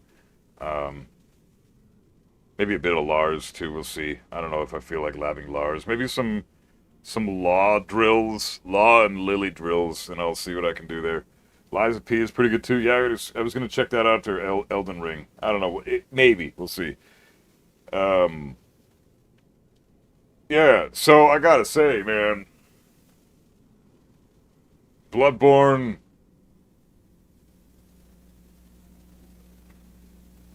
Oh, it's a first-person shooter. Yeah, exactly. That's not for me. I can't. It's not my thing. First-person shooters. I'll never play those. I'm sorry. It's just an entire genre that I have to say no to. Period. You gonna let Miyazu soon? Yeah, she comes out in a few days, right? When's she coming out? She's coming out in exactly 5 days from now. In 5 days, which is what? Monday? What's today? Thursday? Yeah, Friday, Saturday, Sunday, Monday, Tuesday. She'll be out on Tuesday. So I'll be labbing a shit ton of Miyazu on Tuesday. figuring out what her shit is, figuring out all her plus frame attacks so I can figure out what she does to get into stance, then I have to figure out her install, and then I'll have to figure out her heat. And fuck, that character's going to be a pain to go through her entire kit, but we'll see what's going on. It's a Monday. She's dropping on the Tuesday, isn't she? I'm pretty sure it's Tuesday. But yeah, before we get into the Tekken talk, I just want to summarize what I felt, how this game made me feel, because otherwise I'll just go off on a tangent about Tekken, and I don't want to do that right now. So, let's see. As far as the gameplay mechanics for this shit, I prefer Dark Souls 3 just because of the 60 FPS, but also the pyromancy in that game was a blast. I enjoyed the shit out of that. It was carrying my ass pretty hard through that whole game, but I regretted nothing because I had a blast playing it. The pyromancy was fun, the magic was fun. Bloodborne, you're a little more limited in that sense when you first start out, unless you choose an arcane build. I haven't tested any of the magic in this game, though. I would like to do that for a New Game Plus playthrough, so I'm going to do some magic in the future.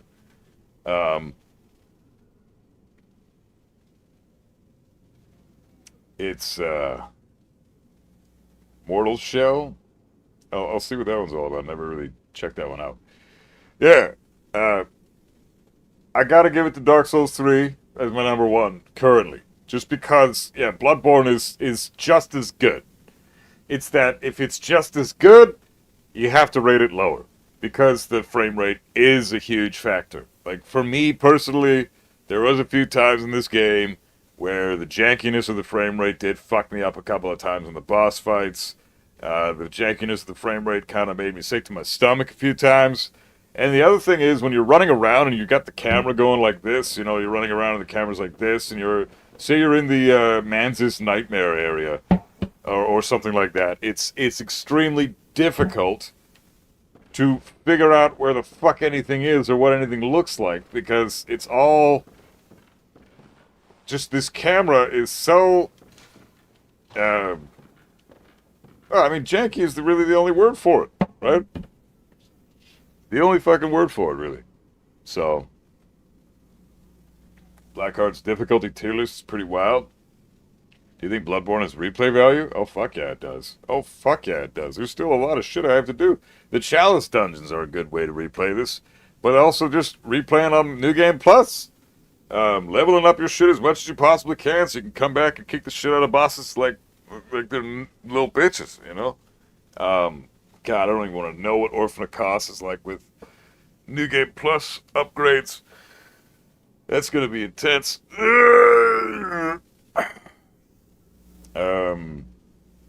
Anyone else can't tell the difference between 30 and 60 FPS? I gotta be honest, I can't tell the difference.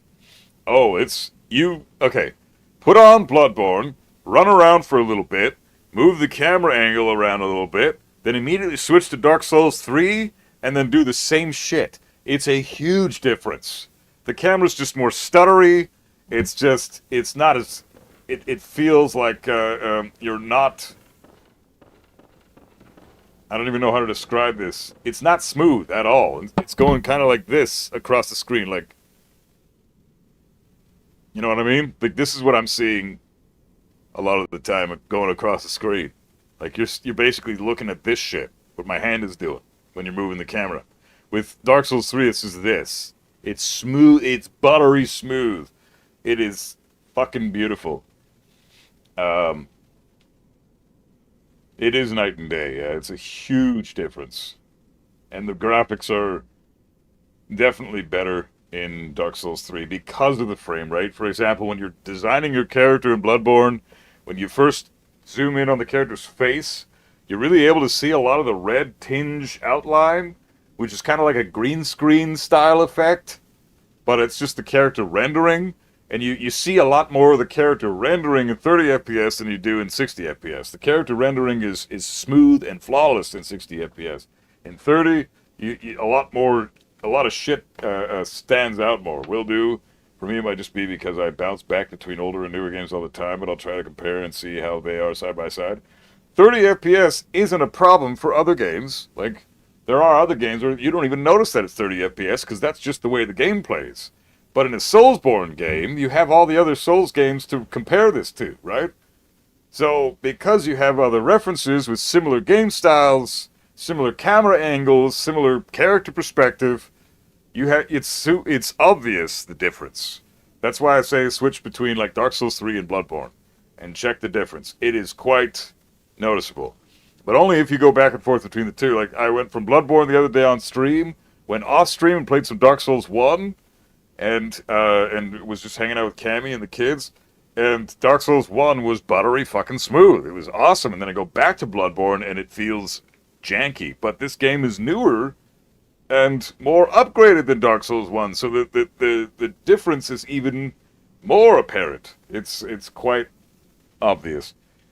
If you can't tell the difference between 30 and 60, you should get checked up. Nah.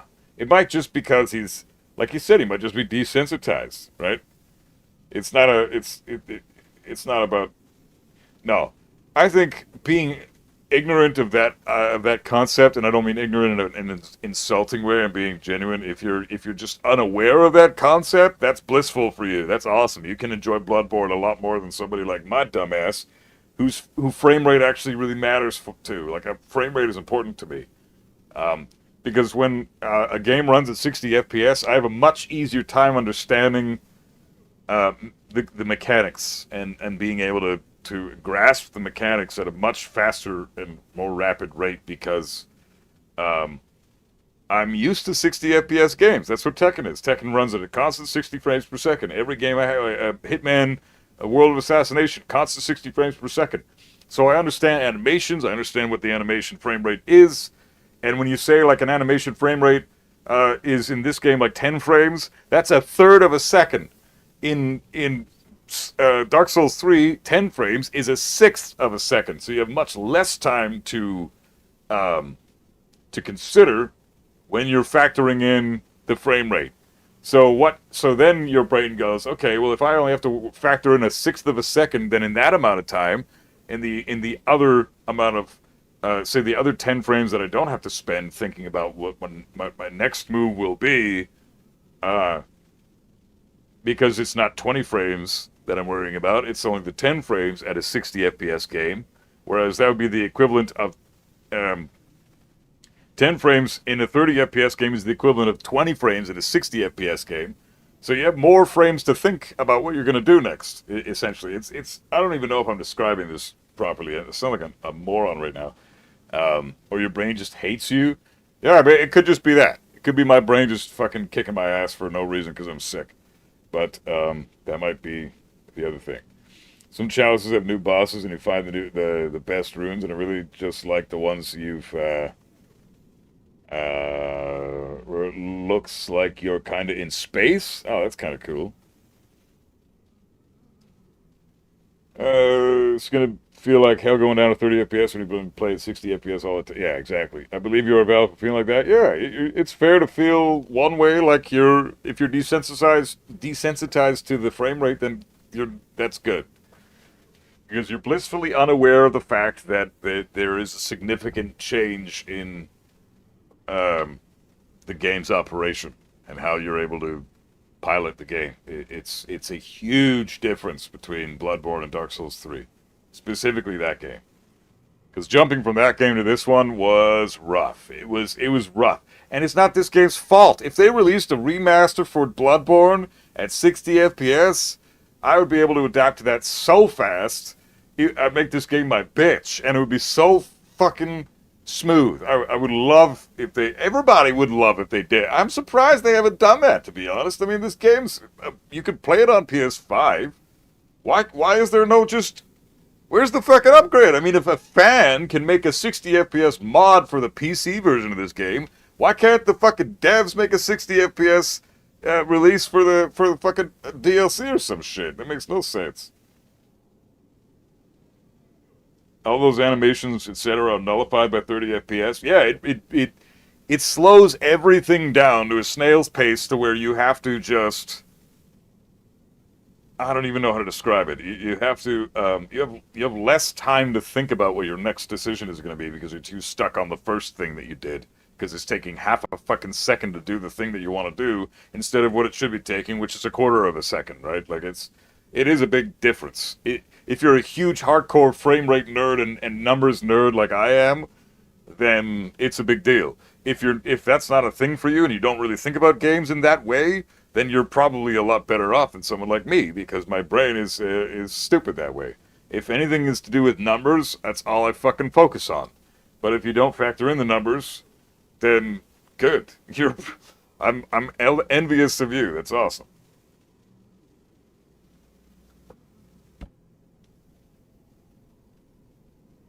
They're saving it for Bloodborne remake for PS6, possibly. A Bloodborne remake would be insane. I don't know. I think it's still a little early for that though. Tekken. 10 years only this game's been out. It dropped in 2015. It's gonna be a launch title like Demon's Souls. That'd be cool. Yeah, Demon's Souls is a PS5 launch title. That's true. Right. But the PS6 isn't coming out until like 2027, isn't it? Sony holds the rights for a big paycheck. Let's see when they redeem it. For Tekken streams, I would like to know the option selects for Bears and Leroy. Well, Leroy's video is dropping on Saturday. So, I've already got the Leroy video up and running. That'll be coming out on Saturday. And then, after that, what do I have? Devil Jin on Sunday. Monday, I think I've lined up,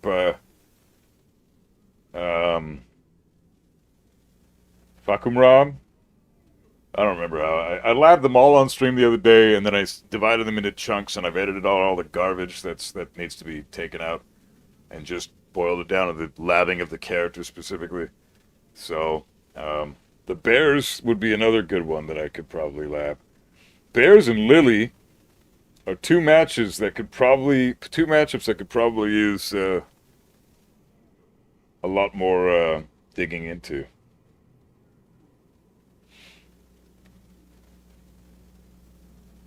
If we get a Demon's Souls style remake for Bloodborne, I'd be fucking hype as shit. I'd love for them to remake Dark Souls 1 more, though. You can skip the S2 remake and go Bloodborne. I don't like Dark Souls 2. I mean, Dark Souls 2 might need a remake more than anything. Dark Souls 2 is so fucking janky. They could fix so many problems with that game that are really just mechanics and not necessarily the game itself. Although the world building and the world design for Dark Souls 2 is definitely the shittiest of all four of the games that I've played so far. Like, I can't think of a single area, maybe Dringleik Castle, and that's probably the only area I really, truly enjoyed. In, I guess Bastille was okay, but it wasn't that great. I don't know, there's not enough gothic atmosphere in that game for my liking. Too many sunshine and rainbows and snow on the ground and all this fucking shit. No. It's not my Dark Souls.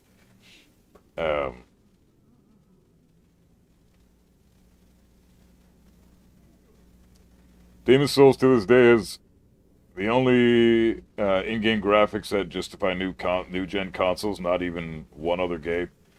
Dark Souls 1 looks great still. Dark Souls 2 looks a little bit more like ass, but at least it's still serviceable to the eyes. You know, doesn't look too bad. Your thoughts on Shaheen and if he's balanced or broken? I mean, everybody in the game is broken except for maybe Kazuya and Devil Jin. And even then, there's some shit that they both have that is pretty fucking stupid. Like Kazuya's Devil Stomp and Heat is dumb. Him recovering Heat with any move is dumb.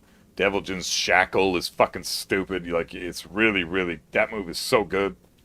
It tracks quite a bit to both sides, and it hits from range like 4. It's a stupid good move. Plus 11 on block. Like, goddamn, Shackle is amazing.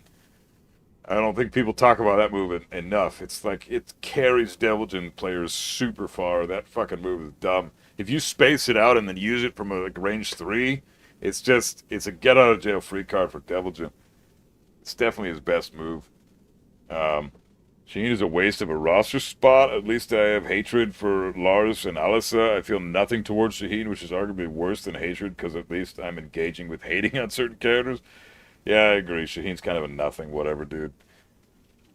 In Bloodborne on shelves now, how much detail you have, nothing repeats. It feels real almost. Bloodborne? Yeah, this game's a borderline masterpiece. I would say Dark Souls 3 is approaching masterpiece. And this game, if it had 60 FPS, would be approaching masterpiece too. I don't know. I don't have anything negative to say about this besides the frame rate. If I had to negatively critique anything in Bloodborne, what could I say? I think it's lame that you don't get infinite blood vials. You have to farm blood vials, so they're artificially extending the length of the game by forcing the player to farm up until the point where you get that chalice dungeon, and then you're able to just get souls and buy blood vials then, which makes them effectively infinite, which is great. I'm glad they added that in, but they should be infinite from the beginning. You shouldn't have to farm in these types of games when the rhetoric has already been established that you don't have to farm health items in the older games. So why in this game do you have to do that? That's weird to me. So don't sleep on Shaheen. He's like a sleeper build in terms of a gym head. He can get away with a lot. My DLC prediction for Season 3? That's a good one. Lay, Marduk, Miguel, maybe? If they're really smart, they'll throw in Julia instead of... Fuck, I don't know, man. Lay, Marduk, Miguel. I want Lay back. Julia's popular. Marduk is, like, guaranteed. We don't even have to think about it. Marduk is coming back. Season 3 Marduk is a thing. So, and then we have a guest character at the end of Season 3, so the very final character that gets released next year. I don't have a fucking clue who that's going to be, but it's probably going to be another guest character. And then, so we really only have 2 slots to play with, and I want one of them to be Lay. But honestly, Julia and Miguel could be the other slot, and that would make sense. But you want, like, a heavy hitter every season, right? I think the heavy hitter for Season 1 was obviously Heihachi. The heavy hitter for Season 2 was obviously Armor King. Heavy hitter is in the one that sells a lot. So, who would sell a lot in Season 3? Would Lay sell a lot? I don't know. That would be my pick. But I think Lay coming back in Season 3 makes more sense than Julia. Isn't Lay a known no-seller? Lots of people bought Lay. He's not played very often online, but a lot of people bought Lay. He sold more than Lydia did. He sold more than Kunimitsu did.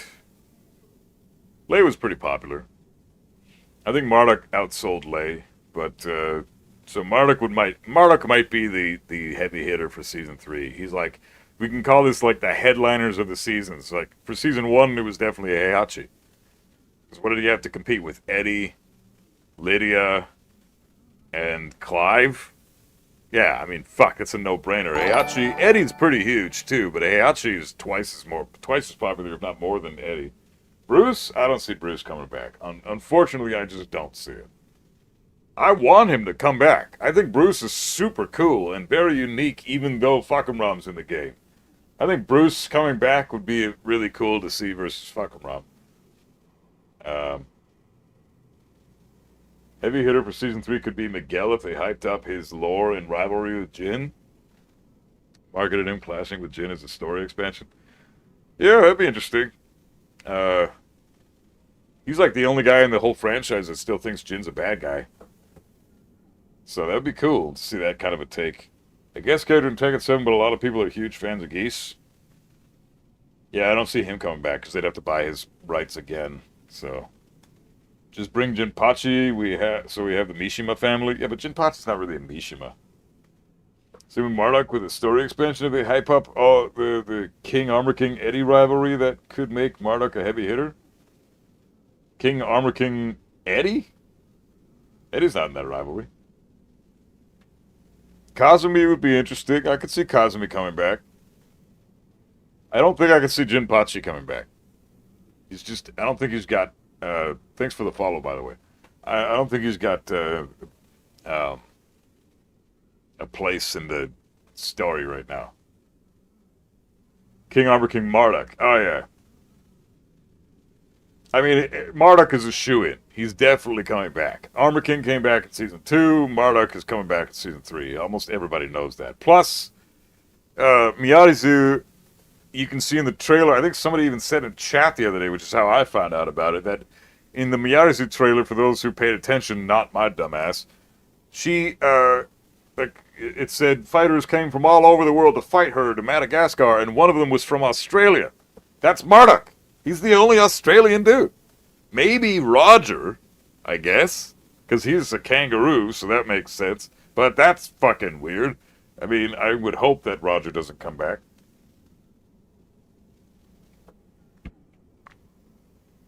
Yeah, Henry, it was you, wasn't it?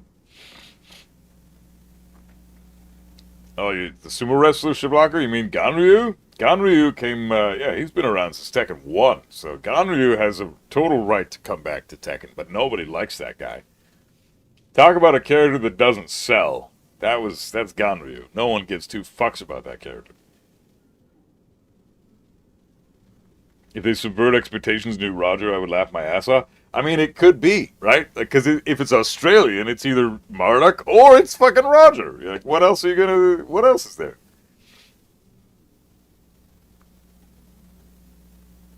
Kunimitsu would sell? Fuck Kunimitsu. He would want Roger. Yeah, Nee said he wants Roger and Alex. Yeah, that's fucking... Nee's a weirdo. Lovable fucking weirdo.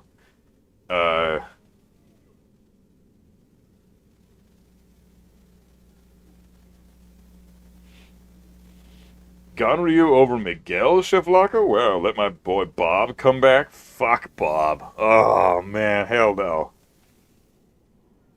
Gon? That'd be funny. Gon is a guest character, though. It'd be cool to see him back as a guest character, but I don't see it happening, because he's... Nah. He's too small. You wouldn't be able to play the game properly against him. He's just constantly high-crushing everything. He can't even jab-check the thing. He's such a bitch character.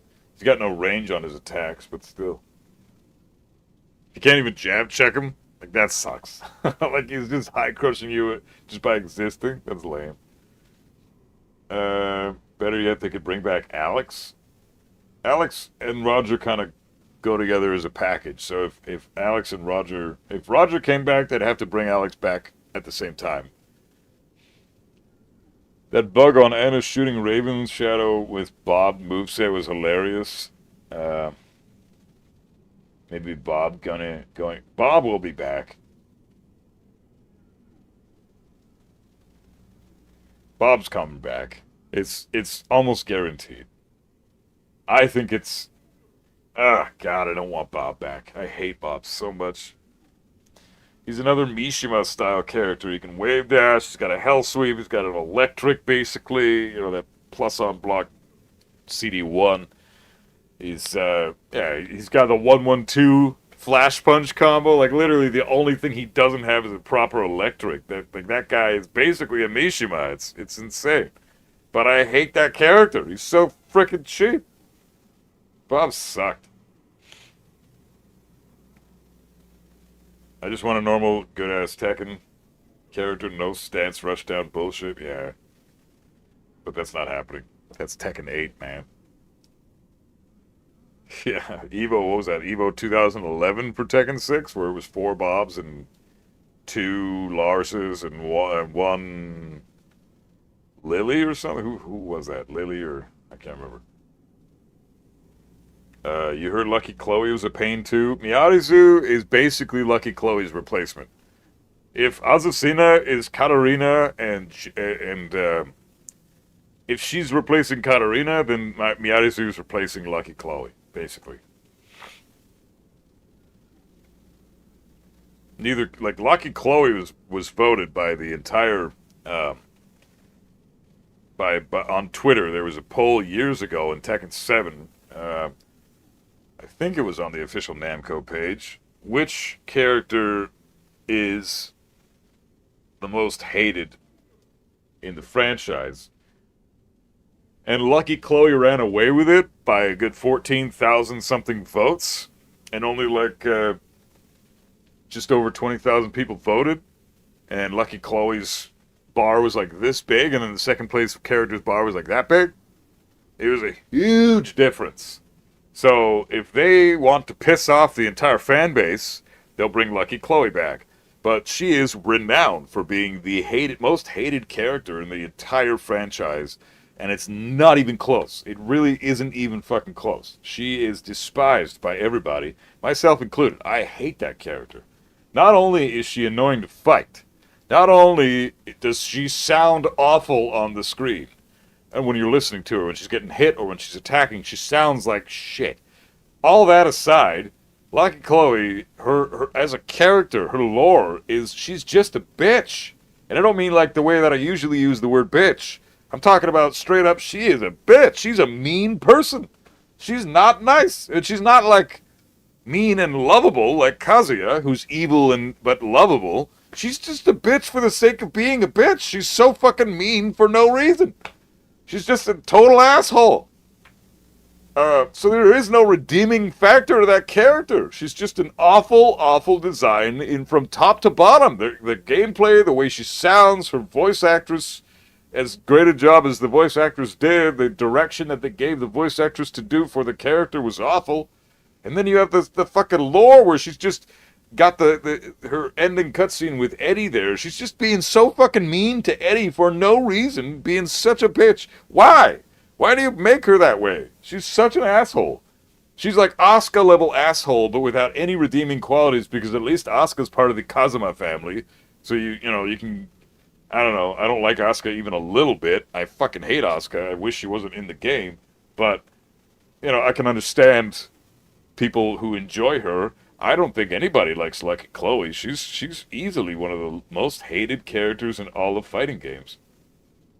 Horrible, horrible character design. In every way, there's nothing redeemable about her at all.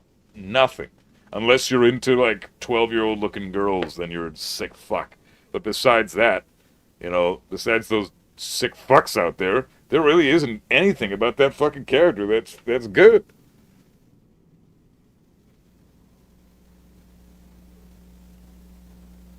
Not a fan of Miguel. I like his fighting style, but that's it. Yeah, Miguel's cool. I can see why people like and dislike him. Makes sense. I'm kind of neutral with Miguel. I don't really give two shits. If he comes back, cool. I like fighting Miguel. It's fun. He's the only brawler, Street Fighter style character that's in the entire franchise, so that's kind of neat. You would want Gigas. Kind of liked him, but was fun to watch. Yeah, Gigas is interesting. She beats the shit out of Eddie because she doesn't like his dance moves. Eddie Mains especially hate Lucky. Yeah, what a fucking bitch, man. Just a stupid character, man. I think Julia is going to be the first character of Season 3. Yeah, I could see it being Julia or Lei or Miguel or Marduk. I don't know. I think they need to open seasons. Okay, so how they've done this for all the seasons so far is the first character announced was a legacy character that people wanted, but also wasn't super, super hype, right? Like a really good legacy character that's very popular with the fan base, but also has its share of haters, right? That was the first character announced for Season 1 and Season 2. You had Eddie and Anna. Beginning of Season 1, beginning of Season 2, right? Same thing for both characters. Popular legacy characters that are going to sell and are great for opening up the season, right? And then the second character they revealed was past DLC from Tekken 7, right? Specifically past DLC characters from Tekken 7 that aren't that super crazy hype, but are still legacy from that game, right? So Lydia was released in Season 5 of Tekken 7, or was it Season 4? Was it Season 5 or Season 4? I think she was released in Season 4. Yeah, she was the final character released in Tekken 7 Season 4. So really fucking weird. And then the third character was the hypest fuck. This is what's going to sell the Season Pass character, right? Heihachi Armor King. And sure enough, they're two of the most popular characters online. They're still being played by half the fucking world loves Heihachi and Armor King still. They're very, extremely, extremely popular characters. And then finally, the last character is either a guest character or a brand new character to Tekken. So, somebody that nobody's ever played as in the game before, right? So that's kind of the pattern that we're going with So if we're going to continue that pattern with Season 3, then we can fairly speculate. I think Julia is a great option for opening Season 3. She's a legacy character. We've known and loved her since, what, Tekken 3, 1997? So she's going to be almost a 30-year character with this franchise. And if she's not back in Tekken 8, then they're doing a huge disservice to the community, because Julia is a beloved character by most people. I don't really care about Julia. I'm not a fan of the Changs at all, but, you know, that's just my biased dumbass. Julia is a great one to open up Season 3, but then so would Marduk be. Marduk would be a good choice, too. I only want Marduk, Sudo players that came in Tekken 8 to just suffer like we all did. Oh god, Marduk's gonna be awful to deal with. I hope they make his tackle break window like a couple of frames more lenient, because breaking that tackle was a nightmare. What makes a character a Tekken character? I've heard this term thrown out, but I'm not sure what it means. A Tekken character is just a character that belongs in Tekken. Like, Clive is not a Tekken character. Clive is a Final Fantasy character. Geese is not a Tekken character. Geese is a King of Fighters character. Same thing with fucking Noctis. He's again, Final Fantasy character. Negan was a Walking Dead character in Tekken 7. Like, those aren't Tekken characters. Those are guest characters. Clive is the one character in the game right now that's going to be in Tekken 8 and won't be in any other game going forward, period, ever. Because it's a guest character. They never come back. Universally and forever, they've always been guest characters for one game, and that's it.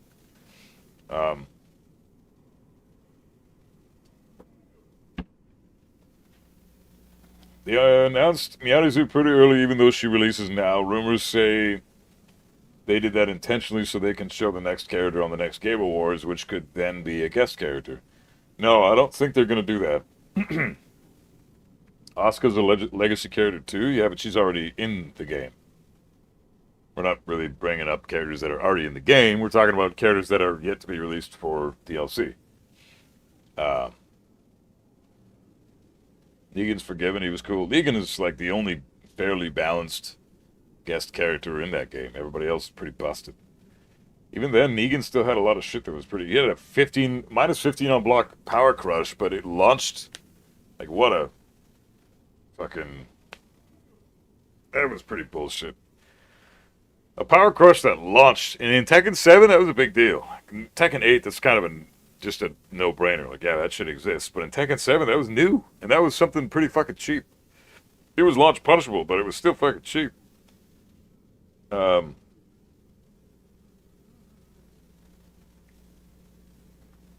yeah, I think that Marduk is a great option to open up Season 3. But I honestly think it might be someone like Julia or Lei to open Season 3, because those characters they're not heavily beloved by the entire community. Well, you know what? I would argue Lei is beloved by the community, but he's just not popular to play as. Nobody really picks Lei. Hey, Liar, what's up, bro? How you doing? Even though I don't want a guest character, I think we're getting a guest character in Season 3. Oh, definitely, yeah. At the end of Season 3. They're not going to open the season with a guest character. They're going to put it at the very end. Because that's what they did with Season 1. That's what they did with Season 2. I mean, they not a guest character, but it's a brand new character to Tekken that they're releasing at the end of Season 2. I'm pretty sure you don't want a guest character too, but if we do get a guest... I don't want a guest character. I do not want any more guest characters. There are so many legacy characters to choose from that we don't have in this game, that we need, that we don't... Guest characters are just wasting those slots. Like, let's get Lei back. For sure, he's the only character left in the fucking franchise that I truly want back in the game. Everybody else is just a bonus after that for me. But I really don't give a shit about anybody except Lei. I want Lei back because he was the one character I used that wasn't a major skill requirement to play, and I just liked beating the shit out of people with that guy. It was fun. You can shut your brain off and just do Lei shit and collect wins for free. And it was just my turn my brain off, play some Tekken character. I loved that about Lei. I didn't have to think. I just played the guy. You know, with Kazuya and Ayachi and Armor King and all this shit, I'm constantly having to think all the goddamn time. Like, these characters are super strong, but they're super hard to play. So it's nice having the one character that I actually enjoyed using that wasn't hard to play. Because for me, that's a rarity. Um,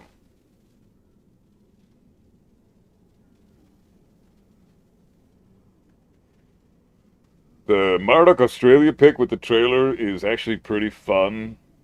They like to spoil the next character in the trailers. Yeah, it's true. Yeah, I think there's a good chance that either Marduk or Roger is going to be announced for the first character of season 3 because of that spoiler. Because there was that helicopter with the lipstick on it at the end of season 1. So we knew that Anna was coming out in season 2 at the very beginning. Sure enough, Anna came out in season 2, unfortunately. Did you see Main Man losing his mind versus Victor, that character, man? I want to see that.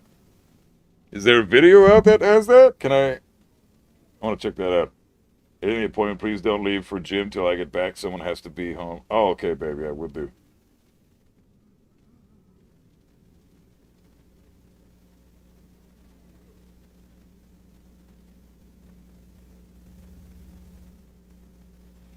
Sorry, guys, one sec.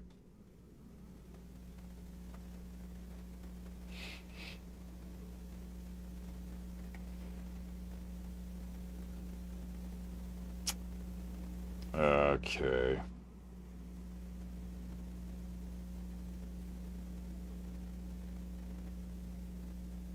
Let's see here. Main man.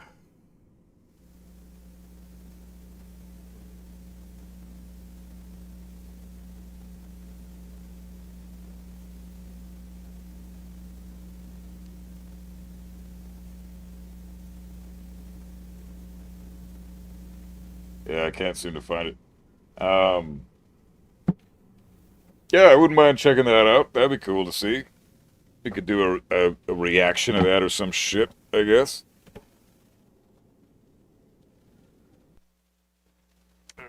Fuck.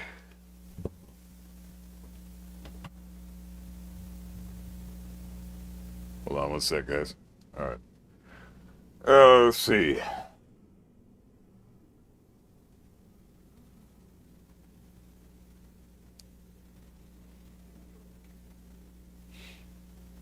Characters who are fairly new are not respected as much by legacy players, if I'm not mistaken. Well, I mean, that comes with the territory, right? You know. Oh, you're the new guy. Fuck you. I only hang out with my old school homie peeps. Get fucked. Like, that's a human mentality, right?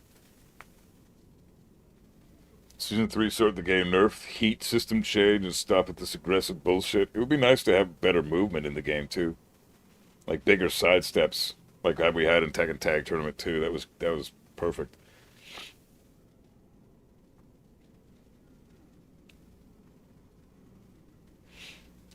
Yeah, but so Lei is the character I want to come back. I think he might be like the third character released for season 3, and I want Julia to come back for the fans of Julia. But I honestly see it being something stupid like. Who do we have in Tekken 7? That was released in Tekken 7. I could see it being a Tekken 7 character, to be honest, for the second character in Season 3. Because so far, that's been consistent throughout the whole thing. You know, you have Tekken 7 characters for the second character being released per season. Lydia from Season 1 and Fakumram from Season 2. Now they're in the game. Those are Tekken 7 exclusive characters that debuted in that game that are now in Tekken 8, and I just feel like Josie could come back as a character no one asked for. I mean, sure, but I don't I hope it's not Josie. Fuck. Who else could we have that was from Tekken 7 that's not in the game right now? Oh man, the only one I can think of is Gigas.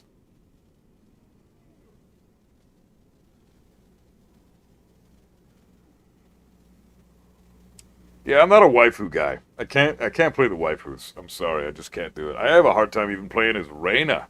She's just too waifu for me, man. It's just They're so fucking far above every other character. The waifus are so fucking privileged. It's so dumb. If you're playing a character, Eliza, oh god, that could be it. Oh man. Eliza, maybe Katarina. Fuck. Maybe, who else is in Tekken 7 specific? Gigas is the only other one I can think of. Sure as shit isn't gonna be Lucky Chloe. Kazumi! Yeah, it could be Kazumi. It was the only debut Tekken 7 character I'd get really hyped for. Yeah, I could see it being Kazumi in Season 3 as the second character. That would be the best choice. That would be a way for them to go, okay, we don't want to piss off our fans any more than they already are. So...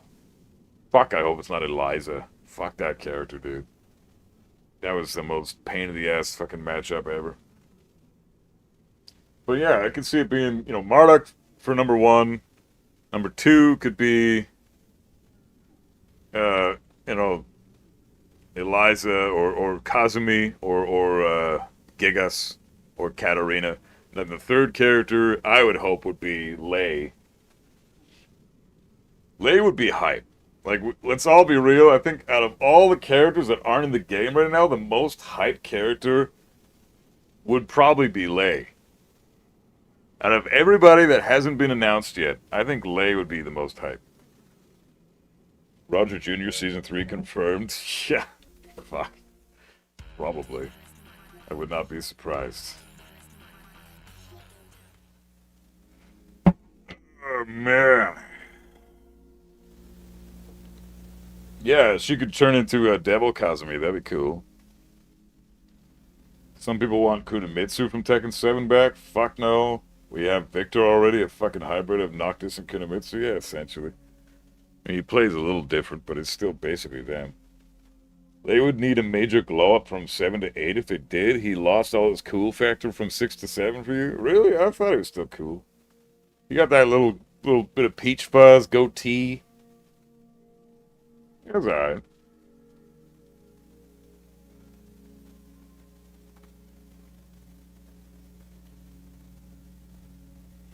But yeah, I wouldn't mind checking out that main man Victor video. Because I want to see what the bullshit was exactly. Because Victor's got a lot of bullshit, but seeing him in action, I wouldn't mind labbing. We're going to do that. Tomorrow on stream, we're going to lab some Lily, we're going to lab some Victor, and we're going to lab some Bears. I think those 3 characters are the ones we're going to tackle. Some people want Bob back. Yeah, I could see that happening Season 3, Season 4, for sure. Give me a sec, guys. Gotta take a quick piss.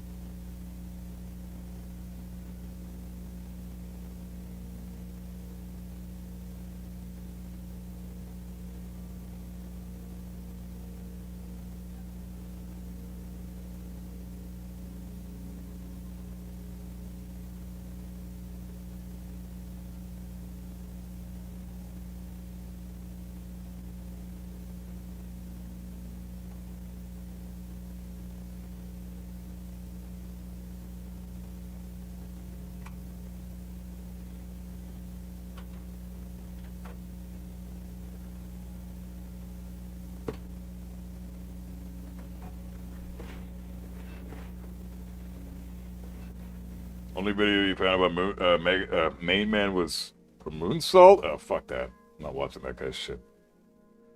Do I have PlayStation Plus? Yeah, I do. Hey, Dinosaur, what's up, bro?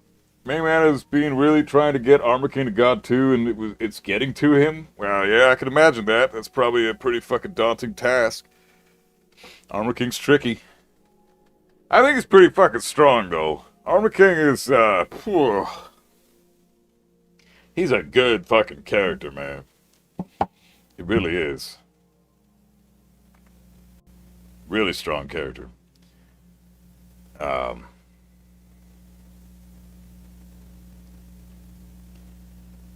Like he's much stronger than a lot of people think. I mean, first of all, he's got homing throws. He's got a bunch of pressure tools with up 1, up back 1, forward 2, down 3, forward neutral 2, which gives a guaranteed heat engager on counter hit and high crushes. Fuck. He's got forward 4, which is basically like a Mishima forward 4, like a Kazuya Heihachi forward 4, Reina forward 4. It's basically that, but on counter it gives a guaranteed throw into heat. And then in heat he has homing fucking throws. You basically have to guess the fucking break every time. Either he's doing Shining Wizard, or he's doing fucking down back 1+2, or he's doing, giant swing, like they all look the goddamn same.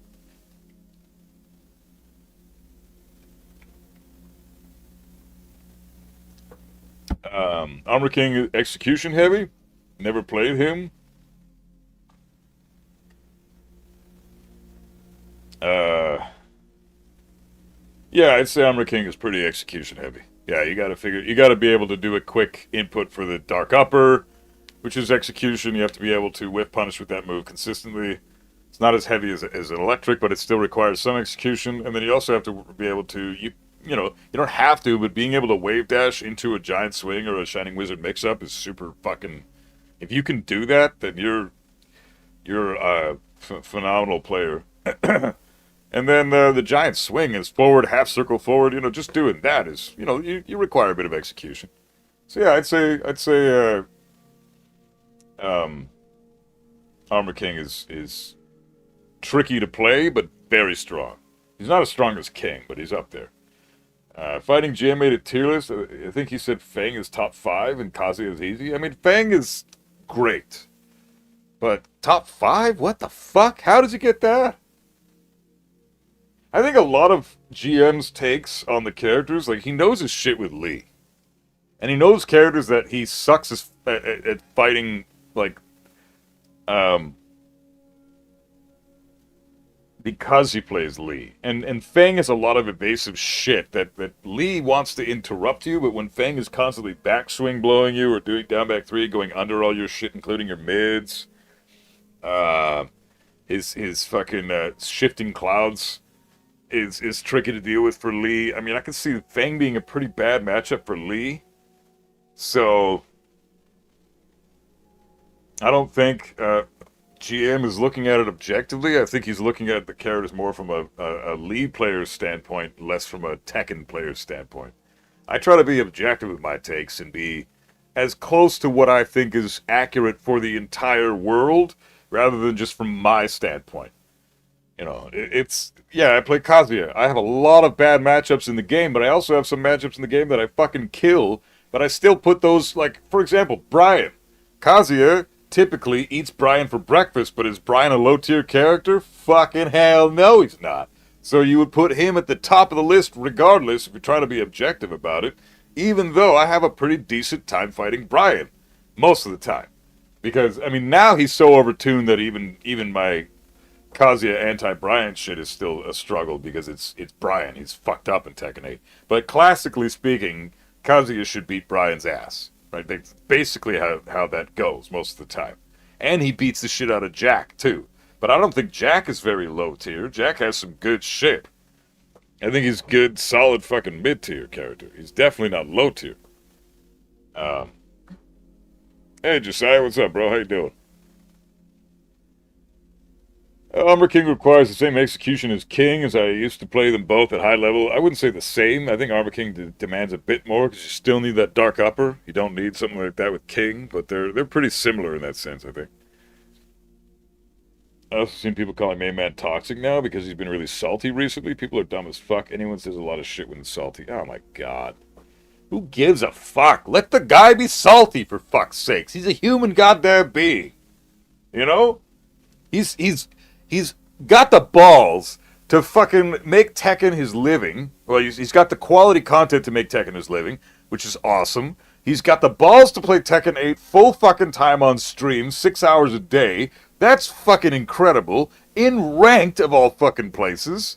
And he's dealing with the most bullshit, ridiculous characters that have ever existed in the Tekken game, because this game is a busted fucking nonsense piece of shit. And there are so many insanely, ridiculously broken characters. Like 20-something characters in this fucking game are absurd. And on top of that, he's playing Kazuya most of the time. Like, what the fuck do you expect from the guy? Of course he's gonna be pissed. Like, I hate people that give this... Like, let the guy be salty, for fuck's sakes. Fuck off with this stupid shit. I can't believe it, man. Like, fucking let the guy be salty and enjoy the content. Like, he's as a person, he's a great human being. You know, we can't judge somebody who's being salty on their saltiness merits. You judge them on who they are as a person when they're not salty. Because when they're salty, we're all bitches. We're all bitches when we're salty. Every person on the planet. So people judging one another for being salty is just the most baffling bullshit on the fucking planet, man. Just let the guy be a fucking human being. I hate that. I see that shit in his comments all the time, people giving him shit. Like, fuck right off, there's no difference. There's no difference between what he's doing versus what anybody else is doing in Tekken right now. We're all salty bitches because this game is pissing us all off. It's not just him. He just has a massive following, so of course he's gonna get shat on. I think it's a fucking joke that people are fucking hypocrite dumbasses.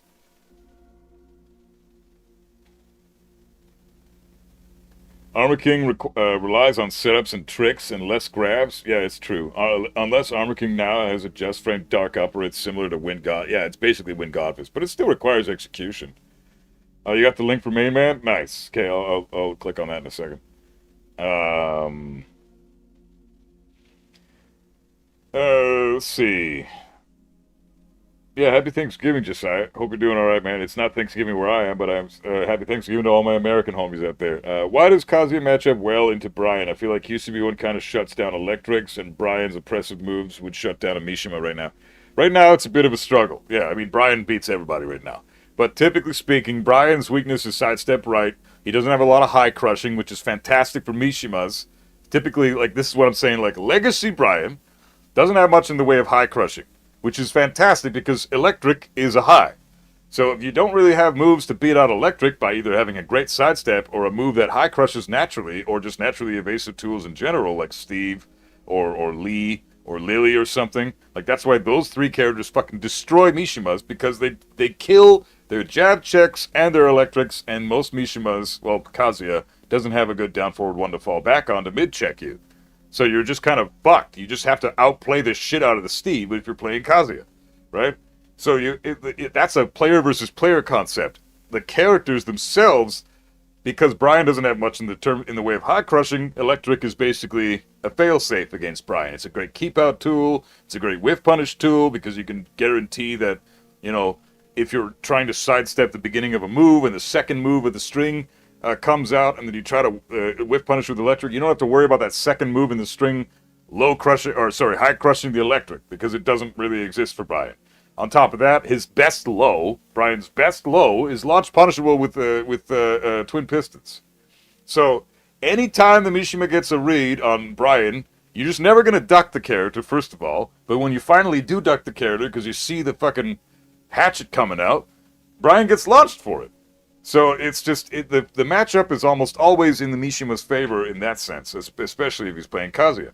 But now Brian is so much stronger. QCB1 does shut down Electrics a lot because it high crushes, and it's +5 on block, and it counter hit launches. So it's beaten out my Electrics multiple times, and I got counter hit launched just because they gave Brian that basically a pseudo Electric.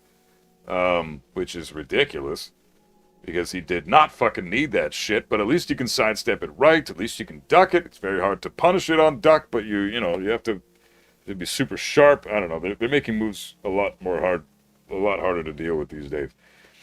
All the FGC has a love-hate relationship with the game, we all have to admit it. Yeah, exactly.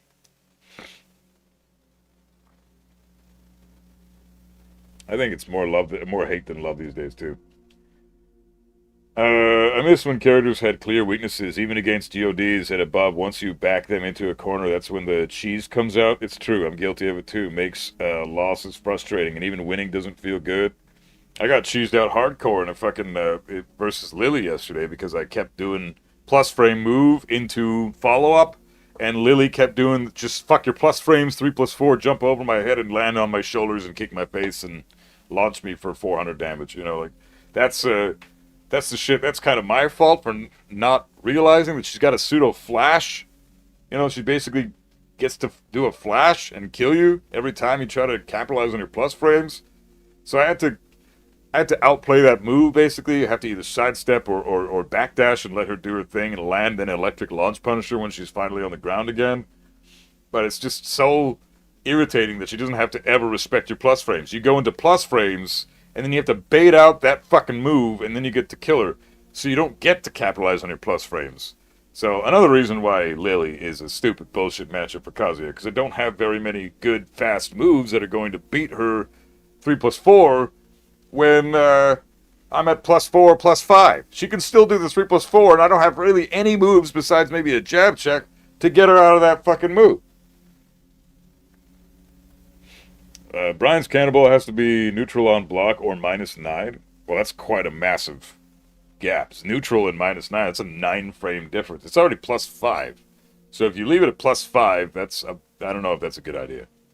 Because it's a lot easier to throw out than an electric. It's way the fuck easier. You can do that all day and never once drop Cannonball. If you try to do electrics all day, you might land 12, 13 in a row, but you're going to miss one eventually. It's just human nature. You are going to miss it. And it's going to suck when that happens. Because one misinput and you're dead. So, especially at high level. Hey, Shiesty, how you doing, man? Welcome on in, bro. This is the stream if you want to watch the whole Mayman fight against Victor. It starts at 3 hours, 4 minutes. Okay, sweet. Let me just see if I can get there. Shiesty, am I ending? Pretty soon here, yeah. I just have to, I wanted to check out this, this main man match real quick.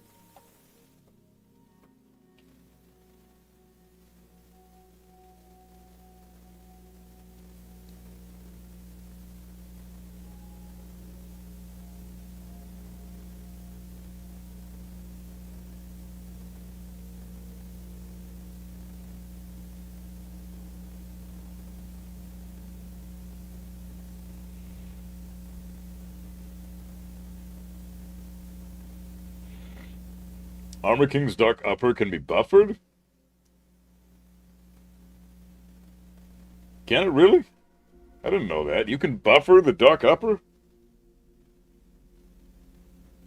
How? It's got a neutral input. How do you buffer a move with a neutral input? I don't know how they will nerf Brian. Honestly, I wish he couldn't do Heat Smash after taunt. Well, that'd be one way to nerf the guy. That would be a great way to nerf him. No more Heat Smash after taunt. The other thing that they could do that would just be a smart decision in all ways would be make the taunt damage scale like it used to. It used to fucking scale. No longer fucking scales. I don't know why. What the fuck, man? They buffed it because all the Brian players were wrongfully bitching for some stupid dumbass reason. Saying, Brian's he's not strong. He's really weak right now. Please buff Brian and make it stop scaling the taunt. Stop it. What the fuck are you talking about? Why? That was the healthy addition that they put into the game because now you can fucking taunt Heat Smash and even a fucking monkey could do that shit. So scale the fucking taunt damage again. Make Cannonball neutral on block instead of +5, because it's way too fucking easy to continue to spam over and over again, and very hard to whiff punish. on a duck and a hard read. You have to hard read and hard call out that shit insanely fucking fast. Know that they're gonna throw it out exactly at that point in time, and then duck and immediately launch punish it. Otherwise, you are not gonna get the launch, because if you're even a little bit late, Brian's recovered and can block before you can get your launch. It's fucking stupid. Hey, Shablago, glad you had dinner, man. Right on. Nerf taunt except maybe taunt jet upper? No, nerf all the taunt scaling. All taunt scaling should be nerfed to shit. Let's see. Was the main man video, was the main man VOD that was just posted in chat, was that from his last stream? I just want to see this Victor match. What the fuck happened there? Because I had troubles with the Victor the other day too, and I wouldn't mind seeing what his issues were, just to compare notes. Because I've labbed the shit out of Victor, but I guess not enough, because I've really I struggled with him. But I don't see Victor as often as I used to when I was much lower rank. So it's unfortunate, because you lab the shit out of a character, you drill this shit in your brain, and then you don't see the fucking character for 2-3 weeks. And then half that information that you stored up in that brain of yours is just gone, or it's all jumbled, or you replaced it with other information now, and it's just, fuck's sakes, man. Main man, I'm like 80% agree with him and 20% disagree, but I like him. Yeah, he's a great guy. He's a great fucking human. I got nothing but respect for main man. He's fucking awesome. And I think people that are bitching about him being salty, I mean, get fucked. The guy has every goddamn right to be salty. And so does everybody about this shit game. So it's, we love Tekken. We want to play Tekken, and Tekken 8 is not that. But it's as close to Tekken as we can get, so we're still playing it, but we are not happy about it because it could be so much better.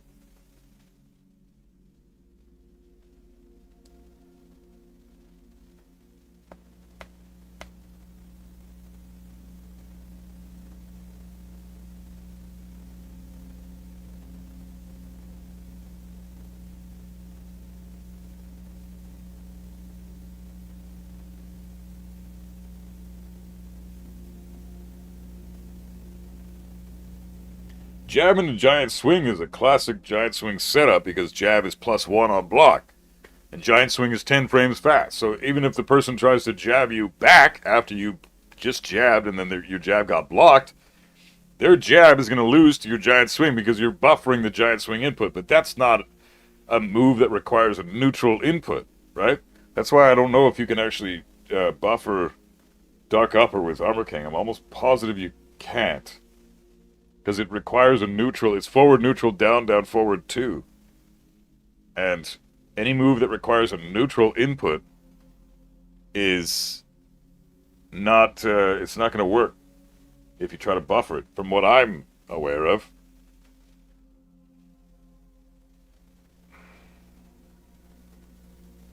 Does it make sense if he's mad about anything related to Tekken? He knows his shit, man. Yeah, he knows quite a lot about the game. And Kwis can talk shit about his opinions on Hwarang all he fucking wants, but when Main Man is showing you exactly how the character works on screen in real time, giving you the proper counterplay to that character, there is no argument to be made. You can defend Hwarang all you fucking want, but at the end of the day, you're watching shit unfold exactly as it is, exactly as they programmed it on screen, and there's no excuse for that. So why the fuck is anybody defending that shit? I don't know. There's no excuse for how they programmed fucking Hwarang, this fucking game, dude. Tekken 8 is rage-inducing, we all get salty, and if we all streamed our ranked sessions, I know damn well most people would probably get banned off Twitch for some of the shit they say in their crash outs. Exactly! Fucking exactly, man!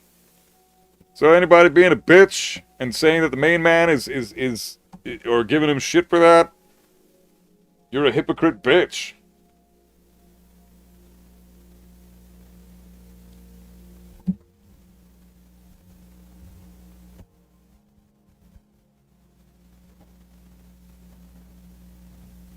What's that, guys? Just logging into my Twitch. Okay.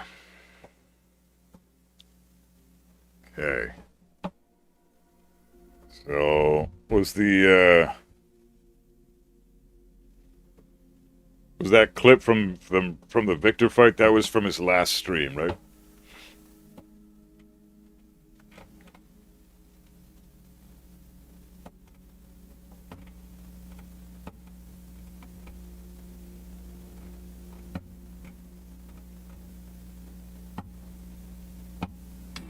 Time What the fuck? or not.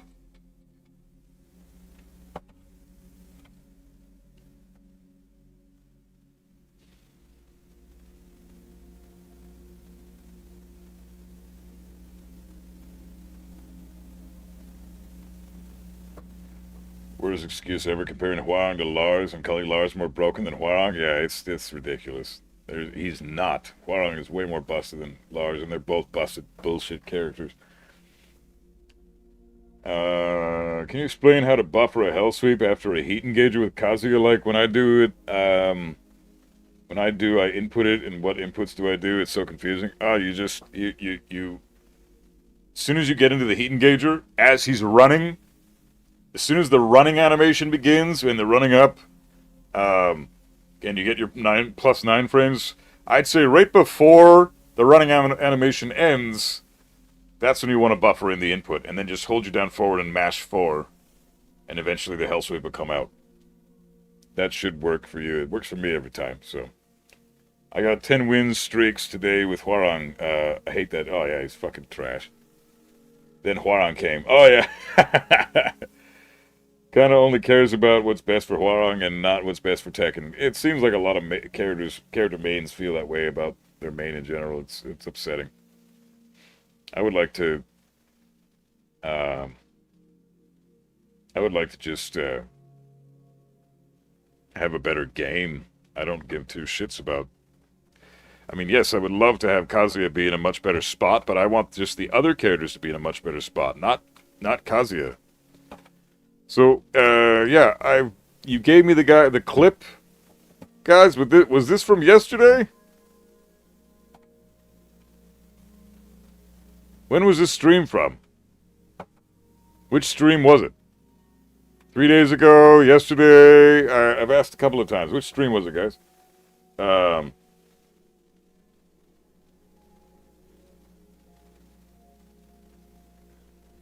days ago? 2 days ago? I'm not seeing either of those. 4 days ago. Okay, let's check 4 days ago.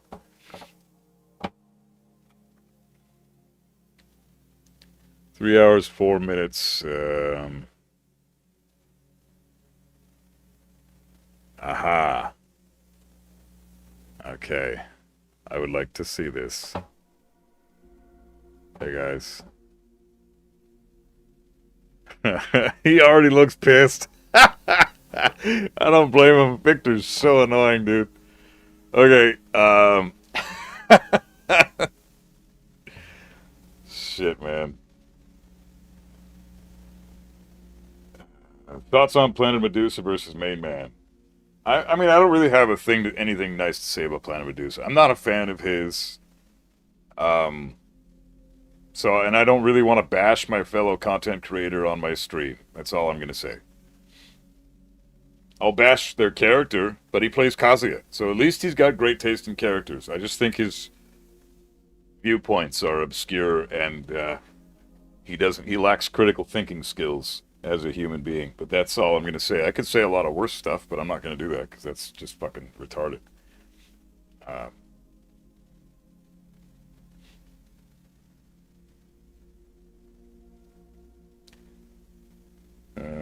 Yeah, okay. We're on the right thing, I guess. But yeah, I typically don't like to talk shit about Tekken content creators on my stream because we're all in the same boat, eating the same shit sandwich, and we all have differing viewpoints and opinions, and some of us agree with each other, and some of us don't. And I think that's interesting because it makes it human. It makes the community more fun to chill, to you know, etc. and so forth. So, let's see. Let me get rid of a couple of things here. Slideshow. Get rid of those two. There, we'll just have my camera and his camera, and then we're good to go. Okay, I want to check out this fight. Let's do this. You guys can see this, right? We're all good? Oh, and my chat's right above his. That's actually kind of perfect. Okay.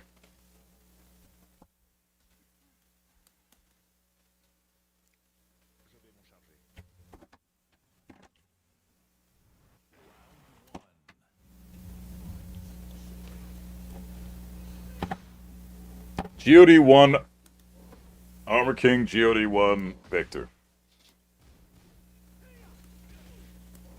Minus 14, Bo. Is down for 2. Yep, minus 14. He's right. That's minus 13. Can I even make while running 1+2 whiff? Is it possible Yeah, you to gotta, make that whiff? you gotta sidewalk it left. Oh no, sidewalk it right. Just like, no sound? What? How? There's sound.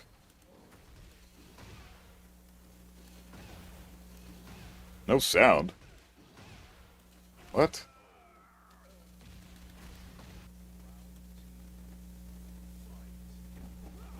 But I'm stepping right, but I can't fucking step it. How about now? I am stepping right. You gotta walk right.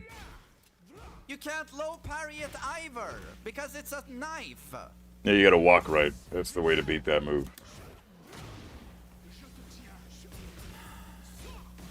It's better now? Okay, cool. I'm gonna turn it up just a Dude, bit. it's so brain dead. It's so brain dead. It's so brain dead. Okay. I missed all that. I want to go back real quick. Sorry guys, I need to go back. I missed that entire thing because I was trying to fix the fucking stream. Where's my mouse? You bitch. There it is. Missed that entire fucking round. I was trying to fix the fucking So stream. it's super unfair, but yeah, take my points. Just take my points, you piece of shit. Yep. Classic main man crash out. Hey man, classic any Tekken player ever crash out. Let's be real, okay? Dude, if I dodged matches, I would have been God 2 by now. Easy. Fucking easy if I dodged matches. It's true, I agree. If you quit against players you know will kick your ass after one fight, you're a lot more likely to rank up faster. Here we go again.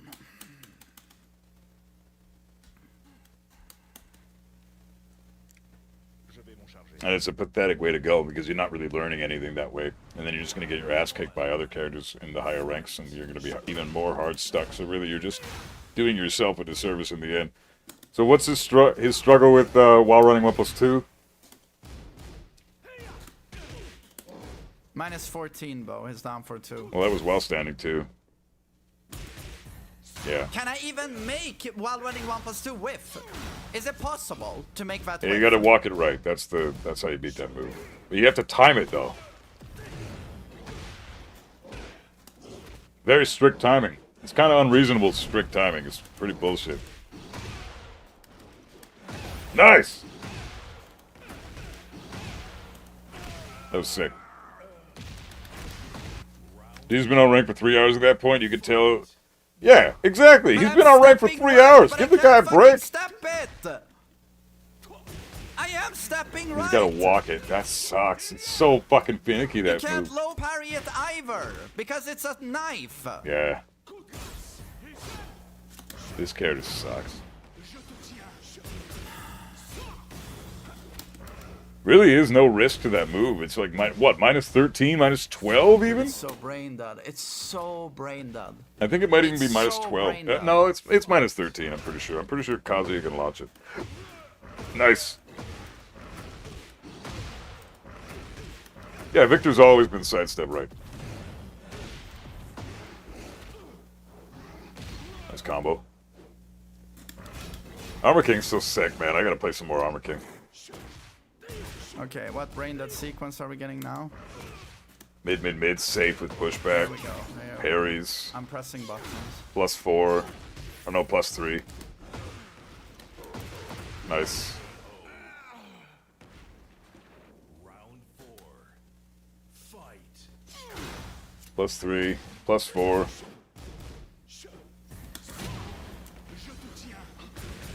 Fuck, dude. That move really is bullshit.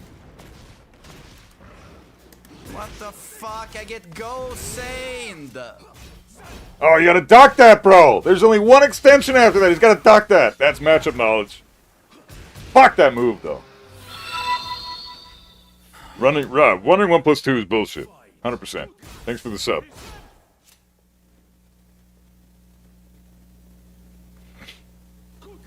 Hey, you can't step. You can't step. You cannot step this garbage. I want to see that again. Hold And on. I'm down. Now I've lost the match. He's walking right. He's gonna walk right. Oh! You can't step. You cannot step this garbage. And I'm down. Now I've lost the match. Jesus. Oh, bro, it's minus He 14! just ducks. He just Down back ducks. 2-3. Oh, God, this character is bullshit. Yeah. Just guess.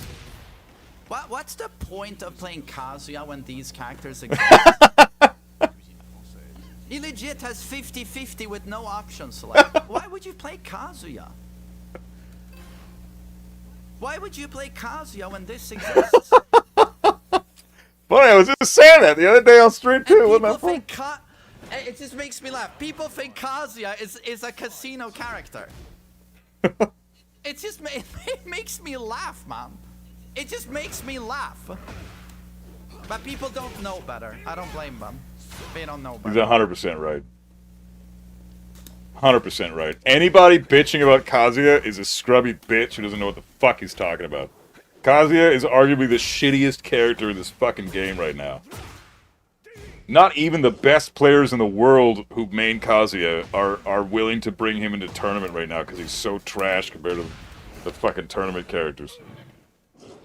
Keisuke dropped his ass. Kazuya's fucking useless. I play Kazuya because I'm a sweat lord who hates myself. That way you can play Kazuya without having to worry about too much. This ranked is insufferable. As long as Hopper is online, it's insufferable. It's fucking insufferable. If you lose to Kazuya, I think the Kazuya player just outplayed you. You just got heavily outplayed. But if you are Kazuya... Yeah! Sidewalk right! There you go! Oh, I dodged it, but he didn't punish. And I'm done. He starts flailing. Oh, can't step, can't step.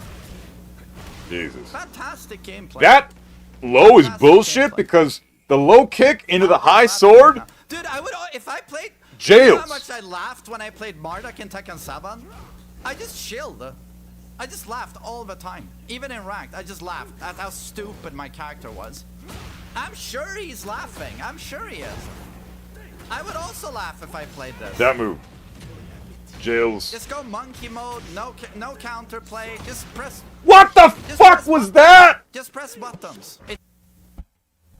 You've gotta be fucking kidding me. This game is ass. Let's see that again. What the fuck was that shit? I'd also laugh if I played this. Just go monkey mode. I know he pressed the button, but he's counterplay. behind him, dude. What the fuck is this game, dude? He was behind him. I don't care if you press the button. I don't care if your hitbox extends 3 times bigger than it normally does if you press a button. Fair enough. Fine. But it shouldn't fucking matter when you're behind the character. He was fucking behind him. How did he fucking eat that shit? Oh, God. Oh, this game is so ass.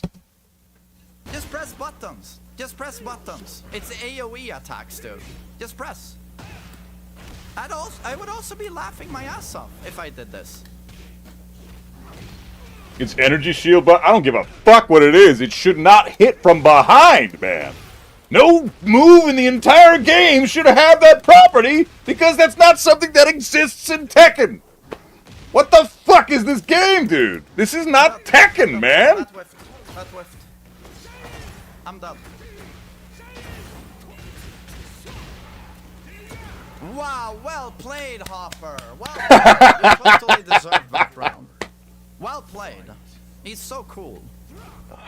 And that fucking mid, this shit right here is a 15 frame plus or -2, no, -9 on block, +2 on normal hit, with pushback. Fucking mid, that is a launcher on counter hit. No risk at all. No risk at all. That move is bullshit. The most ridiculous move he has. And this is Victor we're talking about. Duck that, though! He needs to start ducking that. That is a huge issue. He needs to start ducking that. He's tilted right now, so I get why he's not. Totally fair. But that move is, you duck that, it's the only move he can do from that extension. I bet you if he starts ducking it, this guy will use it less. Nice! That setup is sick! Piece of fucking shit. Victor players literally have nothing to complain about. I agree. Victor is extremely easy to use and very, very effective for this You game. do your unstoppable super running attack. Just do it. Nice. Fuck you. Anticipated the while running 1+2 or the while running 2 and hit him with the up forward 2-1. Nice. Nice. He's not blocking the snake. Oh, dude, -15, bro! You can launch that. That's a -15 launch. I'm dead. He's gonna do something dumb. Yeah. Nice low parry. Nice low parry. I'm done. Infinite wall carry, and he will get his wall pressure. Yes! Duck it! Ah, boy! Duck that shit. Oh, fuck this guy! Oh my god. I mean, sick low parries, but fuck this. What the hell? Oh my god. Suck my dick, Hopper, you cheesy piece of fucking diarrhea. Suck my fucking BBC. Fuck you. Oh, man. I so badly don't wanna rematch. It's so fucking true, dude. I'm feeling every bit of what he's feeling right now. This is fucking ass, man. Main man's working twice as hard. And he's getting half the reward.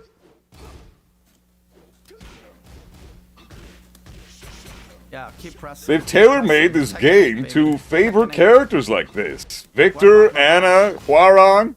What about Just button-mashing horseshit fucking characters that are better at pressing buttons than they are at defending, but it doesn't matter because defending is irrelevant when you have that much offense. Plus on block homing move. And this shit here, that drives me nuts, man. Wonderful.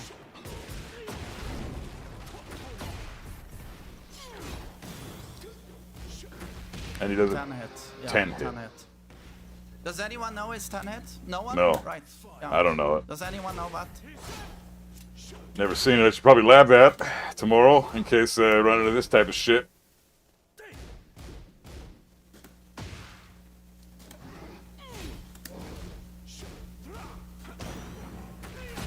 What? Hold on, did he even set that up?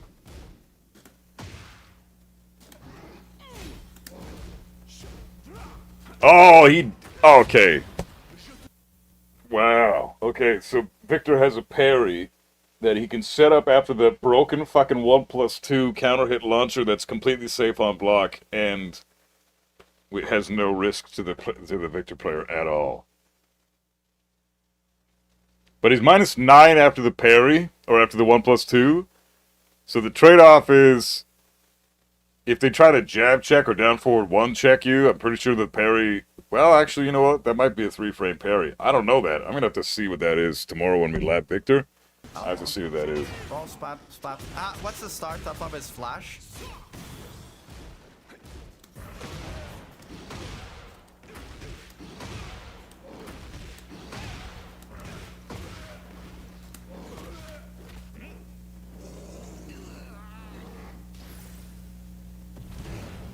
Yeah, was that a flash that he just did? Yeah, it's basically a flash. I think that might be a 3-frame parry. Dude, I can't interrupt. Because it's not a classic parry, which are typically 5 frames. It's Nice a sabaki more than anything. So Nice block. now he's dead. Nice block. Bummer. Nice block.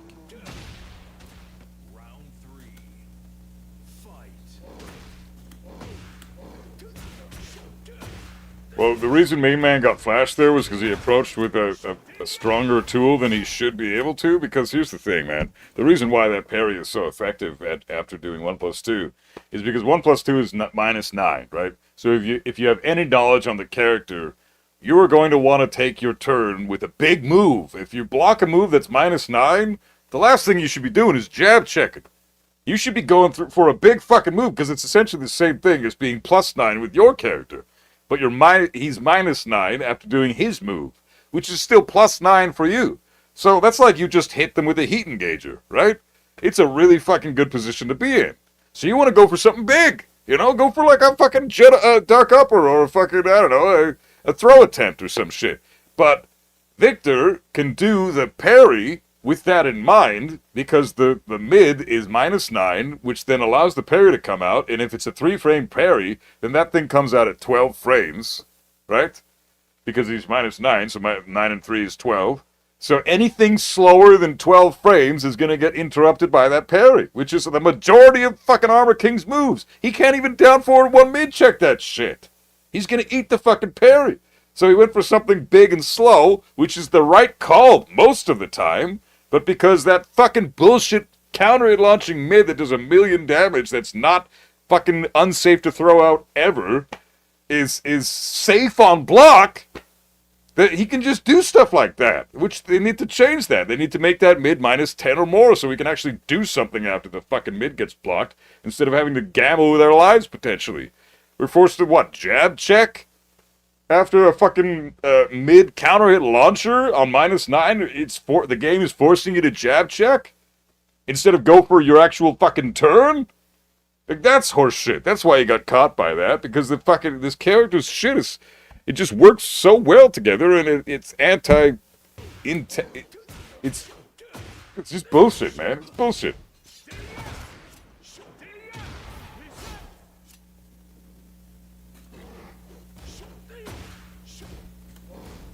No, all things considered, this guy's a good player. Like, I'm not going to deny that Hopper's a decent player.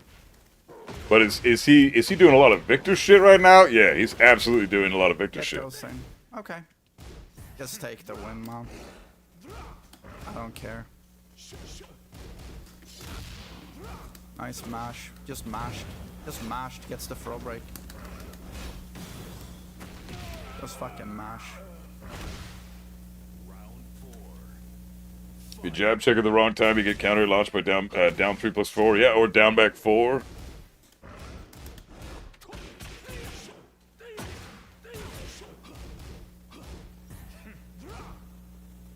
Can't tell the skill difference between Victor players. Clearly, this guy is good, but without rank, it probably classic blue rank. Yeah, it looks a lot like that. When you're getting rushed down like this, I bet everything goes out of the window, and you start. No. That's the higher. When you climb to the higher ranks and you develop more skill as a player, getting rushed down like this. Oh fuck. Fantastic. Getting rushed down like this isn't as scary when you know what options you have. When you're more unfamiliar with the options that you have at your disposal, because you're less familiar with the game, then you don't necessarily get to keep your nerves intact a lot of the time, right? Because your fucking nerves are gonna. Is it possible get to the step sword sweep? The lie sword sweep? No, dude, that's a full 360 tracking move. You can't step this shit at all.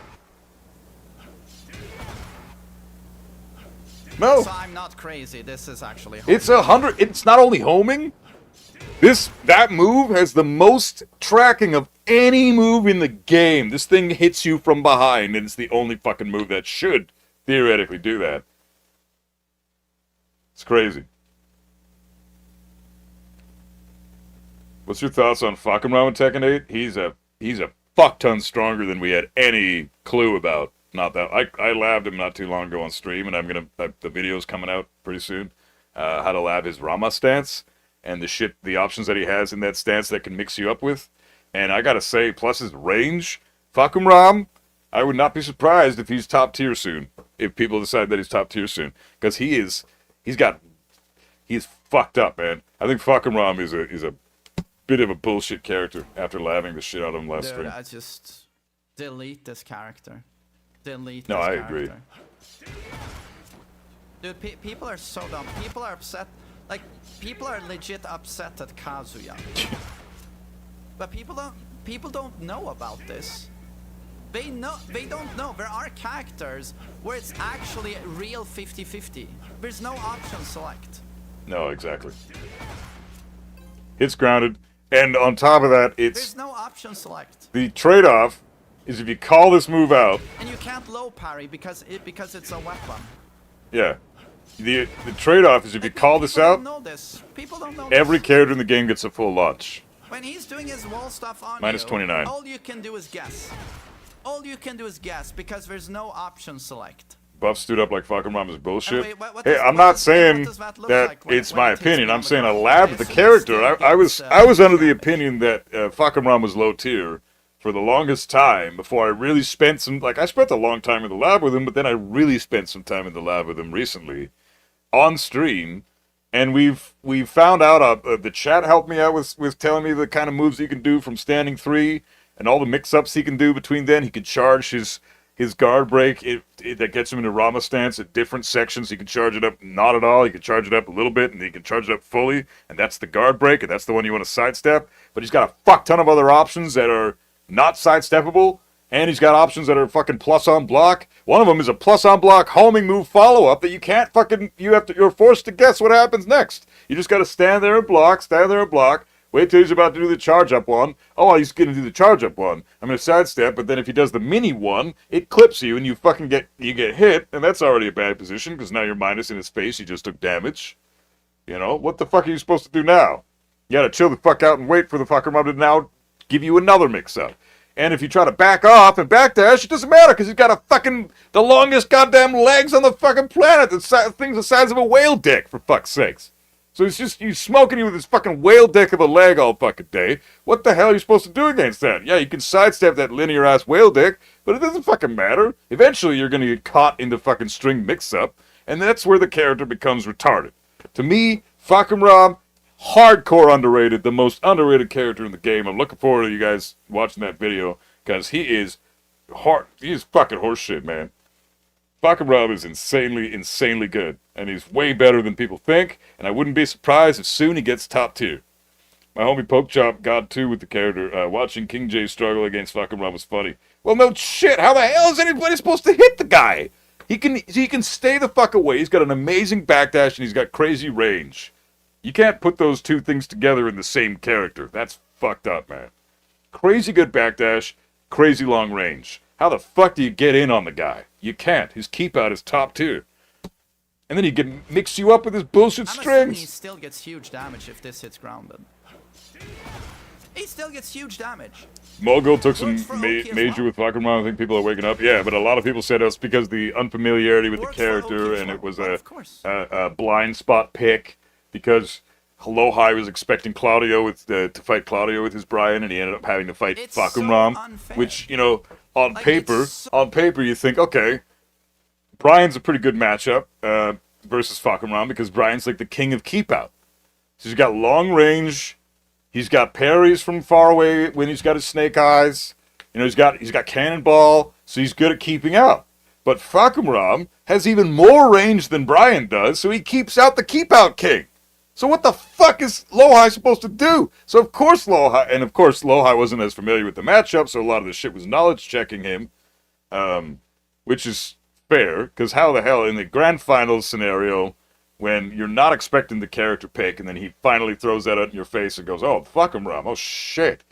Well, I guess I'm fucked then. I'm fucked then, Rom." Fuck, like that's the only thing I would say in my head. I don't know what the fuck I'm doing. I need like an hour or something to get familiar with this character again, because I haven't seen the damn thing in forever. So, Kazuya's broken because 442 twin pistons and electric. Fucking yeah, Kazuya's broken. Broken as in can't play this fucking game. So unfair. Fucking Rob sidestep is pretty good. It's not bottom tier. It's like a mid tier sidestep. It's still better than Is a this lot of also characters. homing or no? Sidewalk left that shit. Yeah, so when he's in lie This stance, just tracks a ton. Okay. you want It to just tracks a sidewalk ton. left, but even then, that move is +4 on block, and it has quite a bit of tracking. Like, it just makes me laugh. People are upset at Kazuya, but they don't know this character exists, and they don't know Lydia exists. because they never have to play against these characters, so they don't know. They don't know. Lydia, I got the Lydia But video this coming out exists tomorrow in the too, game. so that'll be helpful for a lot of people. Yes, infinite wall travel puts you on the wall, and then it's just 50-50, nothing you can do about it. Nothing Well, you Spain, can do yeah, you're about right. You have to slightly change the combos out because the hitbox is I weird. just hate, sometimes I hate this game. I just hate this game sometimes. The tools other characters are allowed to have. Yeah, I hate it. I hate it. yeah. I'm the same. I agree 100%. This is why I walked away from this game, man. Now, I had to take a, like, real talk for a minute. I took a financial fucking nosedive with my YouTube channel, dropping Tekken for as long as I have now, because I had to decide what's better for my existence. Is it my sanity, or is it a little bit extra money every month?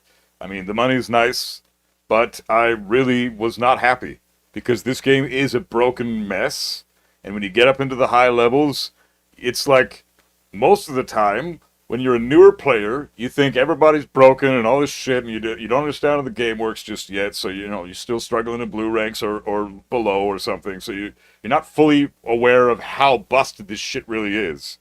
And then you spend time, okay, you know what? Fuck it. I'm going to take the time, and I'm going to take these characters that drive me nuts, I'm going to bring them to the lab, and I'm going to figure out how to beat this shit. And if I do that, I should develop a better sense of what I'm doing. I shouldn't worry so much when I'm losing to this character, because at least I know how to circumvent their offense if they do the specific thing that I've now labbed a million times. And I should understand a little bit more about how broken this game really is. Is it actually as broken as people say it is? Or is it just a lot of people talking shit? And then the more you lab, the more you realize it's a bit of both. This game is a busted, horrible piece of shit. There are a lot of people inflating that garbage. Like the morons that say stuff like Deviljin and Kazuya are broken are obviously struggling to fight those characters and don't have a clue what the fuck they're doing and don't understand matchup knowledge at all. So there are moments like that. And then there are characters like Victor, as we just saw, who get away with a fuck ton. And what I would call that is character privilege. There are 25 plus characters in this game, 30 something characters I'd say. You know what, fuck it. 30 something characters. Out of the 39 that are currently in the game, there are currently over 30 characters that are privileged as fuck and absolutely belong in Tekken 8. There is like 5-6 characters tops that are reasonable and fair and are not that big of a nightmare to fight against once you understand how to fight them. There's a handful. So the amount of bloat, of nonsense, broken, privileged bullshit is 10 times that of the amount of reasonable counterplay and reasonable characters. And of those 30-something characters that we just talked about, there's a good 15 to 18 of those that are the most broken nonsense characters we have ever seen in Tekken, besides maybe Tekken 5 Steve.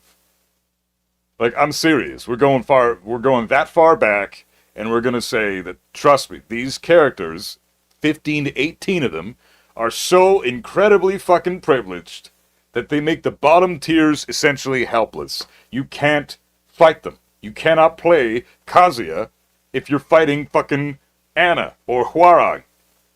You can't fucking do it. It's crazy, man. Like, so, like, and if you're playing even Deviljin, who's, I would say, right there with Kazuya eating the same shit sandwich, he's still got his gimmicks that bring him up to like he's got shackles still. That's still a Tekken 8 move, right? I can't think of anything that Kazuya has that's Tekken 8 related. I can't think of anything. He's the least privileged character in the game, and on top of that, he requires so much work from the player, which is something I've always loved about the character. But when I'm working 10 times harder than everybody else, playing my character, and they're working 10 times less hard than I am playing their character, and their character is twice as busted as my character, Maybe Devil Stomp? Yeah, but even then, it's minus 19 on block. So if somebody blocks that, which they're going to be looking for you, they're going to be wanting to duck you in heat a lot of the time, because you got Devil Stomp, his Heat Smash, and his Health Sweep to worry about when Kazuya's in heat. So there's many big reasons to duck Kazuya in heat. There's also reasons to stand guard, but there's a lot of reasons to duck. So there's a good chance this is going to get blocked. And as soon as somebody blocks that Devil Stomp, Kazuya's dead. As soon as somebody blocks your Hell Sweep, Kazuya's dead. As soon as somebody blocks your Heat Smash, minus 14, one of the only Heat Smashes that's actually punishable on block, even though it is a low Heat Smash, which is a fair trade-off. But the fact that it's minus 14, I mean, that's scary for Kazuya. There's characters in the game that can launch that. So, Kazuya is extremely risky, doesn't have any gimmicks, is almost entirely player skill versus character bullshit. It's just the only thing that's making Kazuya get to the higher ranks is player skill. If you're a fucking Tekken God Supreme, God of Destruction, GOD1, GOD2 with Kazuya, you're probably a pretty damn good Kazuya player.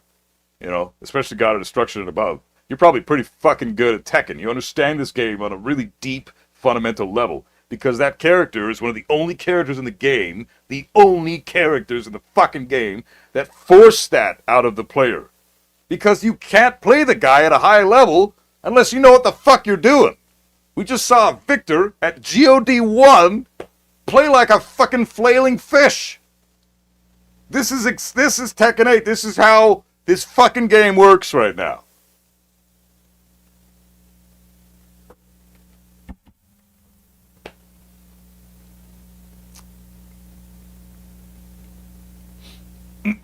It blows my fucking mind that people at all, anybody, is bitching about Kazuya. At all right now. How in the fuck? When you've got Keisuke, the best Kazuya in the world, who has dropped the character in tournaments now, because he's gone on record saying that the character's too hard and too inconsistent to pilot in a tournament. He's shit for a first to two environment, which is what ranked is, which is what tournaments are. Which is the worst scenario. Like, you can't play Kazuya in that environment in this fucking game. It doesn't work. It barely worked in Tekken 7 when it was much more feasible for people to play Kazuya in tournaments. It barely worked in that sense because he was still weak as shit in that game. In this game, you can easily argue, because of all the evidence we have over the last 2 years, nobody's winning with Kazuya online. If you're below Tekken God, you are in the bottom 3 loss rate of characters in the whole world right now. Kazuya is getting destroyed objectively. He's like the second shittiest win rate in the whole fucking world, with Steve and Arena eating the same shit sandwich. You got fucking nobody representing Kazuya in tournament in any major at all for the last 2 fucking years, except for Keisuke, who's, you can't even say that about anymore because he's dropped the character. So you've got nothing. If anybody's bitching about Kazuya, you're fucking stupid. I have I have no respect for that opinion whatsoever. It's just a garbage opinion coming from somebody who has no fucking clue what they're talking about. And when it comes to the character of Kazuya, and obviously clearly doesn't main the guy, because you'd very much understand why he's a fucking shit character, bottom tier. You can argue easily that he's the worst character in the game. I would say there's a good chance he's even weaker than Deviljin, because at least Deviljin has some Tekken 8 shit with Shackle. He can hit you from 20 meters away at plus 11 on block and then force a mix-up, which is a genuine mix-up now, because he's got the high unblockable from it now. So at least he's got that. Kazuya, what does he have? He has to play Tekken to get in. There's no other character in the game I can think of that has that fucking concept about him. Everybody else has some semblance of bullshit that they were given in Tekken 8. Kazuya got nothing like that. That's why nobody plays the guy in tournaments, and he's getting destroyed online at all fucking ranks all over the world. So there's no fucking argument to be made, and I hate fucking idiots who disagree with that shit, because you're literally disagreeing with objective facts that we could verify with hard evidence. It's just a fucking nonsense opinion. Who's Keisuke going to compete with now? I think he wanted to go with, he mentioned Reina, but my money's on Heihachi. But I think Reina, because it suits his playstyle a little more. She's a bit more defensive than Heihachi, and he's a very defensive player, so Most Kazumians are switching to Heihachi or Jin. Yeah, it's so sad, man. It's so sad. Jin especially. I fucking hate seeing Kazuya players go to Jin. That's like fucking. It's like turning to the dark side, man. It's like you were supposed to avenge the Force, not shrouded in darkness. Or you were supposed to bring light to the Force. Whatever the fucking saying is. I'm too pissed to think about it right now. That's fucking what. That's how it feels. Watching a Kazuya player go to fucking Jin. Almost the whole cast has some bullshit. Problem is when the bullshit becomes a core part of their identity, at that point skill expression is kind of gone. Why would you play fundamentals when the bullshit yields better results?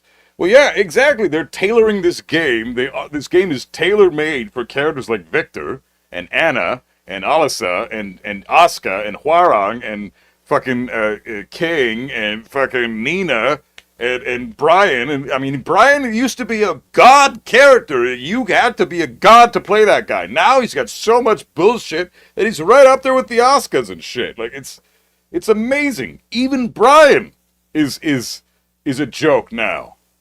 Why is it that every fucking time some cool shit comes out, new Tekken, you pick up Kazuya and you realize that he's always bottom tier. The last time he was top tier was Tag 2.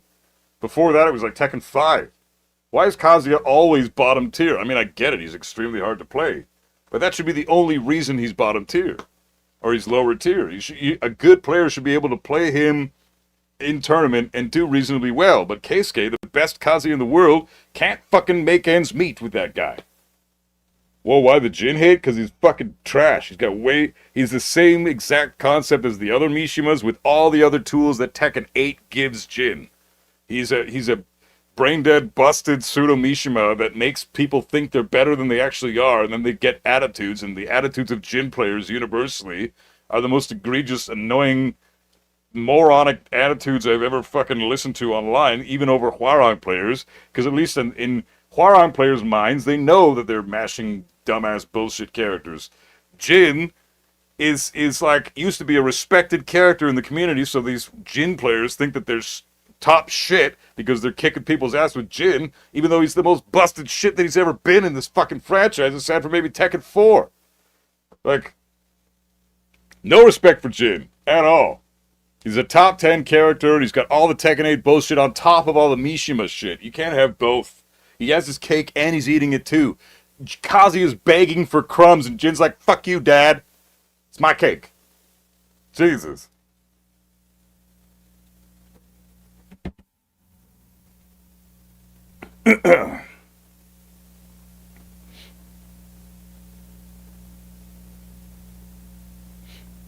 Yeah, Liar, exactly. Well said, man.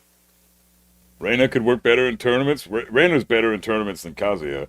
But honestly, if you're a Mishima player and you want to fucking play a character in tournaments, I would say, I can't agree with you there. It's not about agreeing, man. You don't have to agree. I'm stating a fact. I'm saying that the sun is hot, right? And now you're saying, I'm sorry, I can't agree with you there. But that's fine. Your opinion. You're allowed to be wrong. You're wrong. You are wrong. Jin is bullshit. He is 100% exactly what this game has a problem, is why this game has a problem. Kazuya is helpless against Jin. Kazuya really is a useless character to try to fight against Jin with. You can't. Jin has everything to shut down Kazuya, and the Kazuya only has the player's own skill. So the player playing Jin can be half as good as the Kazuya and still dominate the Kazuya 20-10 every fucking time. There are more problematic characters in Season 2. That's not my argument. That's not the argument. I'm saying that Jin is completely horrible bullshit that's tailor-made for Tekken 8. I never said he was the best character in the game. I never said he was top 10. Well, I mean, he could be easily top 10. But, I'm not saying that Jin is the most egregious thing in the game. I'm saying compared to what he used to be, a respected, high skill, very, very, tons of skill expression involved in that character. You had to master the character's move list. Now you can boil them down to like 20 moves tops, and they're the most busted shit in the fucking game. He still has the best heat smash overall. Like, there's no heat smash in the game better than Jin's. Jin's is number one overall. Like, you can't even argue that. It's a 15 frame while splatting heat smash that tracks the sidestep right. Tracks the sidestep left, which is Jin's weak side, or Jin's good side, so you don't really want to step him left anyways. But it tracks the sidestep left. It's a wall splatting heat smash for a full combo after. You get like 90 damage for landing a heat smash that's only 15 frames fast. So you can literally punish a minus 15 frame move on block with a fucking heat smash that wall splats into 90 damage. And, just to top it all off, it wall splats from further away than any other wall splatting heat smash in the game. How in the fuck is that fair? That he gets that. And he's got his 3-frame parry that parries everything, including weapons. And he's got his electric, which is better than everybody else's electric because the pushback is close. Jin stays closer to the opponent when he lands the damn thing on block. So those plus 5 frames that you don't really care about with Kazuya, because when he electric and you're plus 5 on block with Kazuya, it doesn't fucking matter because they're so far away after the block that it resets the neutral. So it's not even really plus 5 on block unless they're against the wall. Jin is always plus 5 on block when he does the electric. Because he's fucking, for some reason, he doesn't have as much pushback. So he gets to capitalize on those plus 5. On top of that, they made his jab better. So he's got a longer range jab now and a longer range down forward 1. He used to have range issues back in the day. Now he doesn't even have that. Now he's just nothing to fucking worry about. Now you can just mash that shit any time you want. It's going to hit. Even if it's blocked, it's still going to hit. Man, fuck. I don't want to add fuel to the fire, but don't you think Jin and Kazuya are basically the same character, same archetype, many similar moves? No, absolutely fucking not. They're not the same character. Jin can poke. Jin has incredible fucking panic tools. Jin has a heat smash that, like I said, wall splats. Kazuya doesn't have any of that shit. Kazuya can't poke. Kazuya doesn't have any fucking evasive, naturally evasive tools. And his heat smash is arguably the worst one in the game. You can argue with all the other low heat smashes that are all shit. Right? So, no, Jin is not even remotely the same character. Zen Cancel has been removed in Tekken 8 as far as I know, or at least heavily nerfed. Zen Cancel? No, it's still the same. They've also made it so he's got extra moves out of Zen now. That fucking dive kick is plus on block, heavily evasive. It's a pressure tool that Jin players have to use, and they do, and they use it. It's such a bullshit fucking... They're not even in the same ballpark. Kazuya's Hell Sweep wall splats too? No, only in certain angles. If the wall is to your left and Kazuya's right, then the Hell Sweep can wall splat, depending on how you place it. But a lot of the time, it doesn't. Most of the time, it doesn't. If you're facing your opponent is facing the wall, if the wall's on their back, and you're the Kazuya facing them, and you Hell Sweep and you knock them into the wall, it doesn't wall splat.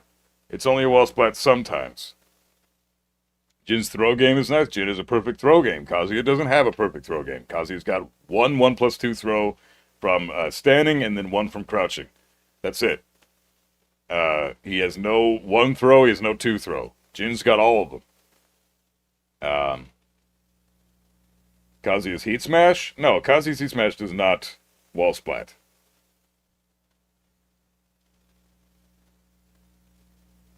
No, it doesn't wall splat, man. Kazuya's Heat Smash does not wall splat. No. Kazuya's Heat Smash wall breaks, just like every other Heat Smash in the game. But then wall break is shittier because wall break, the scaling is much, much higher on a wall break than it is on a wall splat. And so the reason for that is because you usually get a bigger combo from a wall break than you would from a wall splat. But even then, if you take them to the wall, by the time you finish the combo and take them to the wall, which again, Kazuya's wall carry is not very good compared to everybody else's in this game. He's got very shit wall carry, all things considered. Only Heat Smash that doesn't wall splat is ironically Victor's. No. What are you talking about? No. What? Where are you getting this wrong information? Come on, man. You're spreading... This is not... Nothing you're saying here is accurate.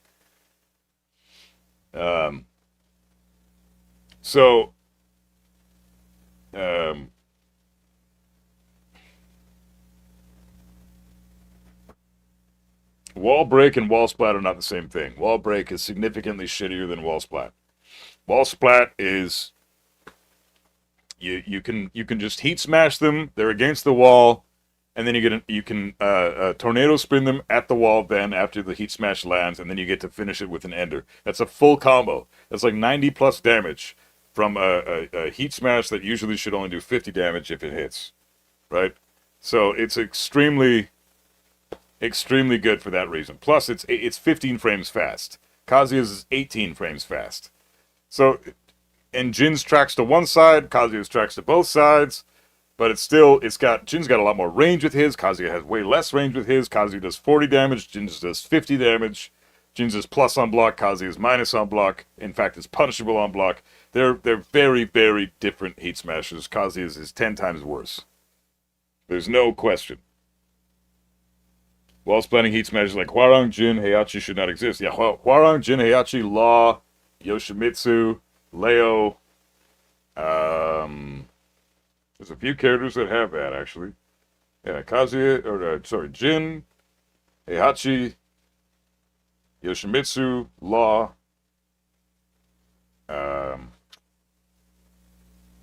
Hwarang, Leo. Is that it? I thought there was one more.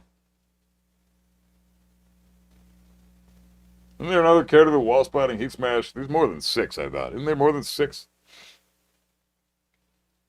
Regardless, it shouldn't exist. It's not a mechanic that needs to be in the game. It's so stupid. It's just an extra added privilege that those characters have that other characters don't. And I know that there's supposed to be things that differentiate characters between one another. But that's character identity specific stuff. This is system oriented. Wall splatting heat smash is a system mechanic. That's something that involves the entire cast, because we all have heat smashes. So for one heat smash to be objectively 1,000 times better than the other heat smash, that's just... there's no justification there. They need to be a lot more in line with each other for it to be reasonable. Some heat smashes should track more than others, right? Some heat smashes should hit low and others should hit mid. That's fine. Some heat smashes should be minus on block, like Anna's, and some should be plus on block, like pretty much everybody else's, right? Mix it up with that kind of identity, but giving a heat smash an added property of just making it do 100-something damage every time you land it is really unfair to everybody else. It's like, why pick a character that doesn't have a wall-splitting heat smash when those exist?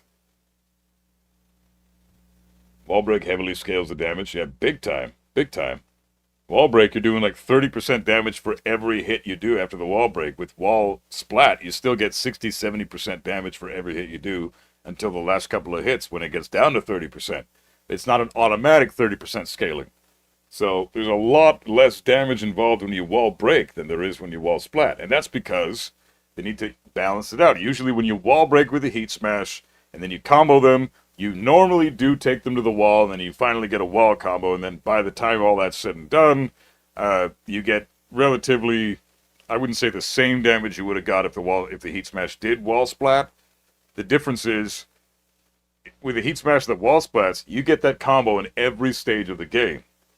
With a heat smash that wall breaks, it's only stage-specific wall combos, and they're never really as good as the ones that wall splat. So there's no real argument to be made. No heat smash should wall splat and give a full combo. It's just unfair to the majority of the cast.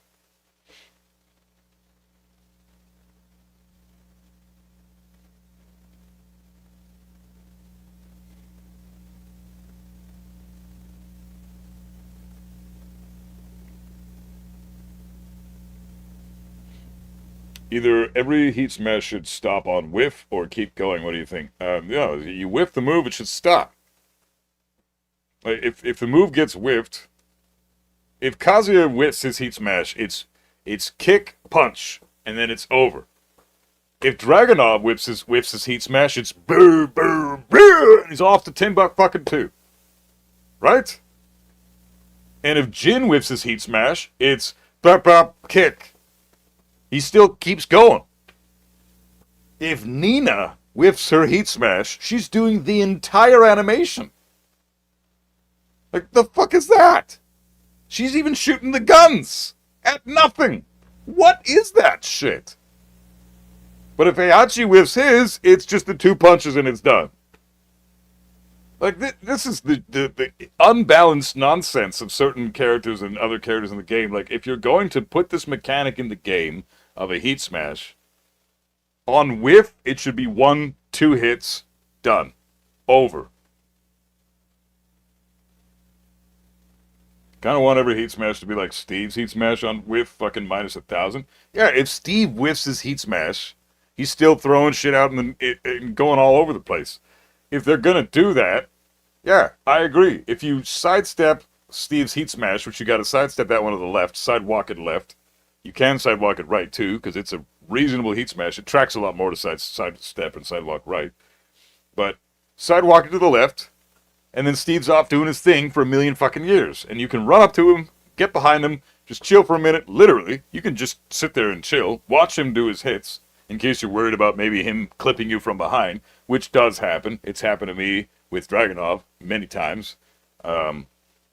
I'd go to punish Dragunov's heat smash after sidestepping it left, and then he'd fucking hit me with the 3rd hit from behind against the wall, and he's the one punching the wall. I'm behind him ready to take my punish, and his 3rd hit will reach from behind him and smoke me in the face as I go to get my punish. It is fucking absurd.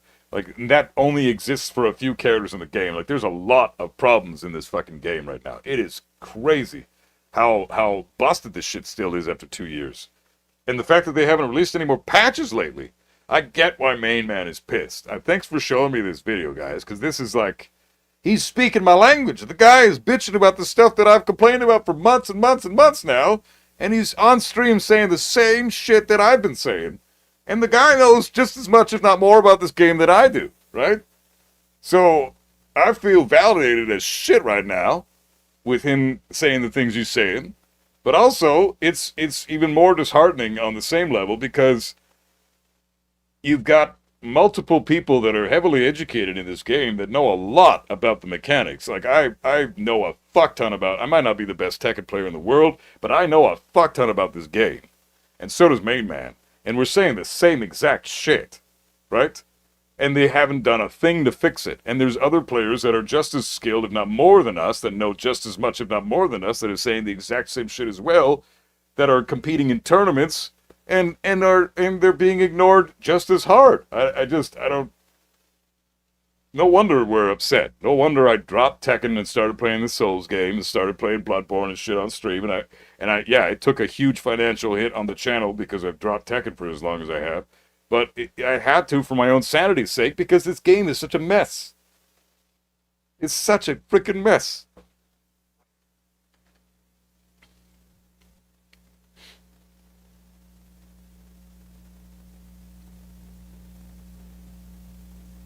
No, we weren't promised a balance patch. They straight up said we're not getting anything for 6 months. So, which is unreal. I mean, you're trying to tailor, what was their excuse? What was their reason for that? Not excuse. I mean, I guess reason, excuse, same thing. Their reason for not giving us a balance patch when Armor King dropped was that they don't want to disrupt the competitive integrity of the tournament session going on right now. There's too many tournaments going on, and we don't want to disrupt that because if we drop a balance patch in between 2 big tournaments, there's going to be such an influx of different properties that are now introduced because this new patch has adjusted so many things. But that's what we fucking need. Even the tournament players that are winning events and making millions from this game are saying the same shit. They don't care if there's a balance patch in between big tournaments. Please, give us that. We don't want to play this trash. But we have to, because I got to put food on my table for the wife and kids, you know? Like, that's the shit that they're saying. So, can we please make it so I don't want to actually, like, smack my head against the wall every time I play this fucking game, at least? Like, damn, I feel for those guys. I really do. Like, this is their bread and butter. This is how they fucking feed their families. And they're just eating shit all day because the people just won't fucking do what their job is. To fix this shit.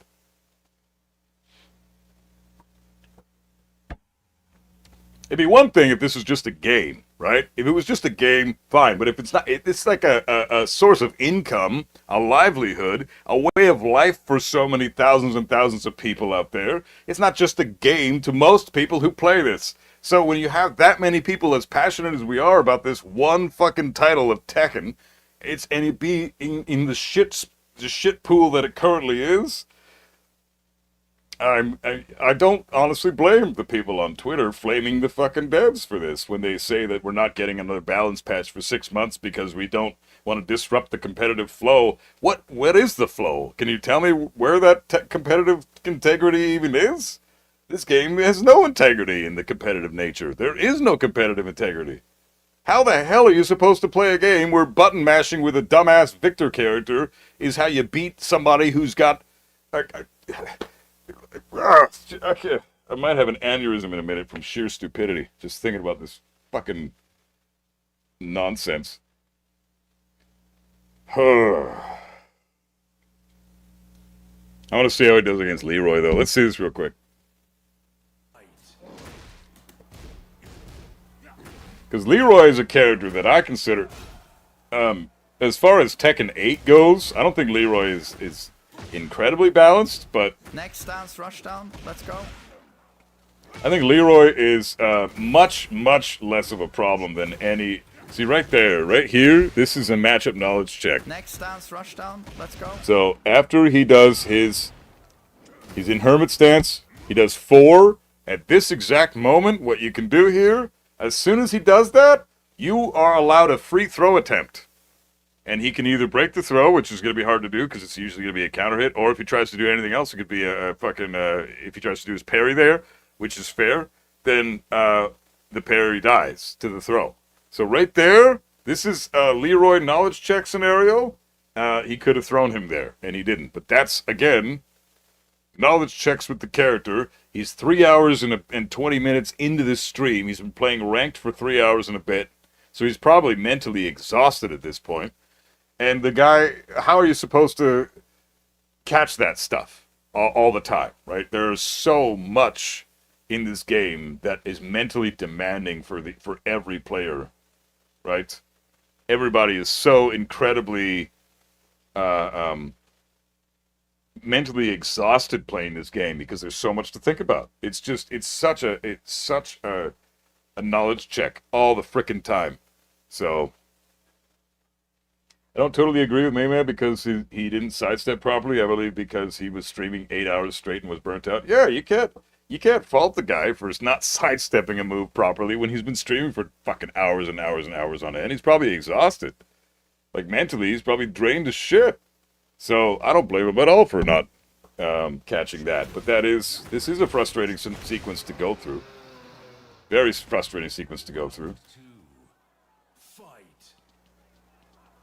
I play with God 1 Victors, you can actually sidestep him.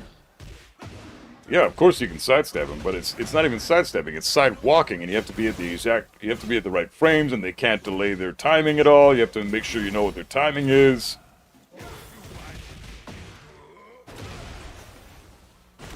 Damn.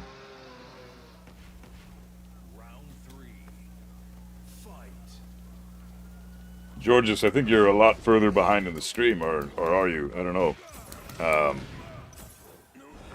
On that specific low, like the low from Lie, no, you can't sidestep the 2 swords on the ground. That's a fucking 360 move. It's like the most tracking move in the whole game. To the game?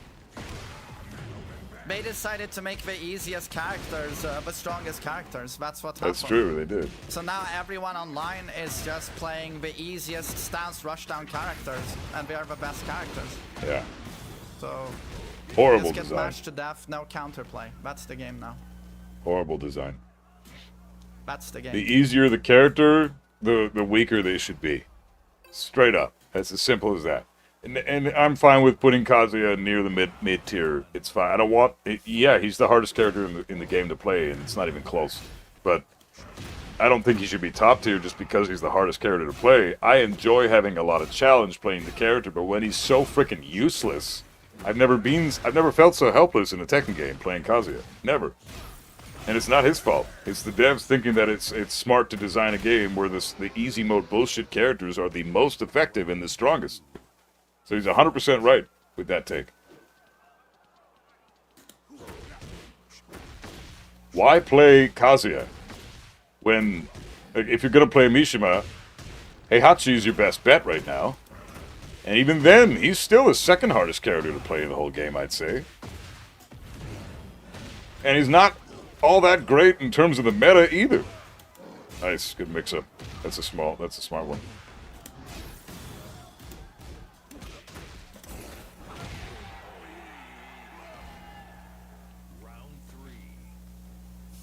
Henry, I can do an hour of ranked tops and you call it a day. Legit, I set a time limit on how long I play ranked. That's smart, man. I should start doing that. Maybe 1-2 hours of ranked tops. Something's wrong with you. I'd see a doctor. You might have no testosterone in your body. Legit, I mean that. Go see a doctor. Leroy is tricky as hell, though. And I'm done. Yeah, well played. Well played. Homing, how sweet.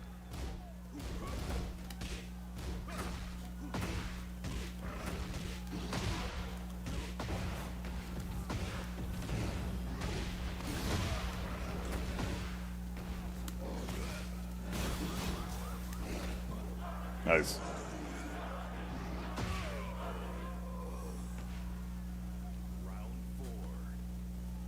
I feel so bad for Kudons when he plays Tekken 8. Dude tries so hard compared to people like Tibetano with Asuka who insert any Claudio player. Yeah, it's crazy, man.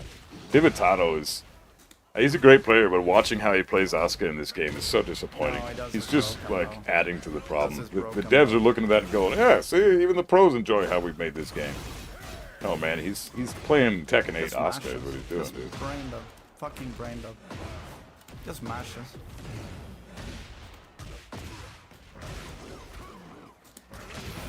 Just mashes. Just fucking mashes. Just orbital. Just orbital. I knew, even before he did that, I know he's gonna throw a brain dead orbital.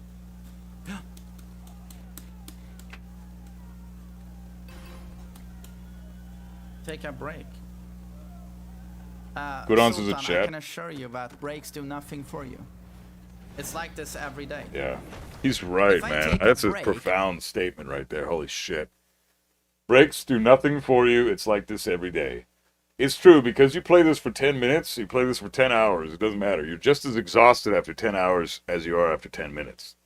Because that's the mental drain this game requires now. It's like, the hardest thing I used to ever play was chess. And now it's Tekken. It's just mind-blowing. And I mean mentally, like draining my brain mentally when going through all the chess patterns and remembering like fucking, you know, the King's Gambit, the Queen's Gambit, the Italian attack, all this shit.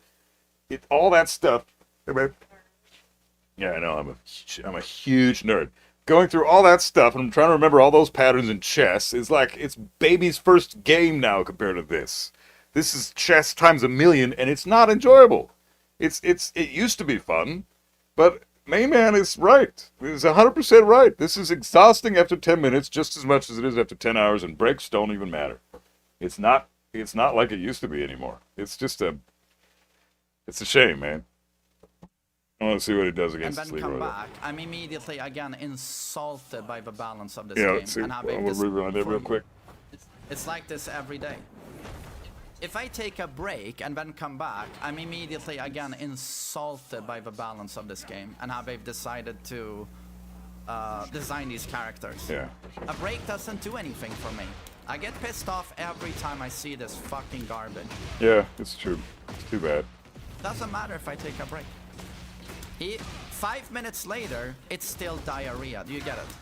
It's like staring into a toilet. You can walk away from a toilet for 5 minutes, you come back, still diarrhea. You get it? Still diarrhea. It's so true. Fuck this game, dude. Now, certain people like diarrhea. I'm not a fan. I don't eat diarrhea. If I liked eating diarrhea, I'd probably love playing ranked. Do you get it?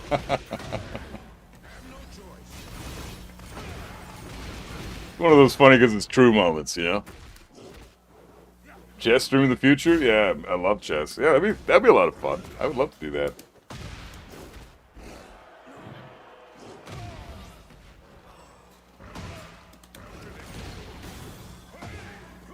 Yeah, Lydia in the heat is pretty bad.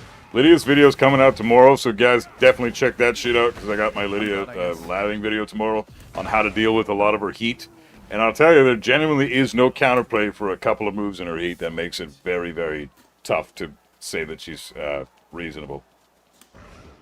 She's pretty reasonable until she's in heat and does those moves, and then it's just, okay, fuck this character.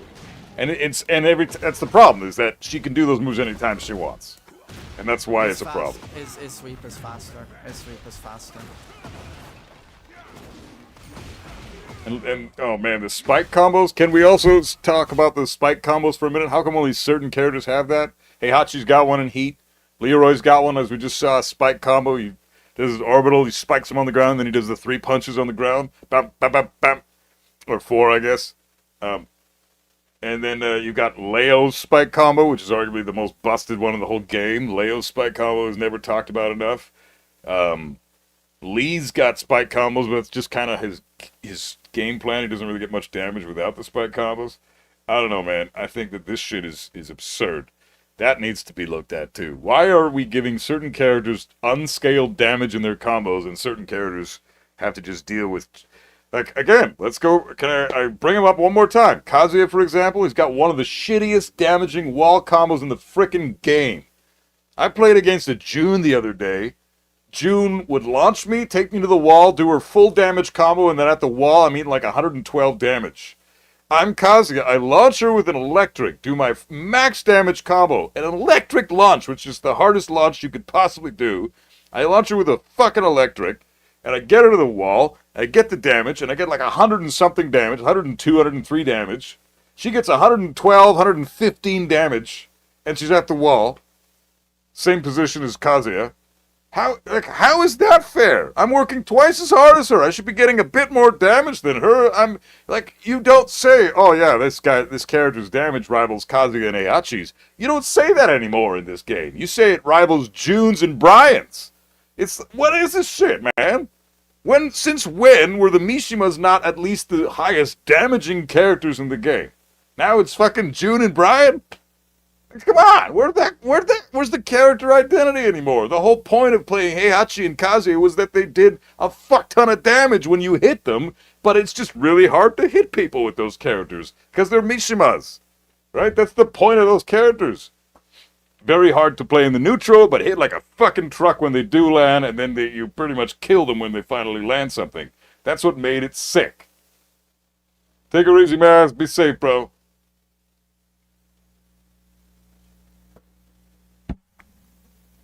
June wall damage is 90 plus? Dude, I see her go over 115 on a regular basis, man. Over 115 easily, every time. And that's without the install, which adds more damage. So she's like 120 plus at the wall. It's crazy, man. It is crazy.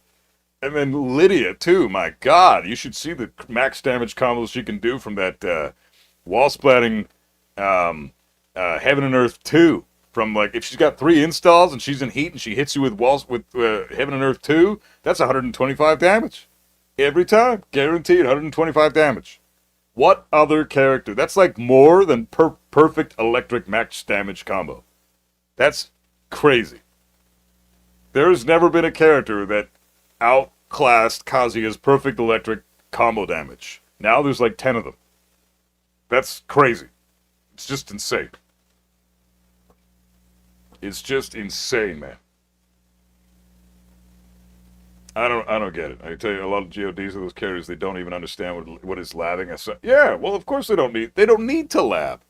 A strong defense is a good offense, and that's what the fucking game is now. It's all offense. There's no defense anymore. You don't need to learn defense, so why bother labbing anything? I don't need to lab if my opponent's character never gets a turn. And now he's dead. He's dead. Crazy shit, man. Just crazy. I don't get it.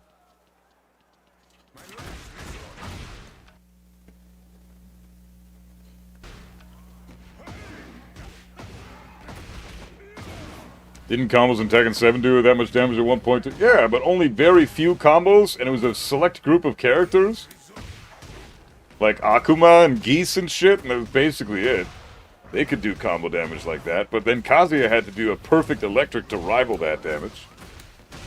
And Heihachi got that damage consistently, but that's, again, Heihachi's character as a character, he has garbage lows, so you never duck the character. You can sidestep him quite easily.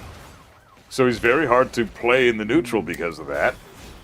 But if you do land an electric with an Heihachi, they're eating 100+ damage easily every time, which is more than fair. You can barely play the guy in the neutral, and then he fucking kills you when he gets finally gets a hit. It's safe, though. Yeah, this shit right here, that low, man. Down back 3. Oh no, that's back 4. It's safe, though. Is that safe? I don't think that's safe. That's minus 13. Down back 3 is the safe low, not back 4. Oh, fuck this guy.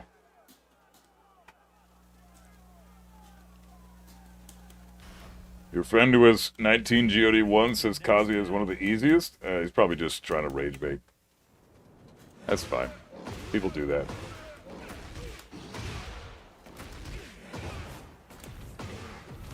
What does blind pick mean in tournaments? Isn't that just a random pick?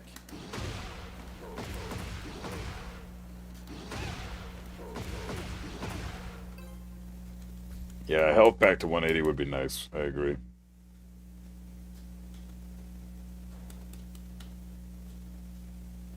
Get ready for the next battle. Oh, Gnash plays Claudio as well. Does he only play meta characters? I guess so.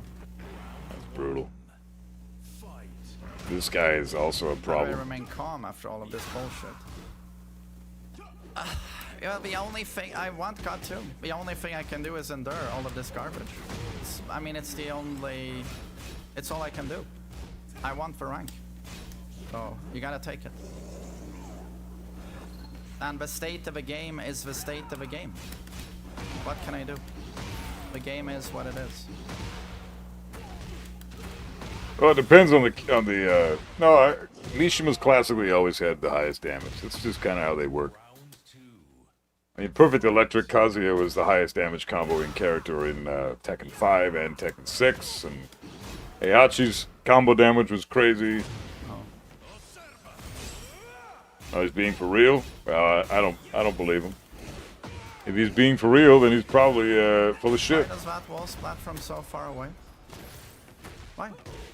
People can say stuff all they want all day. It doesn't change what facts are, man. You can tell me that the sun is cold to my face. I don't care what your opinion is. Because I know for myself, for a fact, as a matter of fact, in reality, the sun is not fucking cold. The sun is hot. So, I don't care what your opinion is if you think it's cold. Water makes things wet. I don't care if you think water makes things dry. It doesn't matter what your opinion is. You're wrong. Water does not dry things off. It makes things wet.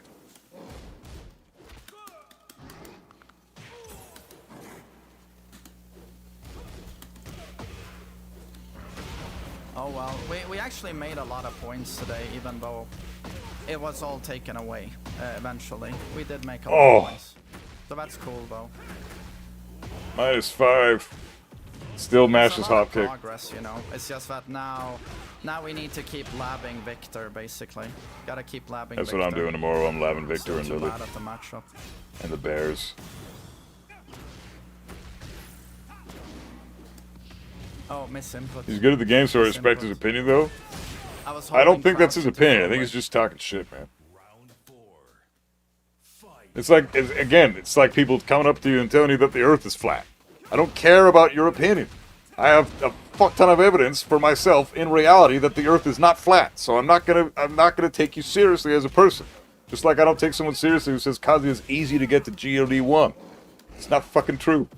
Just because it might be easy for you, I guarantee you, the more GOD1s you have, the easier it's going to be for you to rank up with GOD1 the next time you do it, and the next time you do it, and the next time you do it. So the 19th time you fucking do it, it's probably pretty easy.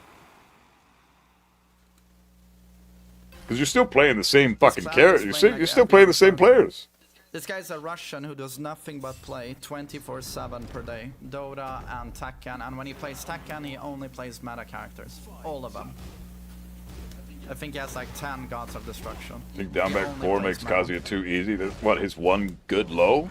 That's And I'm 20 sure when he frames plays fast, meta, and you it's get meta. interrupted all the time? Yeah, it's a great move. Doesn't crush anything? It's got good tracking though, that's good at least. still be sidewalk left though, which just like every fucking man, that move never gets blocked. No. Down forward 2 with Claudio, that shit never gets punished. Never. Not even the best players in the world punish that shit. No, I fucked up. Round 2. Fight. Yeah, this is cool. Yeah, so well, anyway, so we'll finish this match and then probably stop watching his shit here because I don't want to be a mooch. But the funny thing is, though, once I have God 2, it's gonna be so funny because you know all of these people are miserable. You just know they're miserable. Yeah. And then you just step out of ranked once you've done it, and you just leave these people with one another. And they can just enjoy each other's company. Hey, Latino Will, what's up, bro? To that day. How's the I day have going? God 2, and then you just step away. And you leave these people with one another. Nice duck, no punish. He's tired.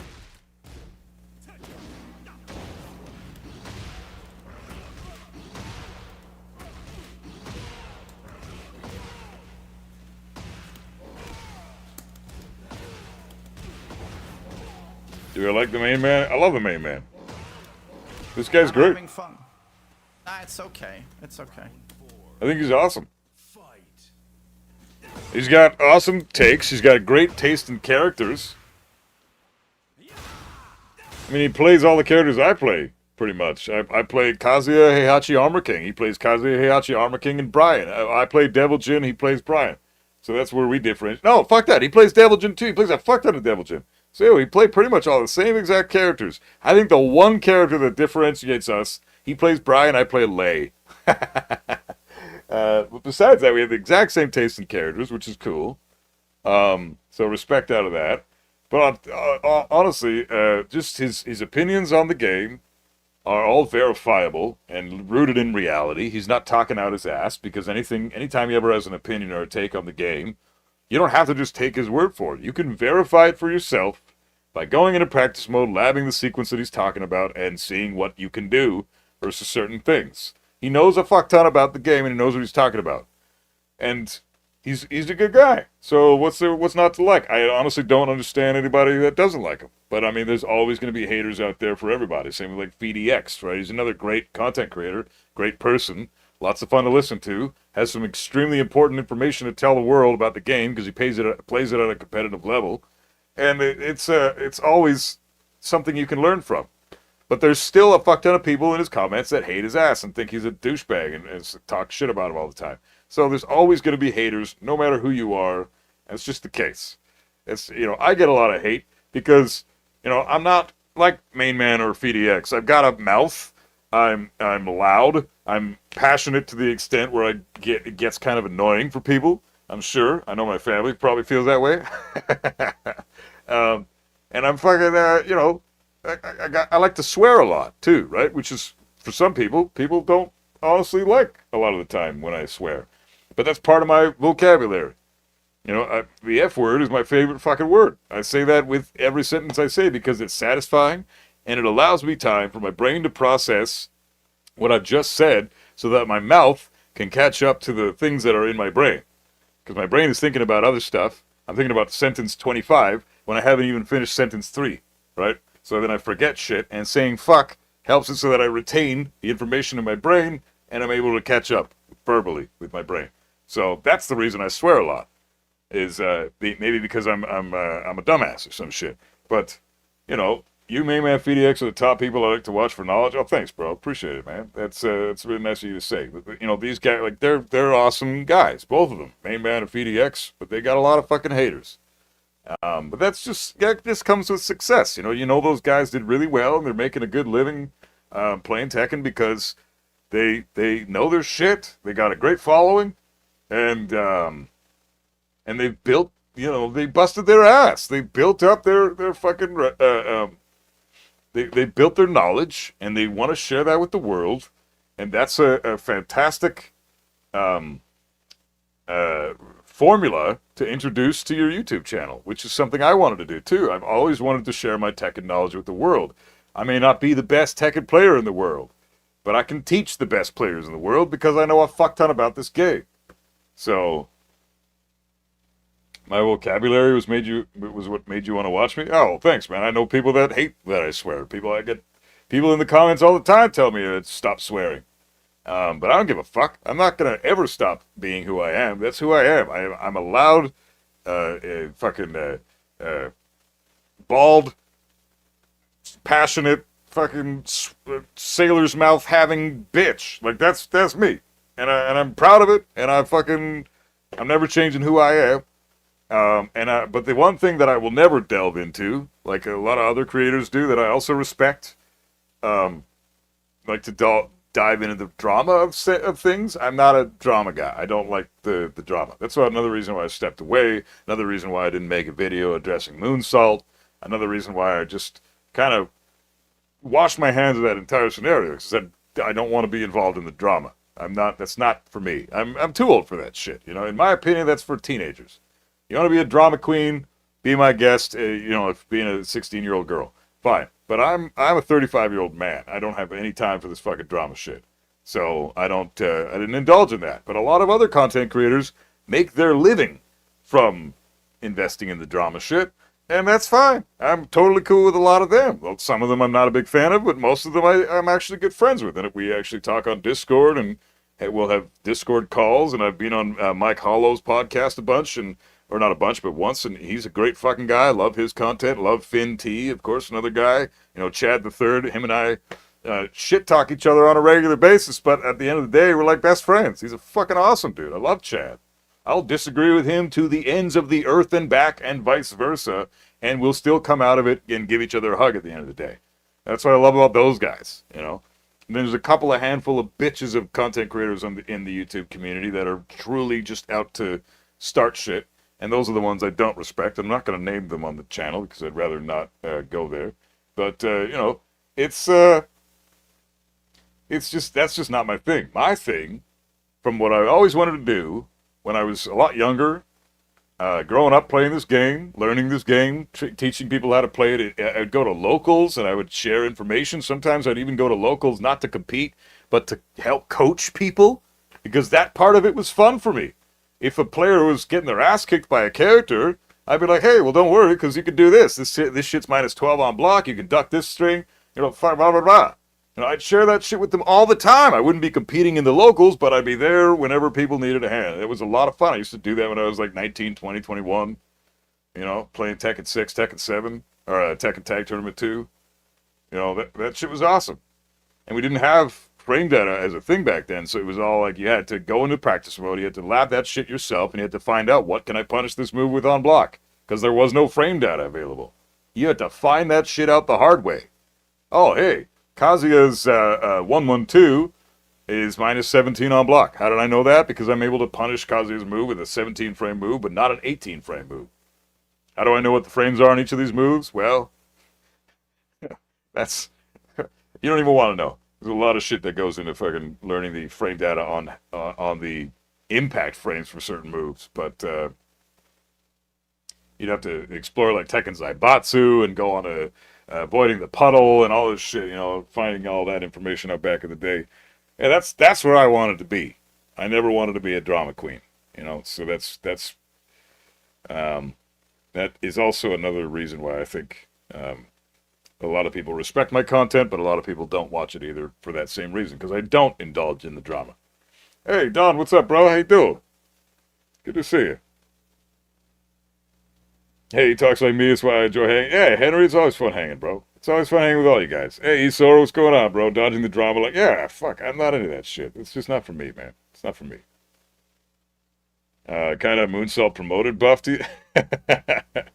I listened on Mike Hollow Moonsault bitching about buffs, so I went to see Buff stream, and he plays Dark Souls 1. I'm like, okay, that's fun. So wait, so Moonsault was bitching about me on Mike Hollow stream? What was he bitching about? What did I say? Besides everything that's true. Like, come on, man. Whatever, it's fine. I don't know what the fuck you can't win with some of the people, right? So I say, fuck it, it's good, doesn't matter. I'm not here to bitch and complain to other players about other players. I'm here to play Tekken and bitch about Tekken.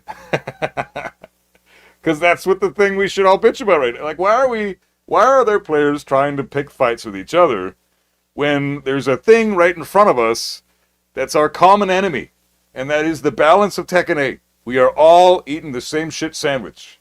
Why the hell are we trying to pick fights with each other when this is the problem? It's not each other. We're just humans existing in a world together trying to enjoy our favorite game as a big unit, right? So where is the animosity? Where's that derived from? Oh, probably the unbalanced horse shit that is Tekken 8, right? It's pissing everybody off. Because we've never experienced anything like this in 30 plus years of playing this franchise. I've never been so blown away by how busted this shit is. Super Shadow, what's up, bro? Oh, thanks, man. I appreciate it. Yeah, no hate to Moonsalt. I got nothing to say about him, one way or another. I don't care. It's just, a series of unfortunate events that transpired. We had my crash out, and then he had a crash out, and everybody has a crash out because fucking Tekken, right? We're all gonna crash out. So it doesn't mean we're bad people at the end of the day. Sometimes your passion overrules your reason. So you say things, and sometimes those things are a little bit misconstrued and maybe a little more aggressive or hardcore than you planned on them being. But it doesn't mean that you want to wake up in the morning and hope that they get hit by a bus that day, right? I don't have anything and any ill will towards anybody in this community. There's just some content creators that I adore and hold to a high level, like Main Man and FDX, and I really appreciate Anakin. I love the shit out of Anakin. I really appreciate Nee. I appreciate the shit out of Lowhigh. JDCR is a blast. All these guys are awesome fucking humans. And if I've even watched a shit ton of Frame Whisperer, who's a fantastic creator, no longer does Tekken, which is because this game is so busted that he walked away from it. So I totally understand where he came from there. But yeah, and all the other guys I mentioned, Chad, Mike Hollow, Finn, Blackheart, all those guys are awesome. They're really great fucking dudes. You got a handful of whatever dudes over here off to the side. And that's about it. That's all I got to say about them. I don't even want to mention names. If you ever had a crash out in Tekken, that means you play the game wrong. If you've never had a crash out, yeah, exactly. If you don't crash out on a regular basis playing this shit. Drama in Tekken community outside of the Coach Kazuma thing, honestly doesn't need a spotlight on it. It's a video game at the end of the day. Hey, if people are paying that guy for him to teach them Tekken, and he's making a living out of it, power to him. What's wrong with that? I don't see the issue. Hey, Danny, what's up, bro? You're buff. I'm now getting back in here from Thanksgiving festive. Oh, right on, man. Happy Thanksgiving again, dude. Did we beat Orphan? I beat the shit out of Bloodborne, man. It's done. The whole game is done. The whole game is done. It was awesome. It was fucking awesome. I'm looking forward to playing it again already. I'll probably play it a lot off stream now that I've beaten it once. Am I back on Tekken stream now? Yeah, starting tomorrow I'll be doing more Tekken stuff, and then we're just going to be laving stuff for the most part for a little while, up until one day I might do some quick matches or something, but we'll do laving and viewer matches and all that shit. I can do match reviews for people who want to start doing that again. Coaching. I'm not a coach, but I'm, that's like, some people call it coaching. I don't call it that myself. It's helping you out and reviewing your matches and giving you some tips. That's not coaching. That's just giving a couple of pointers to stuff that I know you're doing wrong. That's all that is. Yeah, Liar, of course I can give match reviews. No problem. Let's see. Thanks for also not saying the name. Still is technically allegedly still 100% confirmed, but looks cut and dry. Isoro, what do you mean, man? I missed that part. It is his money that is irrelevant. Most of the drama is justifiably on the Boke tutor. Oh yeah. See, that's the thing, man. Like I don't see the issue with somebody promoting their coaching skills and creating a financial, a monetary package and promoting that for the world to invest in, potentially. He's not demanding that you go to his channel and pay him money so that he can teach you Tekken. He's not demanding any of that shit. These are people going there of their own fruition, spending their own money that they want. They're allowed to do whatever the hell they want with. It's their money. And if the package is $500 for a year of constant training up until the point where you get to God of Destruction or whatever, and it works, who is anybody to criticize that? Would I do that? No, because I think it's personally distasteful. I don't mind charging people $5 for a match review here and there, because I think that's reasonable. But charging $500 for a package is a bit frickin' out of this world. But people are willing to pay it. You know, and if that's the case, then why not? Let the guy have his living. If that's what people want to do, and that's what he wants to have people do, and he's willing to put in the time and teach people the fucking game for that kind of money, I mean, shit, good for him. What's wrong with that? I don't see the issue. I never saw the issue with that. I don't understand. I mean, I made a joke in Mike Hollow's comment saying, well, I would never take any advice from an Asuka main. I want to progress mentally, not regress mentally. You know, like, that was just me being a bitch. That was me being a douche. I wasn't serious. But honestly, yeah, I am kind of serious. I would never want to learn anything from an Asuka main. Why the hell would I want to learn from an Asuka main when there's Kazuya, Jin, not Jin. Kazuya, Devil Jin, Heihachi, Brian, Lee players out there that are really fucking good at this game, Steve players, Reina players that are really, really, really, really good at this game that are fucking way the hell smarter than an Asuka main because they had to work a fuck ton harder to play the game than the Asuka player does. Right? So the Asuka player might know only half the shit that the fucking Lee player does, but the Lee player got to about the same rank. Because one character's horribly broken and one character's reasonably balanced. So it's you're forced to learn more about the game playing Lee than you are with Asuka. That's just how this game is working right now. And that's fine. But in that sense, why would I want to learn from the Asuka? Because I'm sure that most of the time, that Asuka player is going to be able to teach me about half as much as the Lee player will. Right? Because she doesn't require you to think, to play the character. I would love for you to review my matches when you do. Yeah, Latino will, no problem, man. That's just trashing Asuka. Yeah, exactly. It's trashing the character, not the person. Problem being falsifying frame data and interaction, but they could have just taken the lesson in a vacuum. When he was talking about his own character's frame data and he got it wrong, I mean, that's also a forgivable offense, right? Like, there's a lot of numbers in this game, and yes, fine. You should know your own character, but I'm sure that there are some frame data things in Kazuya's move list that I'm not aware of. I might, you know what? Honestly, I'm not sure what. I'm sure there are some moves out there that Kazuya has that I don't understand the frame data on, that I don't know the frame data on yet. I'm sure there is. I can't think of any right now because I do know that character really fucking well. But I'm sure there is something out there like maybe. Oh, the Twin Pistons while standing 1 without the 2. Just the 1. What is that on block? I think it's -5.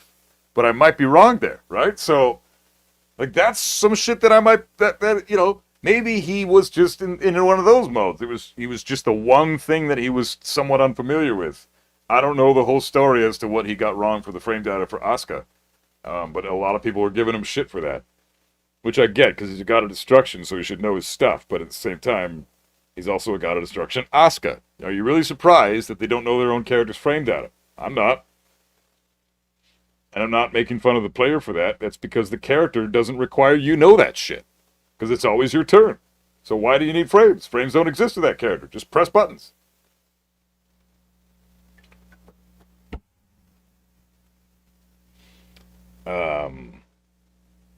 I'm not crashing out over a game that we all know is filled with bullshit. If that's your source of income, that makes sense, but Tekken isn't mine. Oh, that's good. That's probably smart for you then. Better than paying $500 for a boosted GOD account? I don't know about boosted. I mean, if you're still playing the game and not cheating and you're getting that rank, that's not boosting. That's just you being... You're either playing a horribly broken character or you're good at the game, or maybe both, you know? Maybe he is really good at the game. I've never seen any of his gameplay. I don't know anything about that guy. I've never even heard of that dude before everybody started blowing his name up on the internet. And guess what? All you're doing is giving him more press. People are going to see that, and the 2 or 3 Asuka mains are going to throw $500 at him and go, hey, teach how my Asuka can get to your Asuka's level. Oh, well, instead of pressing 2 buttons, now you got to press 3 buttons. 3? Is that what comes after 2? Oh, man. Thanks for teaching me that. Here's $500. Here's another $500. What comes after 3? Lord Asuka main? Like, that's basically what you've done, is you now promoted his channel to get to the Asuka mains to pay him more money. I'm technically an Asuka main. Oh, that's horrible, Isar. I'm sorry to hear that. My core fundamentals are not that bad. Season 1 start Asuka was very balanced. Yeah, she was back then. Now she's not, but she was. Curse Swordsman, what's up, man? The problem started because he made a bad faith video about No Forsaken's video on the mechanics of the game and how Tekken 8 is not Tekken, but he made numerous mistakes, and it seems like he's a genius. And made it seem like he's a genius? Okay, so I'm not aware of any of that stuff. I don't really watch the drama shit, so it's just not... That's not something I like learning the game. The other day, I watched... The last Tekken video I watched was somebody teaching the Lily matchup, because I got my ass kicked by a Lily player last night, so I'm like, fuck, I guess I really don't know that matchup. I'm getting wrecked by a bunch of shit. I'm not punishing anything. Like, what is going on? Apparently, I suck at that matchup. So, and it's not just because Lily kills Kazuya. There was a lot of me going on, rooted in why I got wrecked so fucking badly in that match. It's just, or in that whole set, I think it was like 20-1. The guy beat me 20 times, and I beat him once. That was one of my worst lows. And it was last night on offline. And I was feeling like complete and utter garbage in my own defense. I'm operating at 50% brain capacity fighting this crazy good Lily player. But still, even at 50% capacity, there was just a lot of stuff that I was watching on screen that was happening that I was not reacting to as I should be for someone who's supposed to know about this game, supposed to know stuff about this game. I am lacking in the Lily matchup, and I need to fix that. That is a matchup that I really suck at. And I learned that yesterday. And I'm grateful, because now I'm going to lab the shit out of her tomorrow on stream with you guys, and we're all going to learn shit together, and it's going to be great. I'm looking forward to it. Kazuya's up 2. What about it? Oh, for the frame data? That's another one I don't know, because it's just a bah. I think it's Kazuya's up 2 is minus... oh, shit, I don't know. Is it minus... I mean, it's Kazuya, so it's at least minus 6. Probably minus 5. Is it minus 5? There's an Asuka main player from Spain, and he looks decent and better than other Asuka players. Well, there's King Ray Jr. Is he better than him? Because he's pretty good.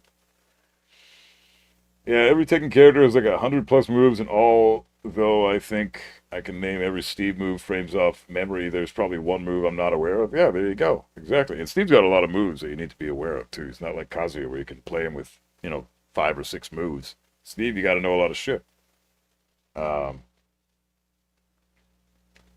Good defensive moves and easy to play and weak offense. That's how she's supposed to be. Yeah, that's how Asuka should be, and she's not. She's got perfect offense, perfect defense. Wasn't one thing, though? Also, it wasn't just frames. He was making up moves? That's weird. Yeah, I haven't watched that video, so I don't know. For me, the goal was to reach GOD with Kazuya in my weak side and then push GOD 1 with my main. Yeah. No, that's good, man. It's smart.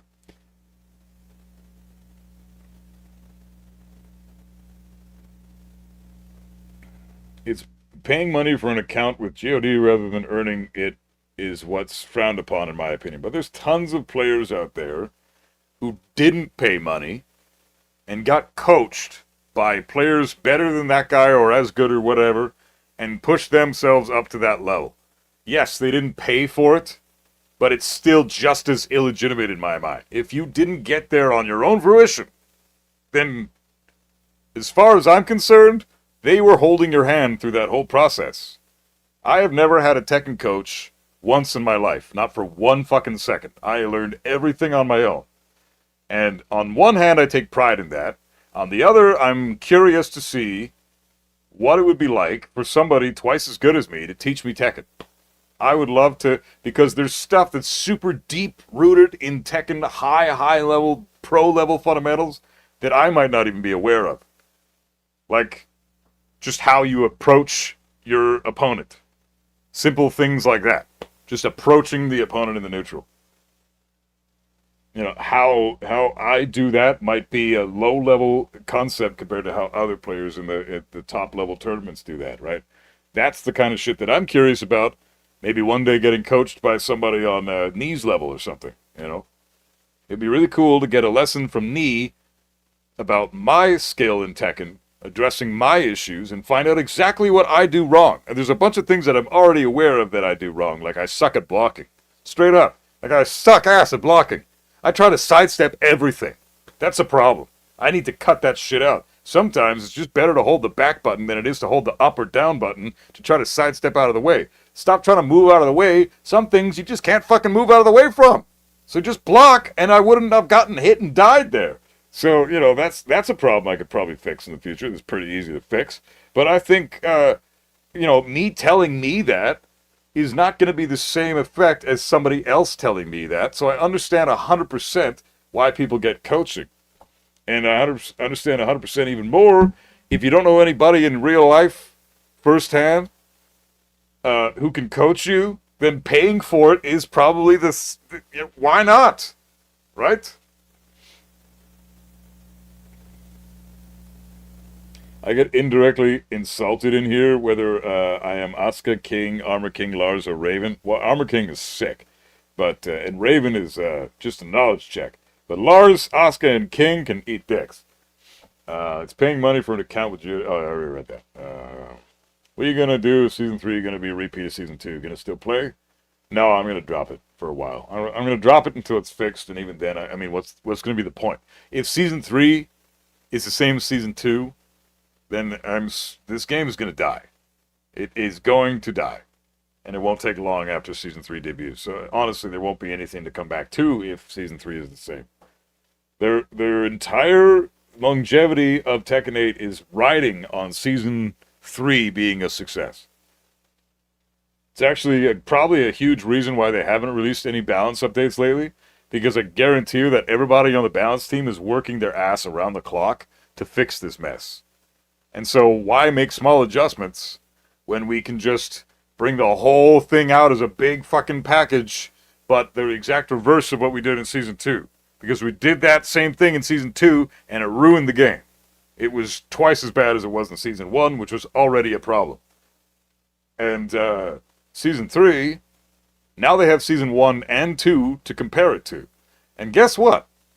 Classically, typically, past Tekken games, going down the line, took 2 years before they were able to be released on console in a semi-playable fashion with all the kinks and bugs worked out, to the point where people could actually play the game and experience it within reason.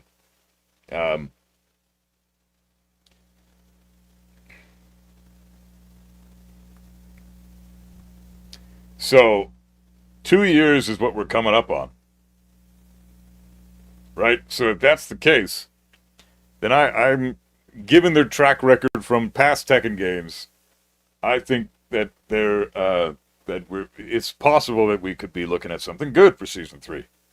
I'm not holding my breath, because I also was an advocate for Season 2, and holy fuck was I wrong.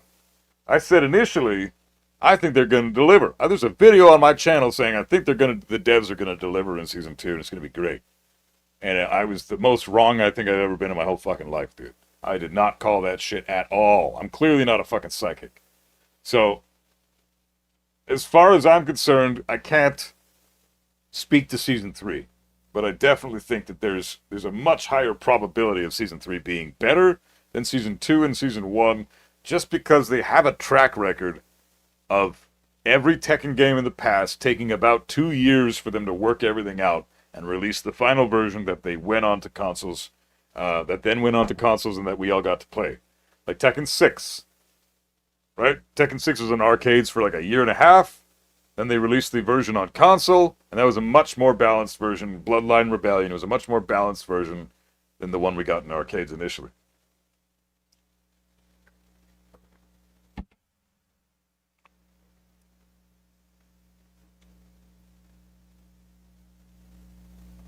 I was loud and wrong about Season 2? Oh, fuck yeah, I was. Hardcore incorrect. Clearly, I'm not on the balancing team. One thing that is great about Tekken is the community. I joined the Steve character Discord, and being with a bunch of Steve mains sharing and creating tech together is... Are you talking about the Discord Zaibatsu? I hate that place. I'm sure that the Steve Discord is... Well, you know what? It's better for people that don't have a face. You know what I mean? Like, I'm sure you have a face, Henry. But I'm talking about, like, if you put yourself online and make content, people are going to shit all over you. So I got shat on with every take I had in that Discord server. My opinions just... Nobody took them seriously, even though everything I said I was, like, presenting video evidence for and, you know, displaying why I think this, because this is a thing, and here's why I know this is a thing, and then I would show the thing in real time. And people would still shit on me and say I was wrong and a dumbass. And then I'd fucking start get threats and all this stuff, so I just said, fuck, I'm done with this place.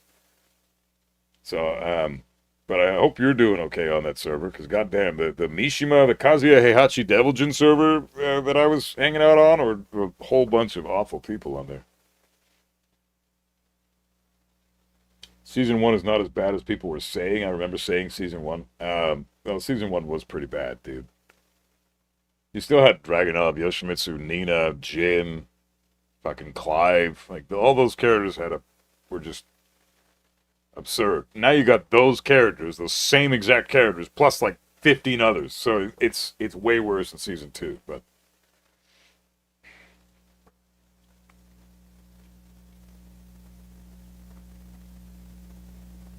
Dragunov was the only top tier I didn't like, because Nina at least had some execution and it was difficult to pilot. Yeah, but that's the thing.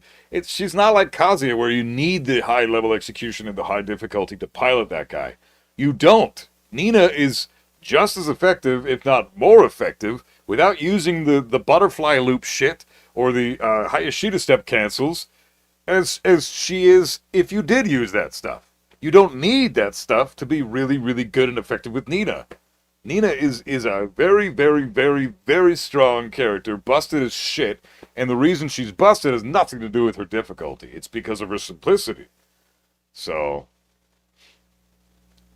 you're happy that you never joined Tekken Zaibatsu, liar? Yeah, you're better off, man. Those people are not. They're not helpful. All they do is talk shit and flame other players, and it's not a good environment.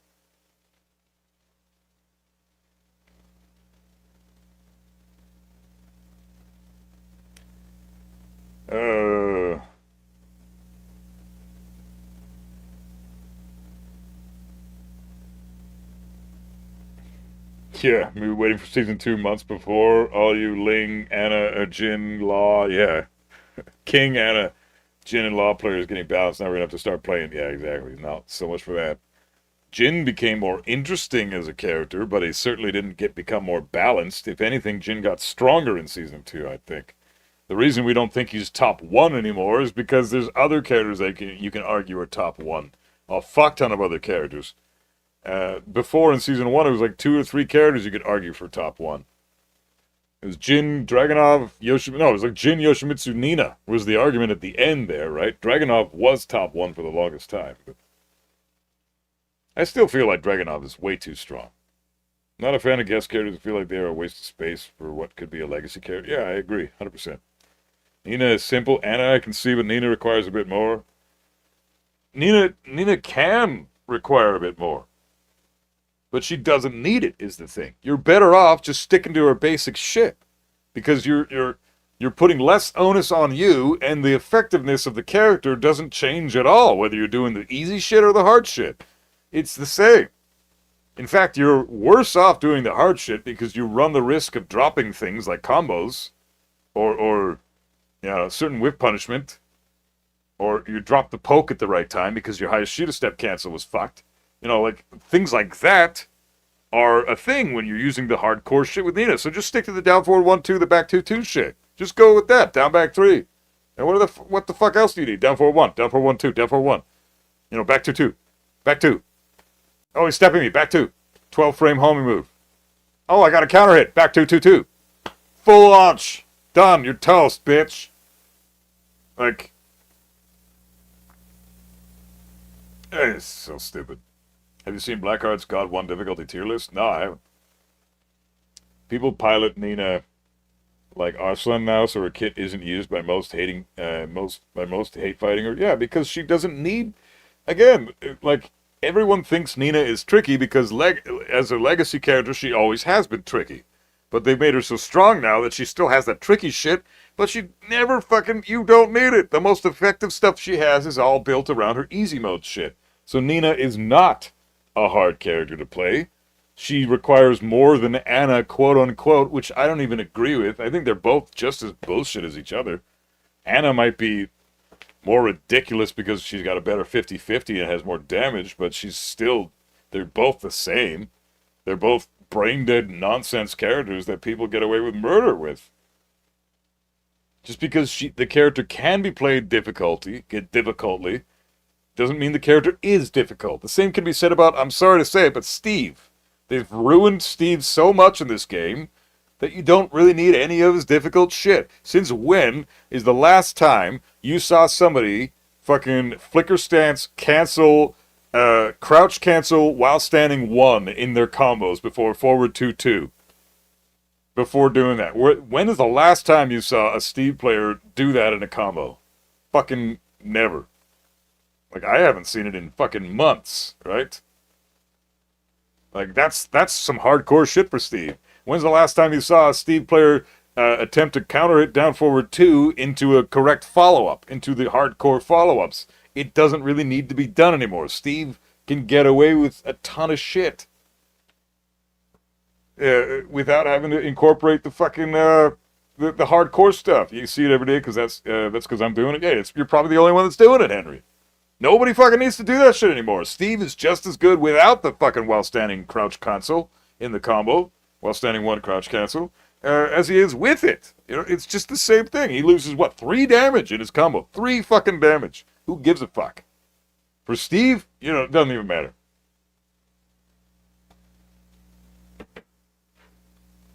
He's got Foxfire now, which is virtually, you can't really do much against that move anymore. +4 on block, which means he's guaranteed. If you press anything, back 1 is guaranteed. +4 on block. They're giving Steve a +4 on block string. Crazy. Foxfire is crazy. Like, Steve got a lot of shit that made him super, super easy to play in Tekken 8. So, even though everybody else is so incredibly brain dead, Steve, being as easy as he is, still makes him one of the harder characters in the game to play. Like, I'd say top 6, top 7 hardest characters in the game to play. But he doesn't need to do his hard shit to win anymore. Like, the only character that really needs to fucking work his ass off in this game is Kazuya and maybe Heihachi. And even then, Heihachi has some broken bullshit too. He's still got the wall splatting 15 frame heat smash that does a full combo for 100 damage. Like, come on, man. Drives me fucking crazy that he has that.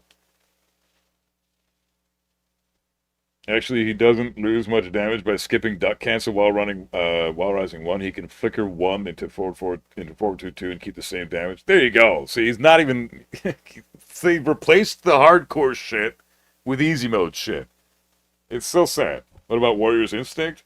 I think Heihachi becomes the best character in the game for 1 round every match if you're on top of your heat, and then besides that, he's working his fucking ass off. So. I mean, you are working your fucking ass off.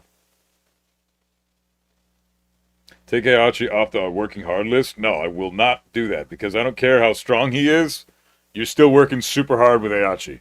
You are. It's just the character. They have also given him a bunch of easy shit, but he still has to do the hard shit. You still have to electric whiff punish with Heihachi. He doesn't have a 15 frame launcher. You still have to do that.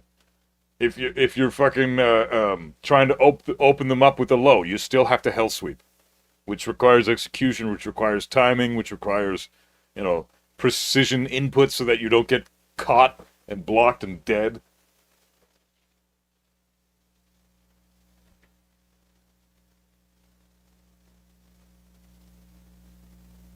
I know you disagree with that, but that, in my opinion, what I think, what Latino weird? What'd you say? Nina is OP. I agree with that, but if the other character was on her level, she'd be the honest type character, I think. Well, I mean, she can't really be the honest character when she's overpowered as fuck. He does have a pretty bad win rate, though. His damage is kind of lacking, I think. Jopie Sauce. Steve? Well, sorry to say it, but I think just a lot of players below Tekken God, with Steve and Reina and Kazuya, are just not, like, they're eating a shit sandwich because they have a very difficult character to play, and they don't really understand the game yet. So you put those two things together, and yeah, that's a pretty good reason as to why they're getting their asses kicked. You know, Steve, and you watch the Steve player, that's below Tekken God, and you really, yeah, I get it. I know why Steve is getting wrecked online. It's players like this, they have no clue what they're doing. Steve doesn't have a lot of bullshit when you don't know what you're doing. You can abuse his bullshit at the higher level because you know what you're doing. But that even his bullshit requires a little bit of knowledge. Reina, too. Even, like, honestly, I don't think Steve has really any good lows. He's got a guard break now, which kind of beats out the point of having a good low. So his guard break kind of makes up for his shitty lows. But then if you duck his guard break, and he dies for it. So it's really he's still gambling a lot there. I think Steve is one of the few reasonable characters still in this game. He's got a lot of bullshit. But he's in that in-between gray area. He's sitting there with Lee right now. Lee and Steve are, like, fair and balanced, but also have their pocket of bullshit sitting over here. You know, they don't have as much bullshit as, like, Deviljin. Deviljin's got a fuck ton of bullshit, considering how he's supposed to be a hardcore character to play. Now they've made him a joke. Like, Shackle does so much for him now. Shackle's incredibly good. They made his while standing 14 frames, so now you can launch a whole fuck ton more of lows. Most Steve players are abusing Lionheart, and it's annoying as fuck. Yeah, you gotta call out the Lionheart, wait for the Steve to do their thing, and then punish them for it. But yeah, it's tricky, man. Steve's a tricky character now in this game.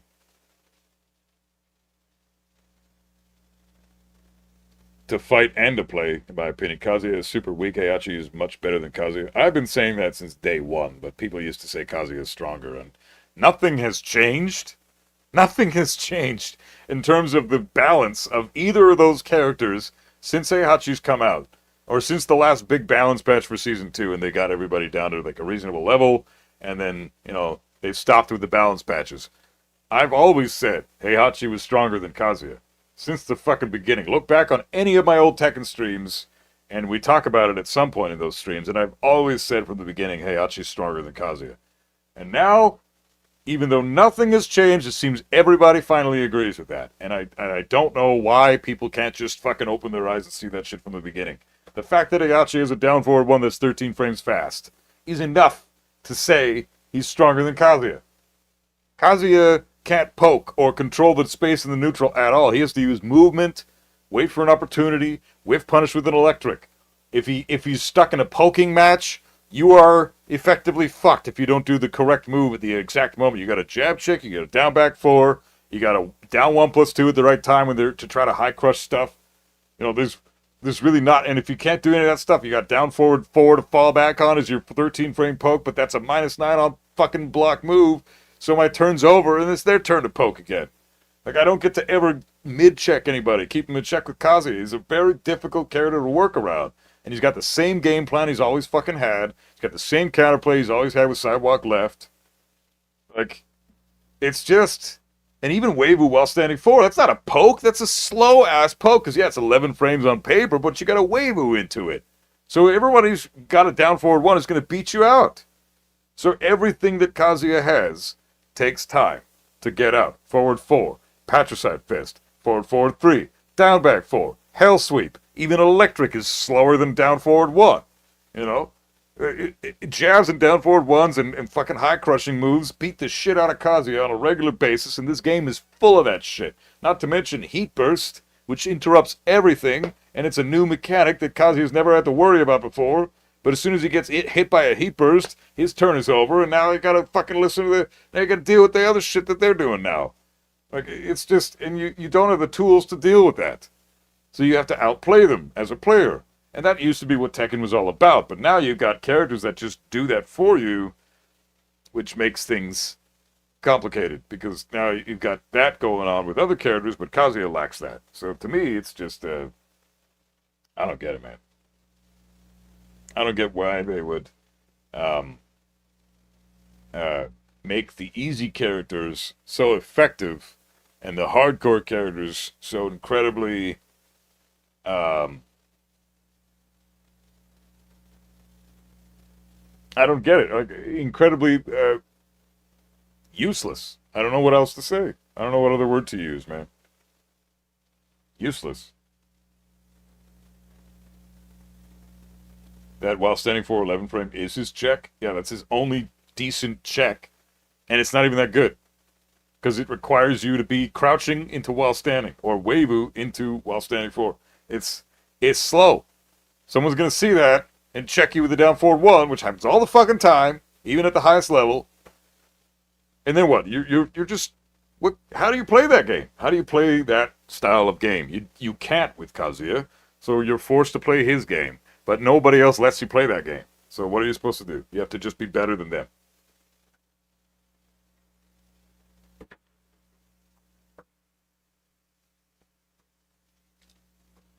And yeah, Heihachi's got a wife who hitbox too, that's true.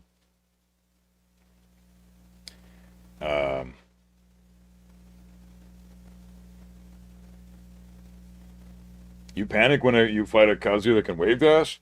I mean, even if they're wave dashing, you can leisurely sidewalk left. The only time it's difficult to do that is when you've just gotten up off the ground and they're wave dashing in your face. Then you have fewer frames to try to start your sidewalk. That is the vortex. But then if you're up against a Kazuya that's waving in your face, stay on the ground.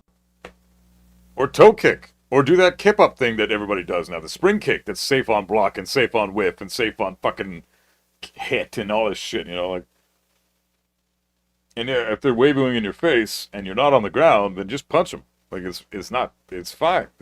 Just punch them in the face. You know, like, the Weiwu mix-up is scary because it's cool to look at, but the Weiwu mix-up in Tekken 8 is really just there for show now. There is no difference between a Kazuya who can Weiwu in your face in 50-50 versus one that isn't Weiwuing in 50-50. It's no different. They're the exact same shit now. The one Kazuya who's not Weiwuing is just going to mix up his timing. The other Kazuya who's Weiwuing is going to fucking mix you up with his wave dash. But they're both effectively the same exact concept.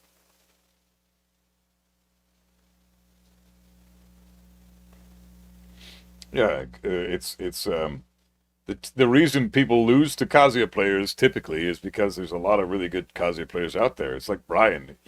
I've never really ran across a Kazuya or a Brian or a Heihachi or a Lee that's above Tekken Emperor who's not good at the game. Like, they're all really, really good at the fucking game. At Tekken God and up, Kazuya, Lee, Heihachi, Steve, Brian, they are really good fucking players, Tekken God and above, with those characters. They have to be.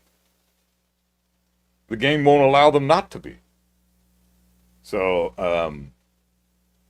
you know, it's also interesting on that sense to think about it that way.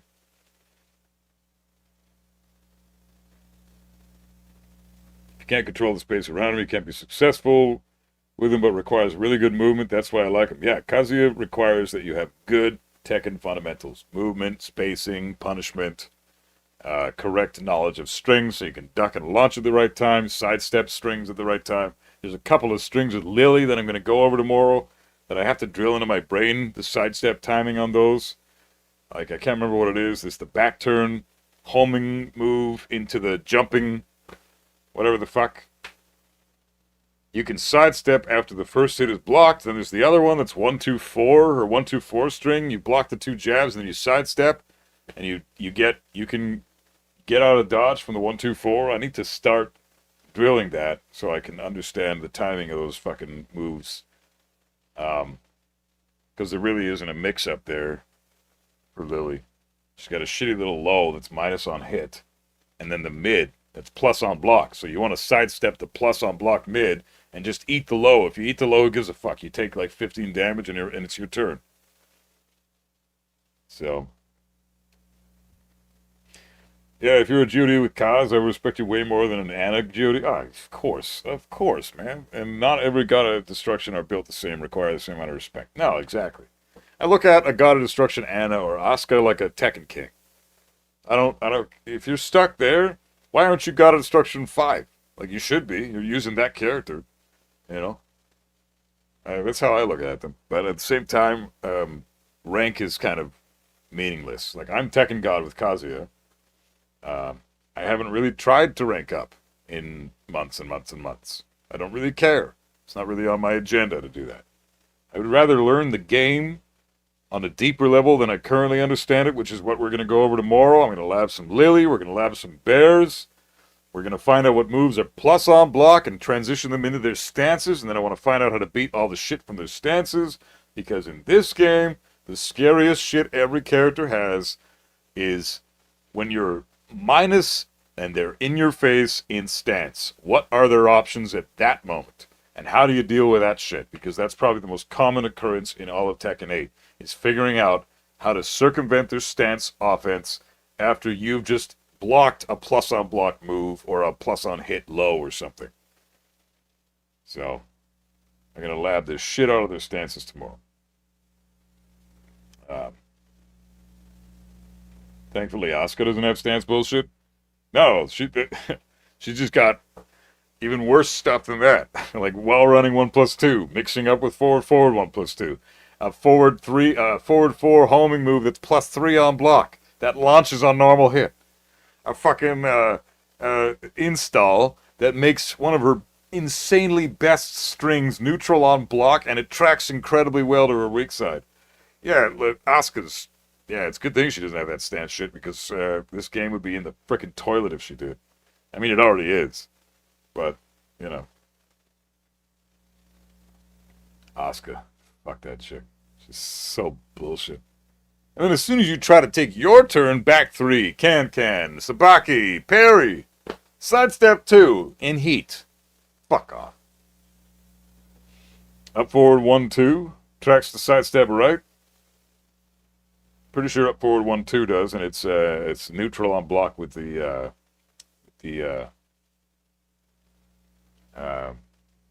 install. Because you typically want to sidestep Asuka to the right. That's where you want to go most of the time. Most of her shit whiffs that side. But now, she has shit to beat that. Plus, I mean, why would you want to step her now anyways? Tracks to her left? Yeah, tracks to her left, which is sidestep right.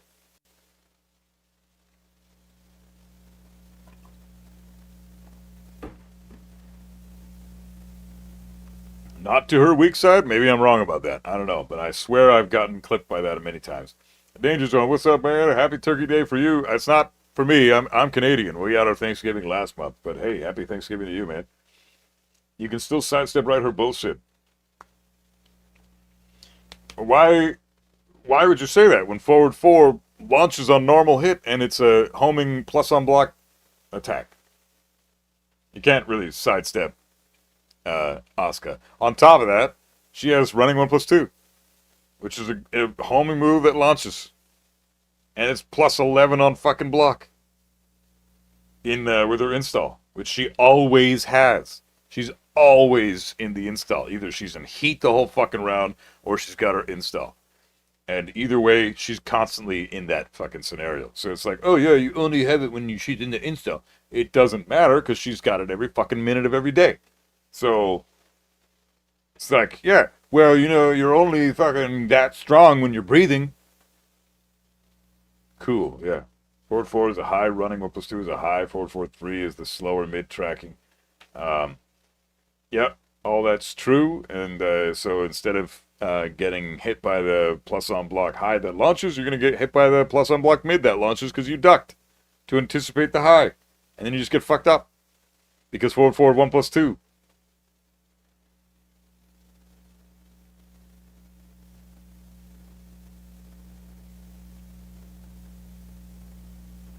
I respected Geode Asuka or Geode Eddie more?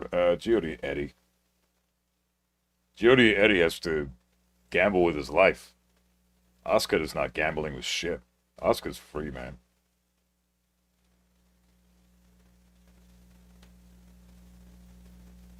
One of the easiest things I ever did was get Leo to Tekken King. Getting Chaoyu to Tekken King took me 2 streams, and that was difficult.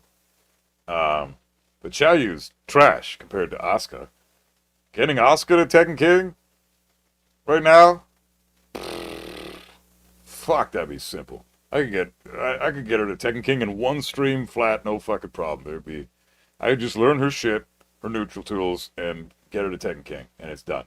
No fucking question.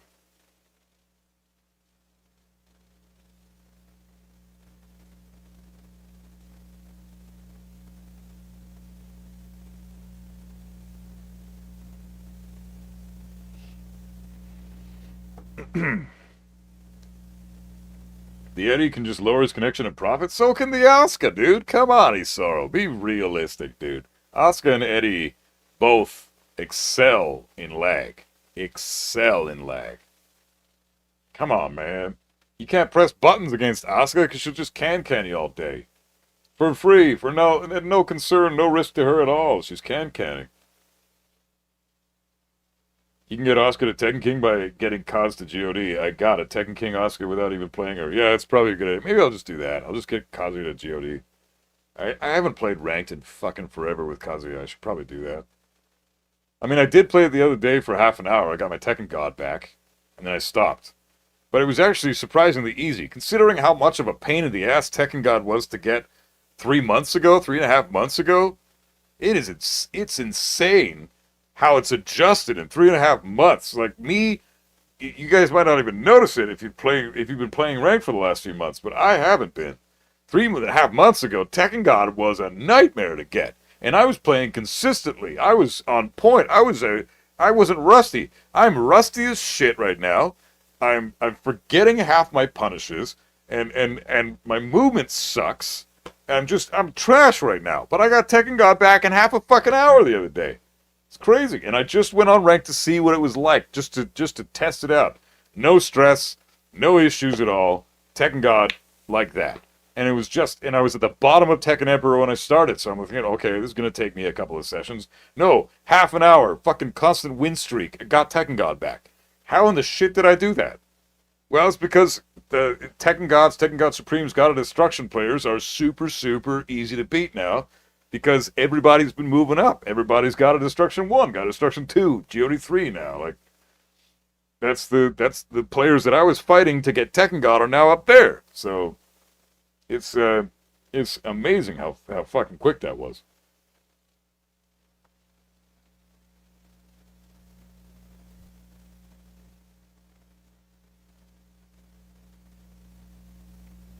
Season 1 Tekken God was a respectable rank. Yeah, I fought a Hwarang in quick match yesterday for fun. I fought a Hwarang player whose moniker on the screen was Tekken Emperor. Season 1 was their highest ranked Tekken Emperor, but they were God of Destruction in Season 2. God of Destruction Hwarang. I wonder what happened there. Certainly wasn't fucking playing like a God I've ever seen. Like, that guy was straight up Hwarang. No Tekken, just Hwarang. It was amazing. Like, I am baffled by anybody who thinks that fucking Hwarang isn't a carried-ass bitch with hardcore broken horse shit in Season 2. You been bullying Hwarang more this season? Yeah, Asuka probably kills Hwarang. I don't know. I'd like to see that matchup on paper, see what that one's all about. But anyways, guys, I'm going to call it a day here. I'm going to hit the gym, and I'd like to... Oh, fuck, I got to get auditions done and everything today, too. Fuck. Okay, guys. Much love. Let's raid somebody real quick. See who's online. I would like to share the love with whomever is fucking here. But don't anybody go anywhere yet. I want to fucking raid somebody. Someone with a low viewer count.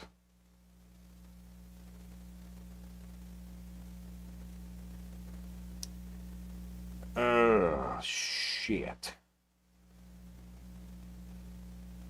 No one's online? No one's online. Fuck. Whatever. Okay, it's fine. Okay, guys. I'll see y'all tomorrow. Awesome hanging out as always. Thanks for being here. You guys are fucking sick. Let's do some labbing tomorrow. It's gonna be fun. Gonna be a hell of a good stream. We're gonna be streaming some Tekken.